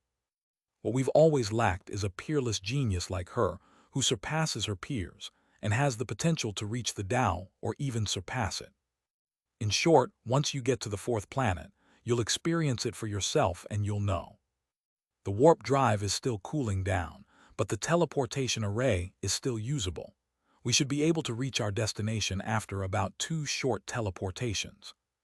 Just as Kai Jiuyu was about to activate the teleportation array. Beep! A piercing alarm sounded, and red lights flashed continuously. A line of blood-red text popped up on the pale blue, semi-transparent screen. Warning, an urgent notification has been received from the Hehuan Third Star System. A deep and solemn voice rang out on the communication channel. This is the Hehuan Third Star System. I am Yang Zio, the guardian of the star system and a cultivator at the returning to the Void Realm. Our galaxy has been invaded by biological weapons. I will activate my Dharma form in 3 minutes. All human cultivators in the vicinity are requested to evacuate immediately. What happened now? Zhang Yunlu looked at the projected image in front of her, and there was nothing unusual about it. Kai Jiuyu noticed this. Stop looking. We're still 5 light-years away from the Hehuan Third Star System. The images captured by the starship are all from the past. 5 light-years, which means that what she is seeing now is what happened 5 years ago. Should we say Zio Yunlu, are you lucky or unlucky? It's your first time in the starry sky and you've already run into something like this. Kai Jiuyu exclaimed in amazement. Quickly, activate the virtual projection observation system. I just installed the system module, and I didn't expect to use it so soon. Could it be that Master anticipated this, and that's why he specially granted me more authority? Buzz tilde. It felt just like back in the starry sky simulation trial grounds, with the space in front of me distorting unnaturally. Then came a moment of darkness, followed by a moment of light. The blinding golden light engulfed everything in front of me. I'm blind, adjust the metric, change the perspective. Clearly, Kai Jiuyu was not spared either. The blinding golden light then disappeared, and Zhang Yunlu's vision gradually cleared, but the scene before her completely stunned her.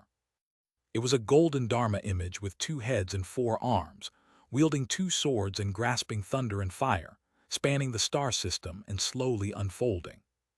As they stretched their bodies, planets collapsed one after another, and even stars seemed like fireflies at this moment, as if they could be extinguished at any time. Before this incomparably magnificent Dharma image, a purple light spread across a shattered planet, from which a terrifying giant serpent leaped out. Its body was as vast as the golden light of the Dharma image, and its eyes were like 2 burning stars. A faint purple light flickered between the gaps in its scales. It roared to the sky, though no sound was heard, but the terrifying waves surged like a tide, layer upon layer, spreading across the entire galaxy in an instant. The fragments of the shattered planets were swept away by it and directly shaken into tiny particles.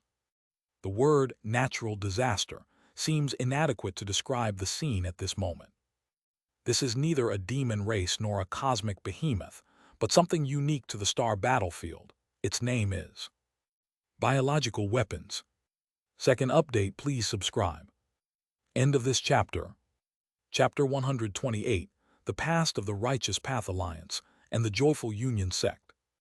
At some unknown time, terrifying beings known as biological weapons appeared on the battlefield of space. They are elusive and extremely difficult to detect.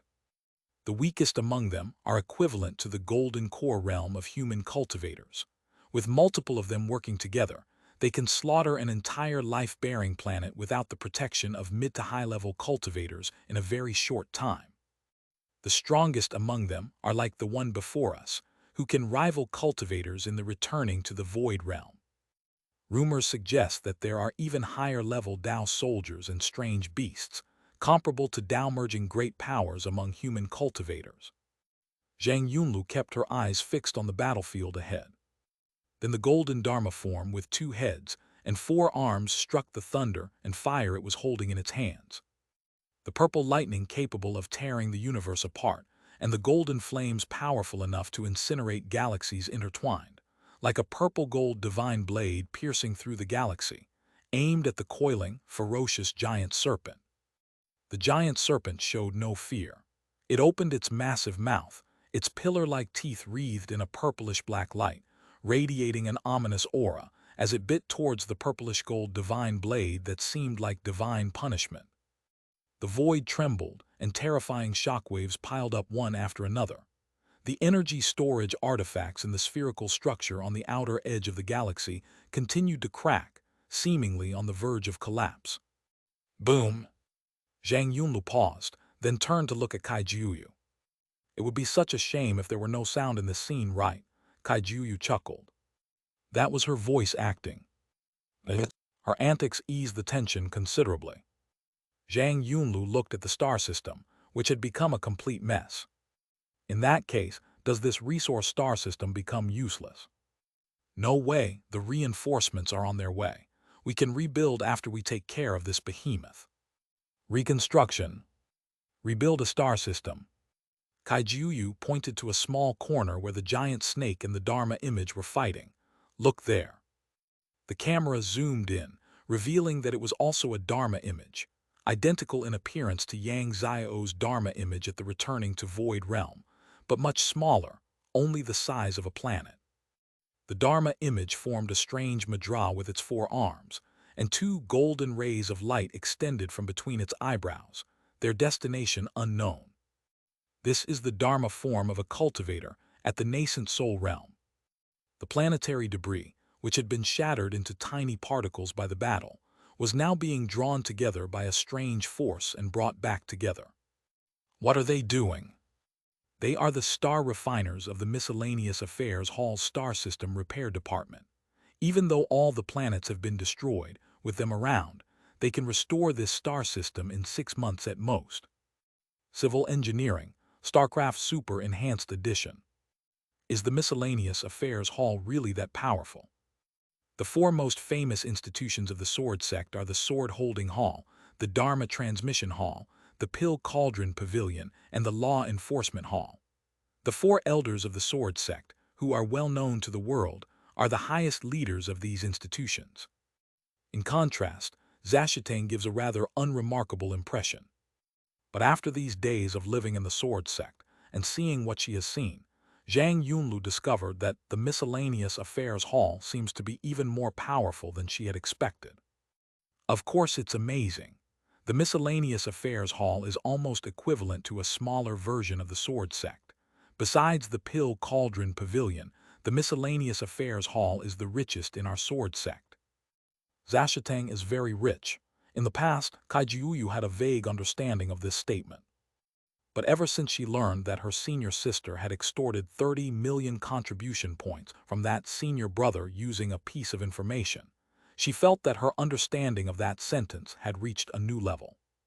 Just thinking about this makes Kaijiuyu feel so heartbroken that she can hardly breathe. My 30 million contribution points. Are you all right? Zhang Yunlu asked. Why did you suddenly clutch your chest and look like you were in a lot of pain? Fine. Kaijiuyu lowered his hands and stood up straight. He looked up and saw Zhang Yunlu's face, and suddenly an idea came to him. Little Yunlu, I'll give you a gift after this mission is over. Zhang Yunlu was somewhat wary. For some reason, she had a feeling that Kaijiuyu was up to something bad. What gift? It'll be a secret for now, hee. With his hands behind his back, Kaijiuyu's image returned to the battle between the golden light Dharma image and the giant serpent bioweapon. 300,000 contribution points. No. I was harmed by my limited perspective before, but I will definitely take back everything I lost this time. Zhang Yunlu, What is she thinking about now? The Righteous Alliance Supreme Council. This is a super city with an area no smaller than that of the Sword Sect's main sect. It wouldn't be an exaggeration to call it a country. Moreover, its location is also very special.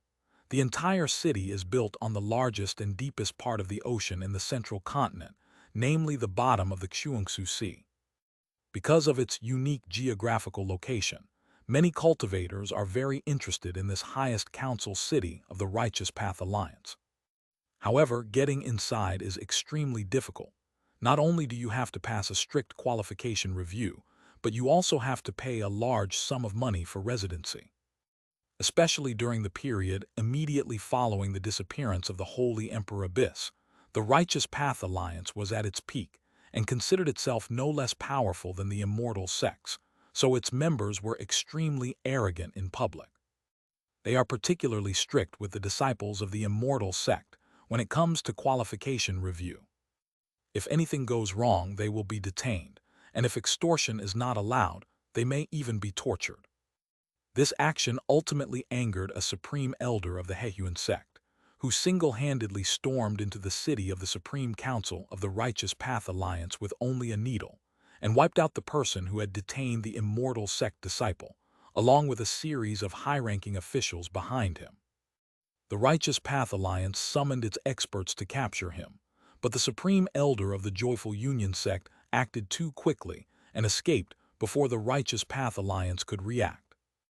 Enraged by this humiliation, the Righteous Alliance immediately recalled some of its experts who were still on the Starry Sky battlefield, intending to storm the Joyful Union Sect and demand an explanation.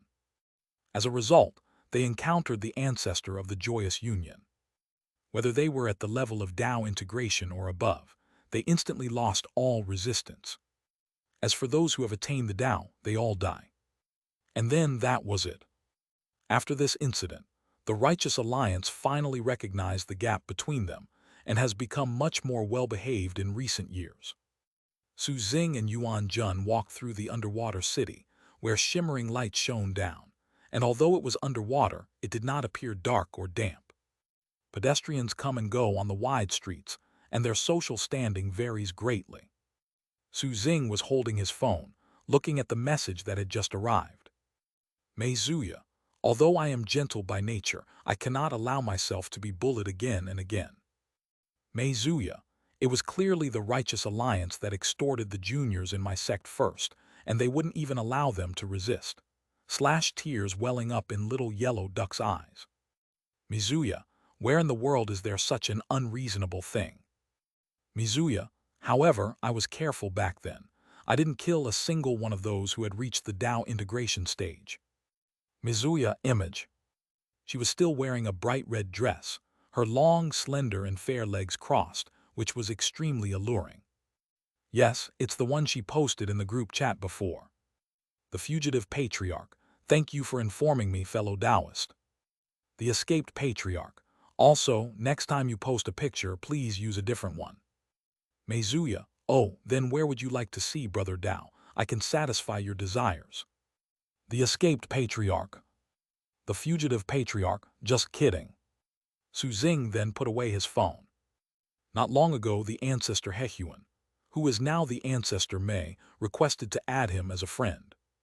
Since they were fellow cultivators who had come together, Su Xing did not refuse. After learning from Yuanjun that the Righteous Path Alliance and the Joyful Union Sect had clashed, he took the opportunity to ask her about it. Third update, please subscribe. End of this chapter. Chapter 129, Alliance Martial Arts Tournament. When he looked up, he found that Yuan Jun was looking at him. Although her eyes were covered, Su Xing could still feel her gaze. I didn't expect you to make such a joke, fellow Taoist, Yuanjun said softly. How can I explain this? It's all due to the influence of habits from my past life. I see that many people on the spiritual website react this way when faced with this situation. Brother Tao, you're adapting really quickly. So. Then Su Xing looked at the towering silver tower not far away, which was the tallest and largest building in the area. Within it were two profound and boundless auras, seemingly connected to the great Tao in the darkness, carrying a hint of ethereal and otherworldly meaning. In this super underwater city, there are 36 such towers, each corresponding to one of the 36 members of the Supreme Council of the Righteous Alliance. The Speaker of the Supreme Council of the Righteous Alliance resides in the very center of these 36 towers, a head higher than all of them. Strangely, Yuan, as the first chairman, did not reside in such a towering tower. Interesting. The light and shadow flickered in Su Xing's eyes, but quickly went out again. The city's defenses are far superior to those of Kinkyu City. The past he can see is limited. If he wants to break through to a more distant past, he will have to trigger something like an alarm device. Let's take it slow, there's no rush right now. Su Xing observed the city, while Yuan Jun beside him watched him intently. Brother Dao, you are indeed different from before after emerging from seclusion this time. In her memory, Su Xing had always been a very busy person. Busy giving opportunities to the next generation, busy changing the world, busy. In short, he always seems to have endless things to do. But after this time, he became much more composed. Soon after, the two approached a well-dressed and beautiful female cultivator, and each handed her a jade pendant carved from spirit jade. She respectfully accepted it, carefully examined it, and after confirming its authenticity, she respectfully handed the jade pendant back. So you are envoys from the Sword Sect and the Supreme Tao Sect, representing the Immortal sects attending the ceremony. A smile appeared on the female cultivator's beautiful face. Please follow me. The Supreme Council of the Righteous Path Alliance meets every 3 years to discuss various matters concerning the Righteous Path Alliance. At this point, members of the Immortal sect will be invited to observe the subsequent martial arts demonstration. This resolution was passed shortly after the Holy Emperor Abyss disappeared, and its original intention was to demonstrate the martial prowess of the major immortal sects. As a result, after only one session, the Hehuan Sect incident occurred. That's really awkward. But canceling it would seem like an attempt to cover up the truth, so they had no choice but to proceed with it despite the difficulties. What was originally a martial arts demonstration to show off muscles has turned into a stage for the younger generation of the Righteous Alliance to showcase themselves. As a result, there have been unexpected pleasant surprises in recent years. The number one young person of this generation of immortal sects, namely Kai Jiuyu, is actually a notch below the most outstanding young person of the Righteous Alliance. A nascent soul cultivator in their early 20s is unprecedented in history. This has greatly excited many people within the league. If you two need anything in the future, please let me know. Please do not approach the residence of the Member of Parliament unless absolutely necessary. As the hostess, the female cultivator led the way while explaining to Su Xing and Yuan Jun some things to pay attention to during the ceremony. The conditions were quite lenient. Apart from not being allowed to approach the Silver Tower unless absolutely necessary, there were almost no restrictions. Compared to the previous strictness towards disciples of the Immortal sect, it was a world of difference. May I take a look at Yuan's residence? Su Xing asked directly. The residence of the first speaker, the female cultivator smiled, not at all surprised. Of course, I will arrange it for you whenever you have free time. Many people are more interested in Lord Saint Emperor Yuan than in the Righteous Alliance. It's unclear about the ancient times, but 1,000 years ago in the Taixuan realm, Lord Shenghuang Yuan was the most dazzling existence. As soon as possible. Okay, I will let you know as soon as the arrangements are complete. Good. At this moment atop the tower, the strange young man looked at his junior brother and his disciple, a hint of conflict appearing on his handsome face. He was even more troubled by the fact that there were 2 women sitting next to him who looked very similar, like sisters. It is said that even an upright official finds it difficult to settle family disputes, but the situation he is facing now is much more complicated. Liu Yingying's large, clear eyes were full of curiosity as she looked back and forth between her senior uncle, father, mother, and senior brother Mo Buyu, whom she had only met recently. Ying, you go out first. Your master has something to say to your parents and your senior brother Mo, the strange young man said gently. Liu Ying was taken aback. She wanted to stay and see what would happen. Uncle Master, I. Listen to your master, Ying. Her mother's gentle voice rang in her ears. The two look very similar, but Liu Ying is clearly more youthful and energetic. All right. Since both her uncle and mother said so, she had no choice but to obey. After hesitantly standing up, Liu Ying gave senior brother Mo a deep look before reluctantly walking out. Click. The door was gently closed. But after Liu Ying left, the atmosphere in the room not only didn't improve, but became even stranger. Mo Buyu looked at his junior sister, who had become more voluptuous and mature, and wanted to say something several times, but he didn't say anything. Damn it. He doesn't even know how to address his former junior sister anymore. Grass. How could things have turned out like this? Senior brother Ruyan, I'm sorry for what happened to Buyu, the Tao-merging sword cultivator said in a deep voice. Yang, don't say that. I've always regarded senior brother Mo as an older brother. If he misunderstood, it's my fault. Liu Yang, this is the name of the Tao-merging blade cultivator. The strange young man was named Liu Yu. Both he and Liu Yu were orphans who had become disciples of the same master. Mo Buyu remained expressionless. You treat me like an older brother, but you like your martial uncle who is thousands of years older than me. So now should I call you auntie, or should uncle call me brother?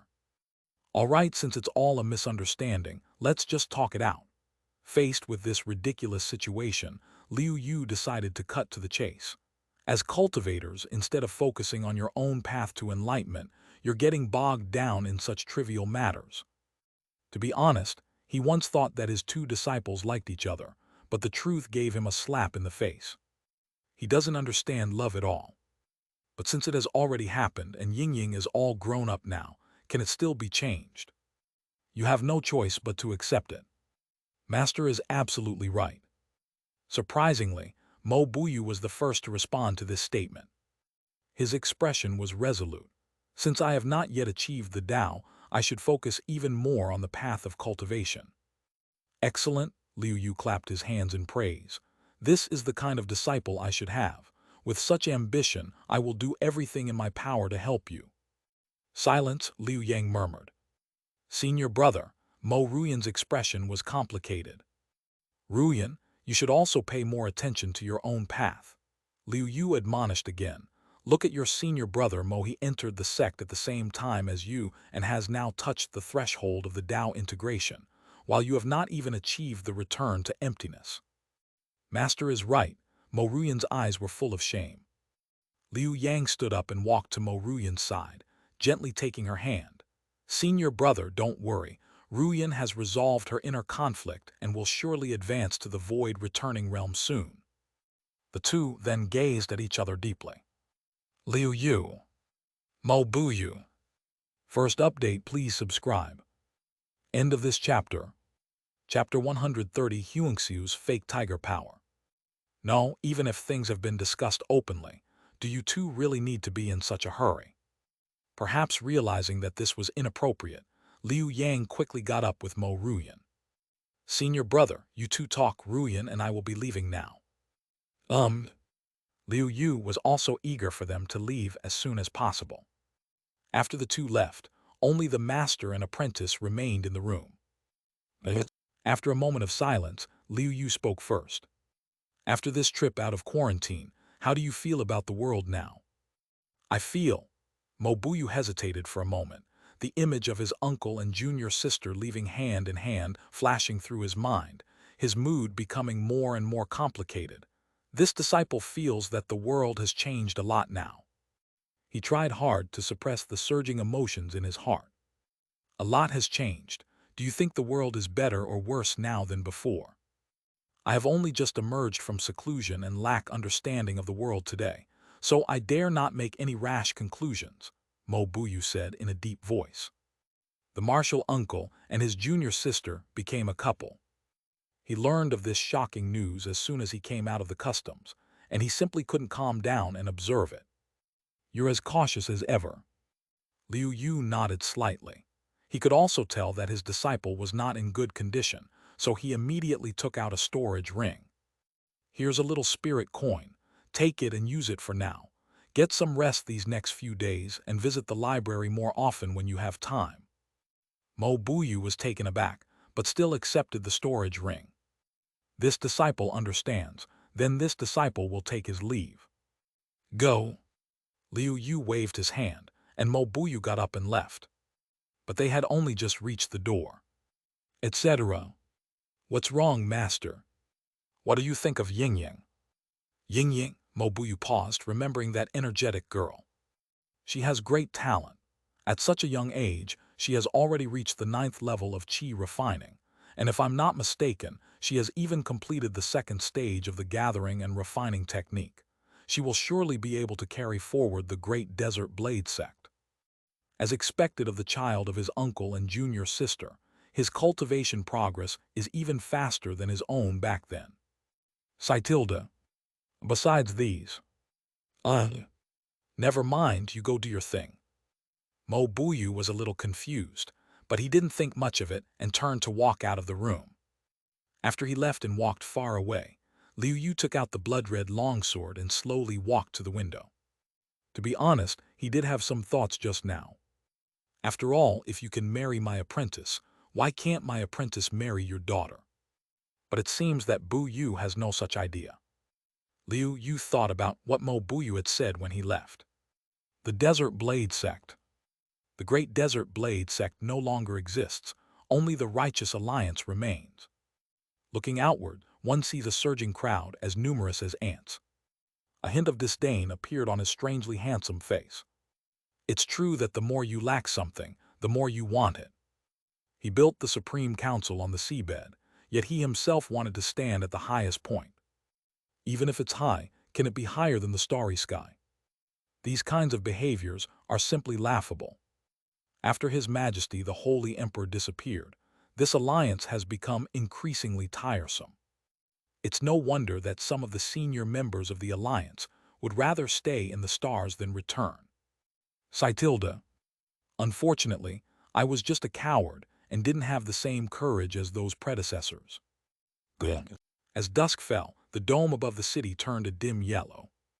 Although it is underwater, the Righteous Alliance can still achieve the alternation of day and night and the changing of the 4 seasons by using the formation. As envoys from the Sword Sect and the Supreme Tao Sect, the Righteous Path Alliance arranged excellent accommodations for them, arguably the best available outside of the tower. Because Yuan's former residence is very popular, the receptionist arranged for Su Xing and Yuan Jun to visit the next day, and a special guide would be provided to explain things to them. Since they had nothing better to do, the two of them started exploring this super underwater city. On the recommendation of the receptionist, the two arrived at a quaint tavern called Drunken Immortal. The Drunken Immortal sect was a very small sect in ancient times, but its reputation was by no means small. The sect's founder was at a level almost comparable to the supreme immortal of a celestial sect, but he was obsessed with brewing fine wine, which was renowned throughout the entire Tai Xuan realm. At the same time, they were also among the first sects to join the Righteous Alliance. Drunken Immortal Sect, a trace of reminiscence flashed in Su Xing's eyes. I remember that you were once harassed by that junior for a while, right? Yuanjun chuckled. Not really, he's just a bit stubborn. The founder of the Drunken Immortal Sect must have been driven by some unknown stimulus to insist on brewing a wine that could intoxicate him. He followed Su Xing almost everywhere, no matter how dangerous the place was. In the end, it still didn't work out. He only had to give up when Su Xing was about to go into seclusion. Let's go. Su Xing and Yuan Jun entered the tavern, but the expected hustle and bustle was nowhere to be found. Looking around, the classical and elegant decor comes into view, and the maids, dressed in well-fitting cheongsams, move gracefully among the guests, pouring them wine. What's even more interesting is that in a secluded spot, there were 2 familiar figures, Mo Buyu and Liu Yingying. Mo Buyu remained expressionless. Liu Yingying sat opposite him, resting her chin on her hands, looking at him curiously. Seeing this, Su Xing and Yuan Jun decided not to go into the private room and instead found a good spot on the second floor to sit down. 1 pot of 9 clouds wine, the rest you can arrange as you see fit. Su Xing casually ordered a pot of wine and then looked downstairs. The atmosphere between the two was quite strange. To avoid embarrassment, Mo Buyu could only drink 1 glass of wine after another. After carefully examining her, Liu Yingying suddenly asked, "Senior brother Mo, did you ever have feelings for my mother?" Puff. He almost spat it out, but thankfully he managed to hold it in thanks to his strong self-control. Mo Buyu was at a loss. How was he supposed to answer a question like that? Actually, you don't need to be nervous. Lots of people like my mom. Even my senior brother cried on the night my parents got married. Liu Yingying revealed another secret. The senior brother also likes the junior sister. Wait a minute, didn't his senior brother often tease him and his junior sister? Just as Mo Buyu was arranging his words, wanting to ask about the specific details. Bang! A hand suddenly slammed onto the table. "Little sister, what's the point of hanging out with this kind of person? Why don't you come and drink with your brother?" The speaker was dressed in a flashy pink robe, with handsome features, glazed eyes, and a strong smell of alcohol on his body. A jade pendant carved from spirit jade hung from his waist. The envoy from the Hehuan Sect who witnessed the ceremony was also a practitioner of the Hehuan Sect. Clearly, he's a bit out of his mind now. "Get out," Mo Buyu said coldly. He didn't want to say another word to this kind of person. Under the terrifying pressure of magical power, the cultivator from the Hehuan Sect finally regained some of his senses. But perhaps the alcohol was taking effect, because he started acting strangely and sarcastically. "Oh, who are you trying to scare? Or is the Righteous Path Alliance going to target our Immortal Sect disciples again?" Second update, please subscribe. End of this chapter. Chapter 131. Sometimes, diaries are like that. Come on, those who are brave enough come and chop here. He leaned his head close to Mo Buyu, his tone incredibly irritating. "I'd like to see just how powerful your Righteous Alliance really is." Mo Buyu's eyes were filled with murderous intent. Although he already knew that the Hehuan Sect had become the 7th major immortal sect, impressions were not something that could be changed so easily. His impression of the Hehuan Sect was still based on the past. In ancient times, what did it mean if a malevolent cultivator harassed a woman? That means she's going to be refined into a furnace. "You son of a bitch." Suddenly, a curse came from the side. Bang! The drunken cultivator was sent flying. Everyone looked over and saw that the person who made the move was a tall, muscular, bald, strong man. His granite-like muscles bulged out of his white tank top. Broad shoulders and a burly waist, with eyes like copper bells. "Ah!" Hehuan Sect cried out in pain after being kicked away. "Who is it? Is the Righteous Alliance going to war with our immortal sects again?" Even now, he still doesn't forget to label people. "Fuck you, you think you're something special just because you drank a couple of ounces of piss. You're a worthless piece of idiot." The burly man pounced on Hehuan Sect, who was lying on the ground, raising and lowering his fist, which was as big as a casserole dish. "Damn it, I gave you the right to represent me, huh?" The burly man beat and cursed at the same time. At first, Xianxia could still scream, but gradually the screams became weaker and weaker. Everyone in the tavern was dumbfounded. Where did this thing come from? After a long while, the tavern staff, fearing that the two would actually be beaten to death, stepped forward and separated them. The burly man didn't insist. He stopped when someone came to stop him. Xianxia was on the verge of death. His face was unrecognizable, and his head was swollen like a pig's head. However, Mo Buyu could see clearly that the Xianxia of the Hehuan Sect had only suffered superficial injuries, and had not suffered any internal damage. Of course, without the corresponding secret medicine, this superficial injury would probably take 1 or 2 years to heal. Such exquisite technique could only come from. Then the burly man spat at Hehuan Sect, who was lying on the ground. Your grandpa is from the Dragon Elephant Sky Supporting Sect. If you're not satisfied, come and take revenge. Sure enough, it was a body cultivator from the Dragon Elephant Sky Supporting Sect. Judging from this situation, the things he just said have obviously been much more restrained. Then the burly man looked around at the people. Everyone, the Hehuan Sect does not represent all the immortal sects, and at the very least, this idiot does not represent my Dragon Elephant Sky Supporting Sect. After saying that, he clasped his hands in a salute to Mobuyu and said, "If you two encounter such scoundrels again in the future, feel free to beat them up." "Thank you." Mobuyu stood up and returned the greeting.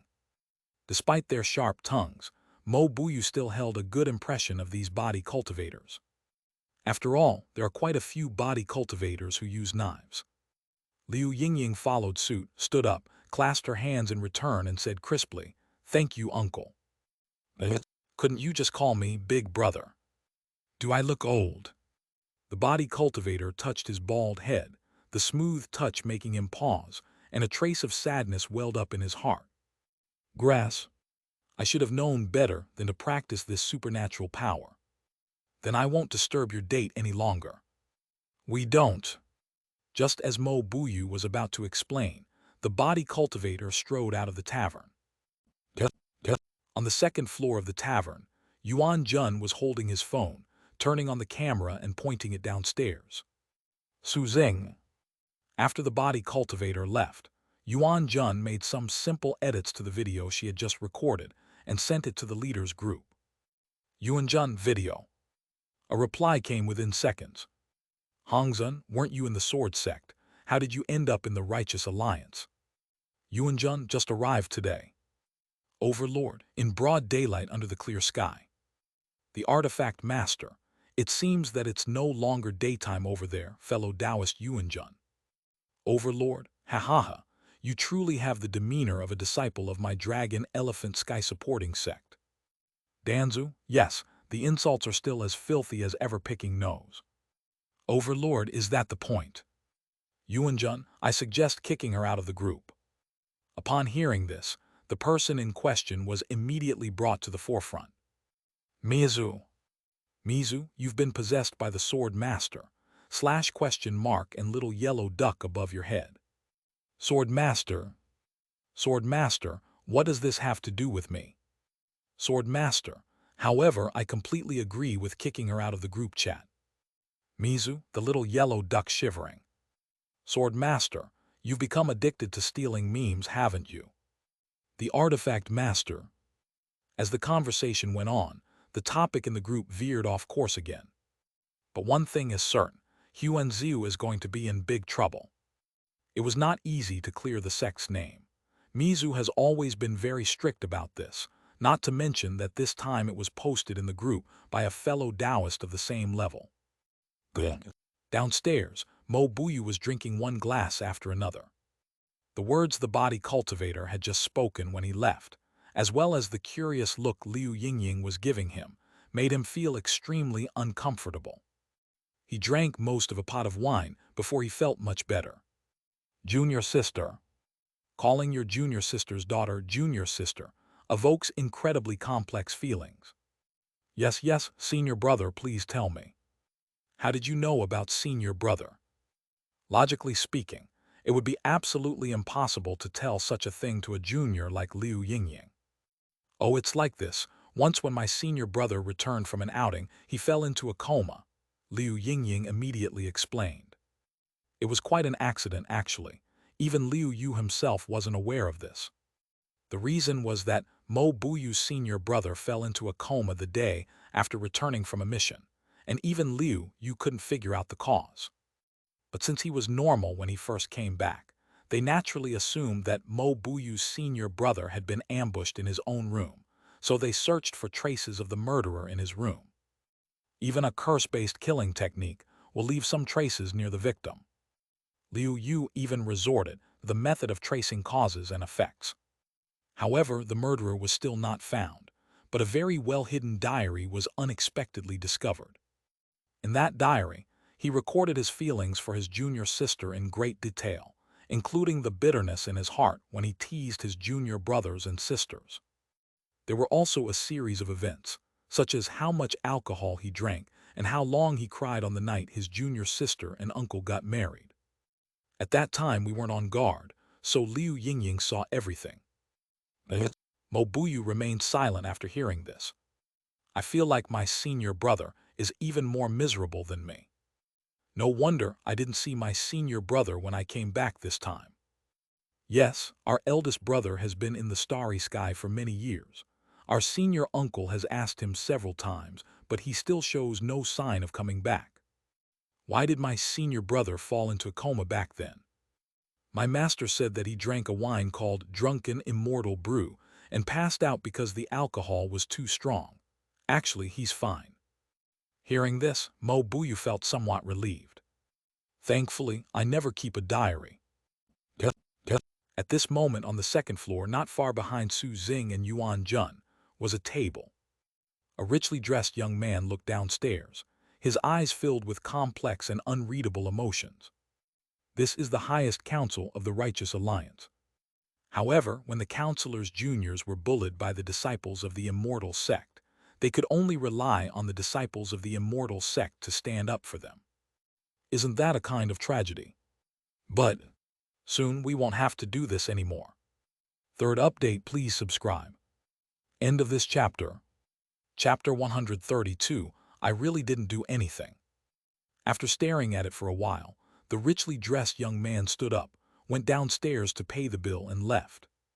No one noticed his departure. Esteemed guests, here is the 9-colored wine you ordered.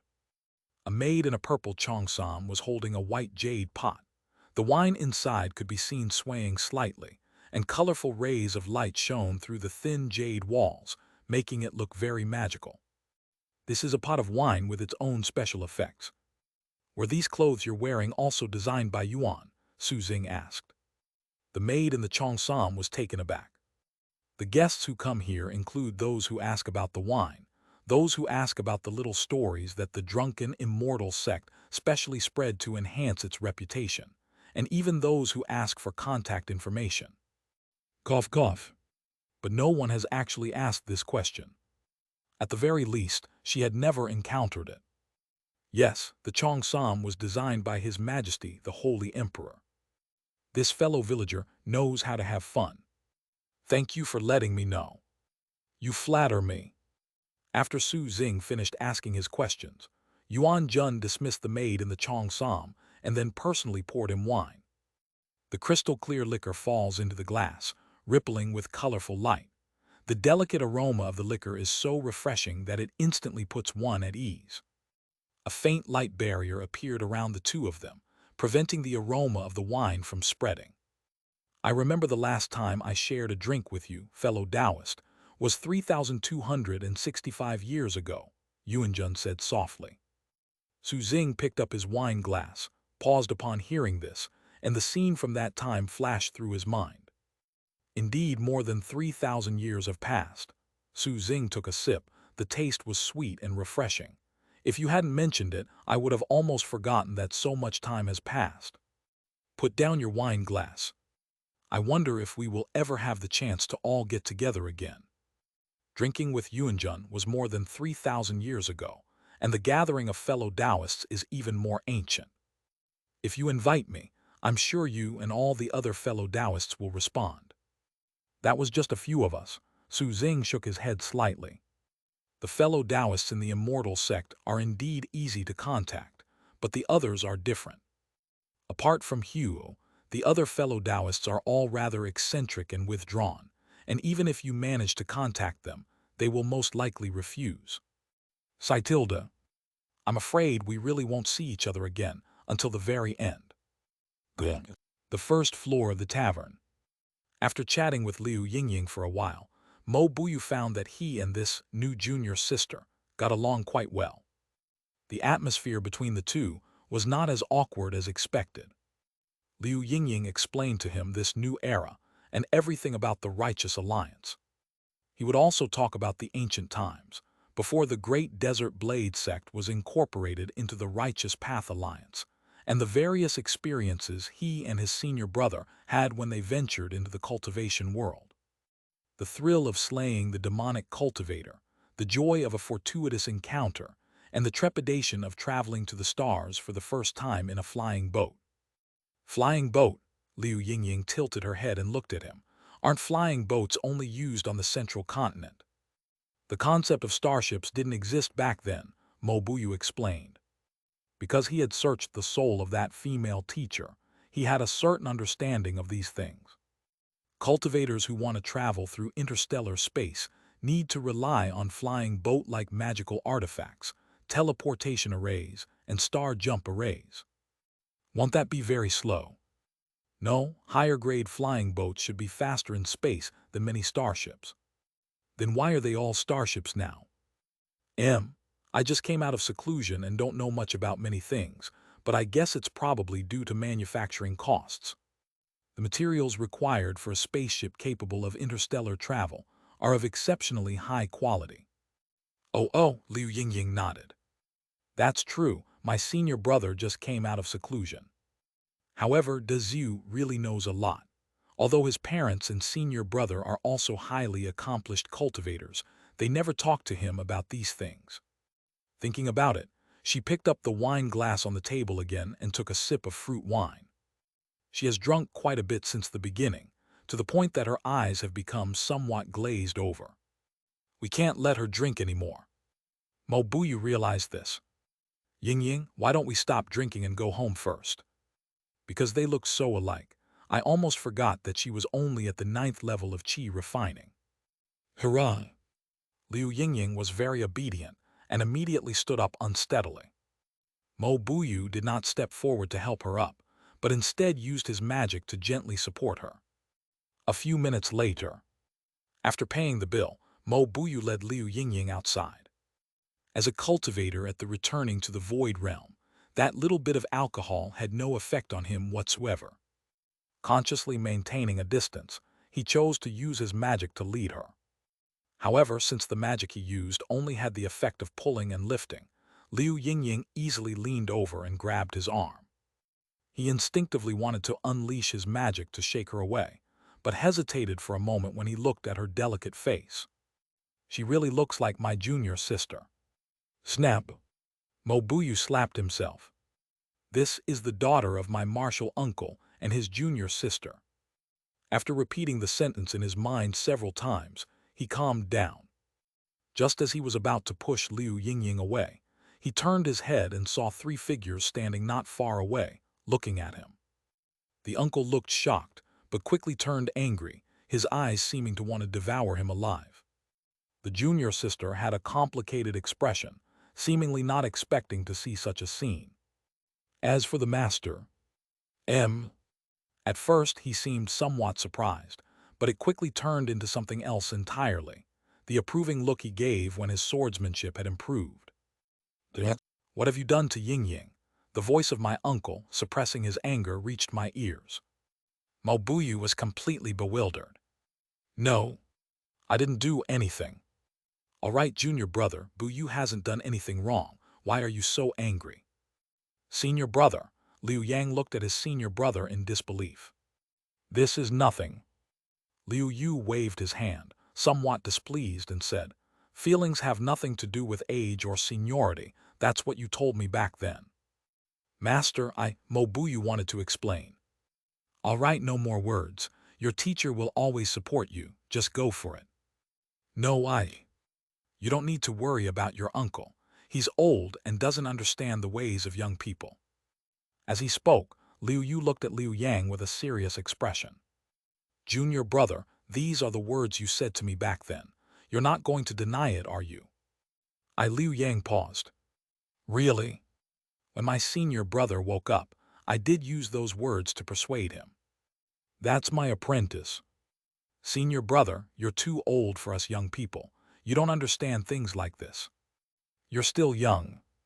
Compared to you, senior brother, am I just young? The conversation was still vivid in his mind. Liu Yang opened his mouth but couldn't say anything. I never imagined that the words I once spoke would one day come back to haunt me like a boomerang. In the end, he could only glare fiercely at Mobuyu. Mobuyu, I really didn't do anything. First update, please subscribe. End of this chapter. Chapter 133. The battle at the front is intensifying. This is making things worse by trying to explain it. Mobuyu was on the verge of tears. If he had really done something, that would be one thing, but the problem was that he hadn't. Looking at his uncle's terrifying eyes. His tilde, etc.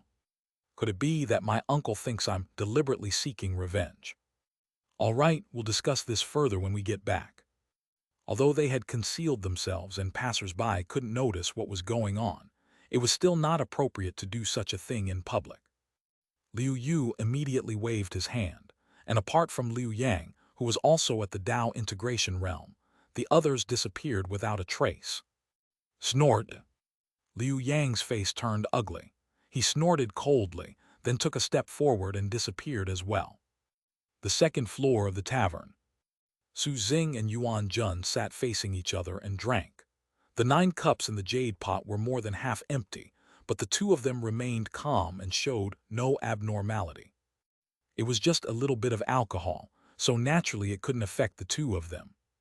It seems the entanglement between the two of them won't end anytime soon, Su Xing said.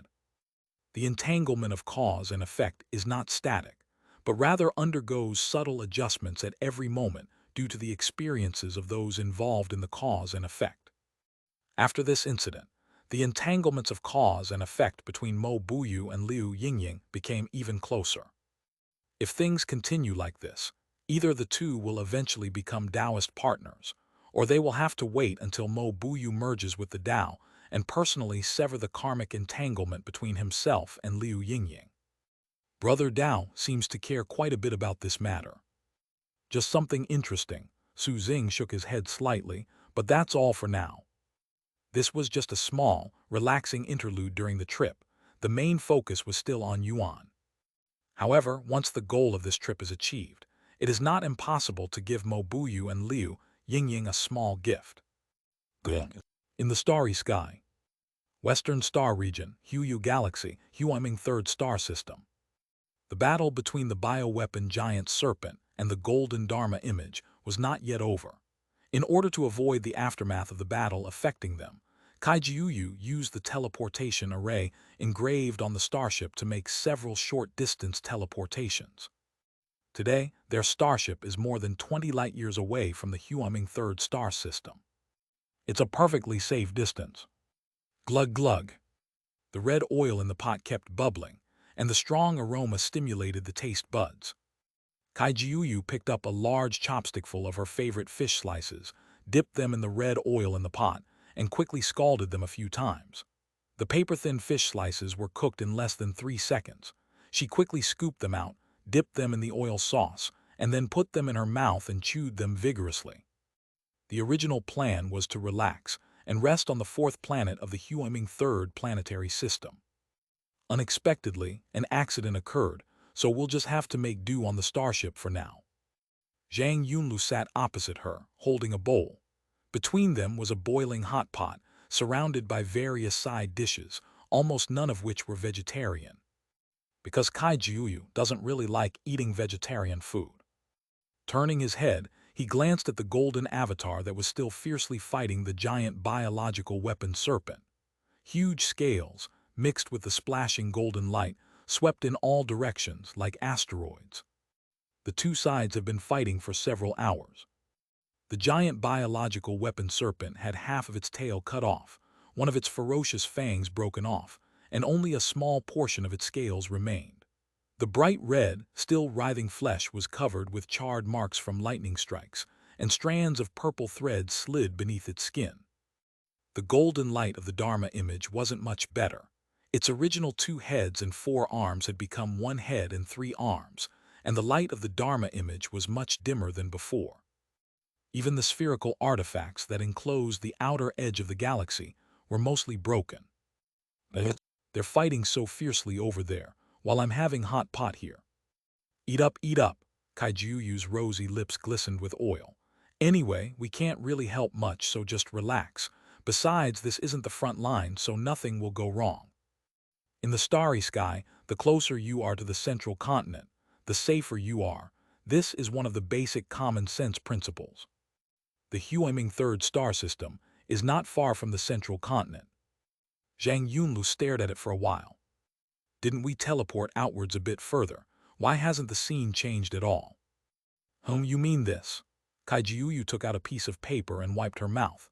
Actually, the scene we are seeing now is not captured by the starship, but through the virtual projection observation system, which is directly connected to the Sword Sect's battle network. In other words, this is the real-time footage observed by the ancestral sword, which is then broadcast to us via BattleNet. Kaijiuyu turned his head to look at the battlefield, where every detail was clearly visible, as if he were there himself. Thanks to the new module, the old module wasn't as clear as it is now. However, the key point is still the ancestral sword. Only a magic weapon of the ancestral sword level has the ability to monitor such a vast star field. One day, my sword will become just as powerful. Kaijiuyu thought to himself. How long will it take us to reach our destination? Zhang Yunlu asked again. To this question, Kaijiuyu answered without hesitation. If all goes well, it will be the same as before. 3 days will be enough. 3 days? It seems the itinerary hasn't changed because of this unexpected event, so there's no need to adjust my original plans. I'm stuffed. Zhang Yunlu put down her bowl, stood up, and prepared to go practice her cultivation. But as soon as she stood up, the starship shook violently. Fortunately, she was quick and only took a few steps back to regain her balance. Kaijiuyu was even faster. Not only was she unaffected, but she also managed to pack up all the hot pot and other items in the instant the starship lurched. Before Zhang Yunlu could figure out what had happened. Reinforcements have arrived. She turned her head and saw that on the battlefield, the giant biological weapon snake and the golden light magician stopped fighting at the same time. Immediately, the golden Dharma image retreated rapidly, its size constantly shrinking, as if it were withdrawing from the battlefield. The giant serpent, a biological weapon, looked up and roared continuously. Terrifying ripples overlapped, and some of the celestial debris that had already gathered together shattered again. At this time, wherever it looked up, the boundless light carried an almost overwhelming force, like the broken Buzhu mountain in mythology, crashing down with a deafening roar. That was a finger larger than the size of the Hehuan third star system, a terrifying sight.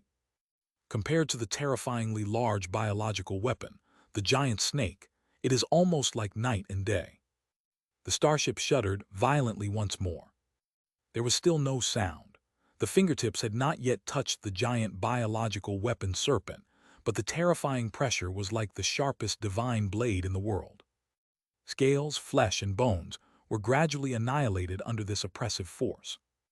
Like crushing an ant, the giant snake was unable to put up any resistance and was easily killed. In harmony with the Tao. In the starry sky, the Dharma form of returning to emptiness is the size of a planetary system, let alone the Tao integration realm above it. The term planetary system refers to only one aspect of it. That is true power. However, right after killing the giant snake with a single finger, the Taoist who came to help did not leave. A giant eye, seemingly formed from the convergence of stars and the size of a star system, opened and looked toward the location of the starship. Zhang Yunlu felt a chill run down her spine. She could actually feel the gaze of that giant starry eye falling on her through the virtual projection observation system. Actually, it wasn't just her. Kaijiuyu felt the same way. By order of the garrison commander of King Feng, you are tasked with quelling the unrest and sending the two of you on your way. The battle at the front is critical, so you two must complete your mission as soon as possible and return to the central continent. Second update, please subscribe. End of this chapter. Chapter 134, Arrival. The fighting on the front lines is getting intense. Kaijiuyu was taken aback and suddenly felt a little flustered.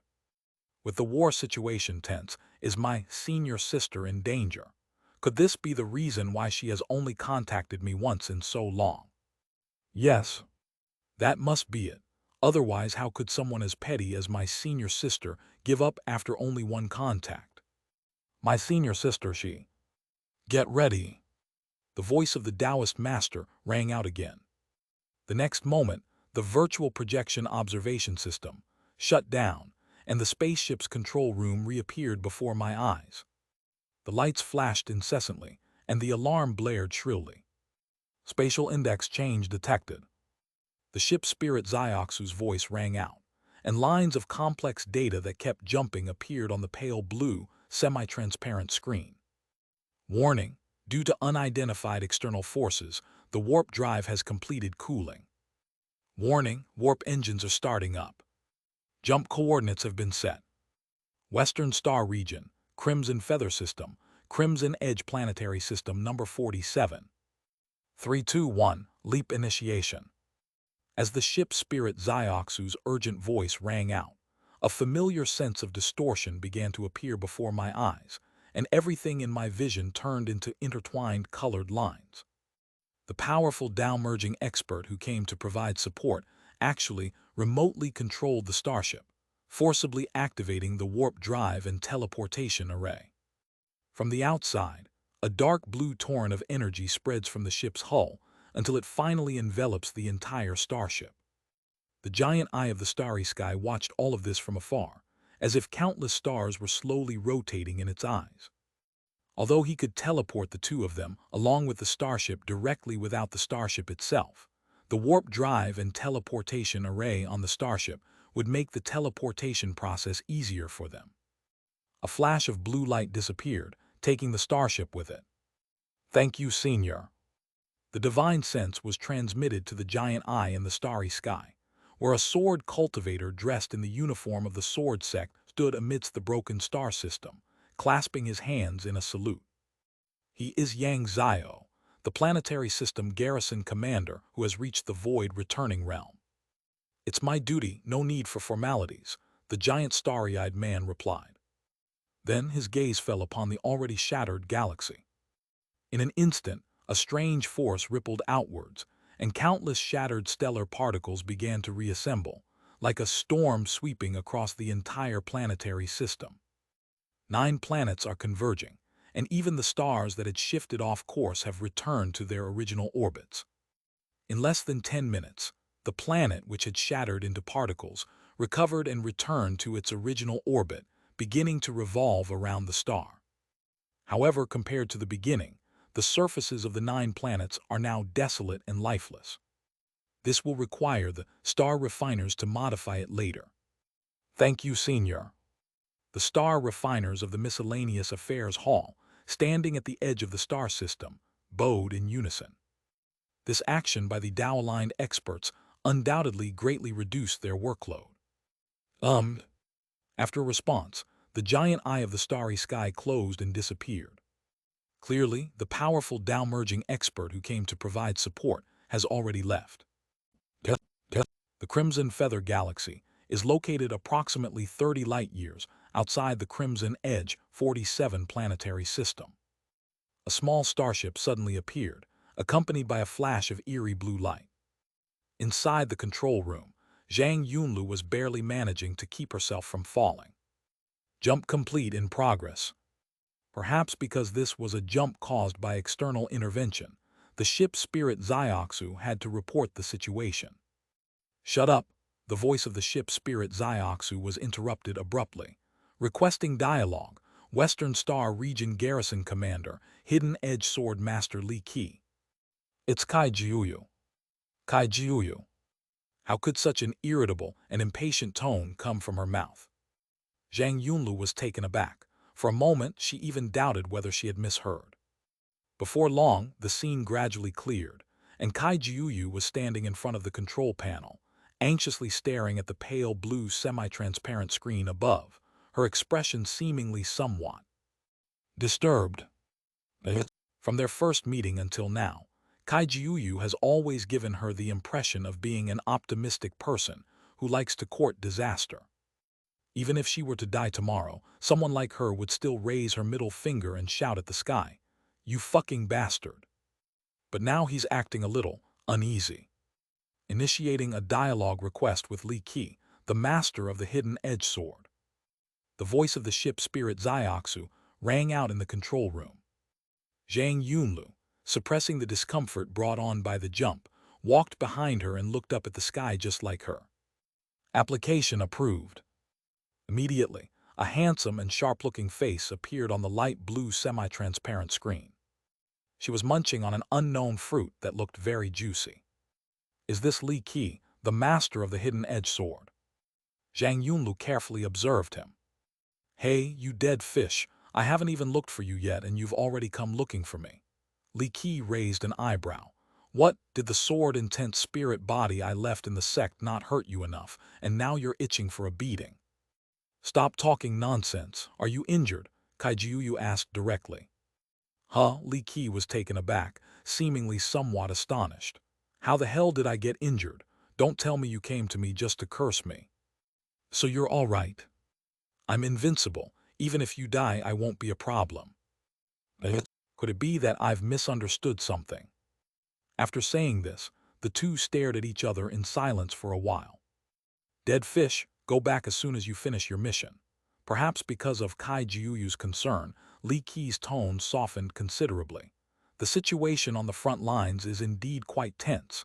If something goes wrong on your side, I'm afraid I won't be able to get there immediately. The Crimson Feather Galaxy is not far from the front lines. Who needs your help? I have a talisman from my master. If you come, I'll still hang you up and beat you. Oh, I see.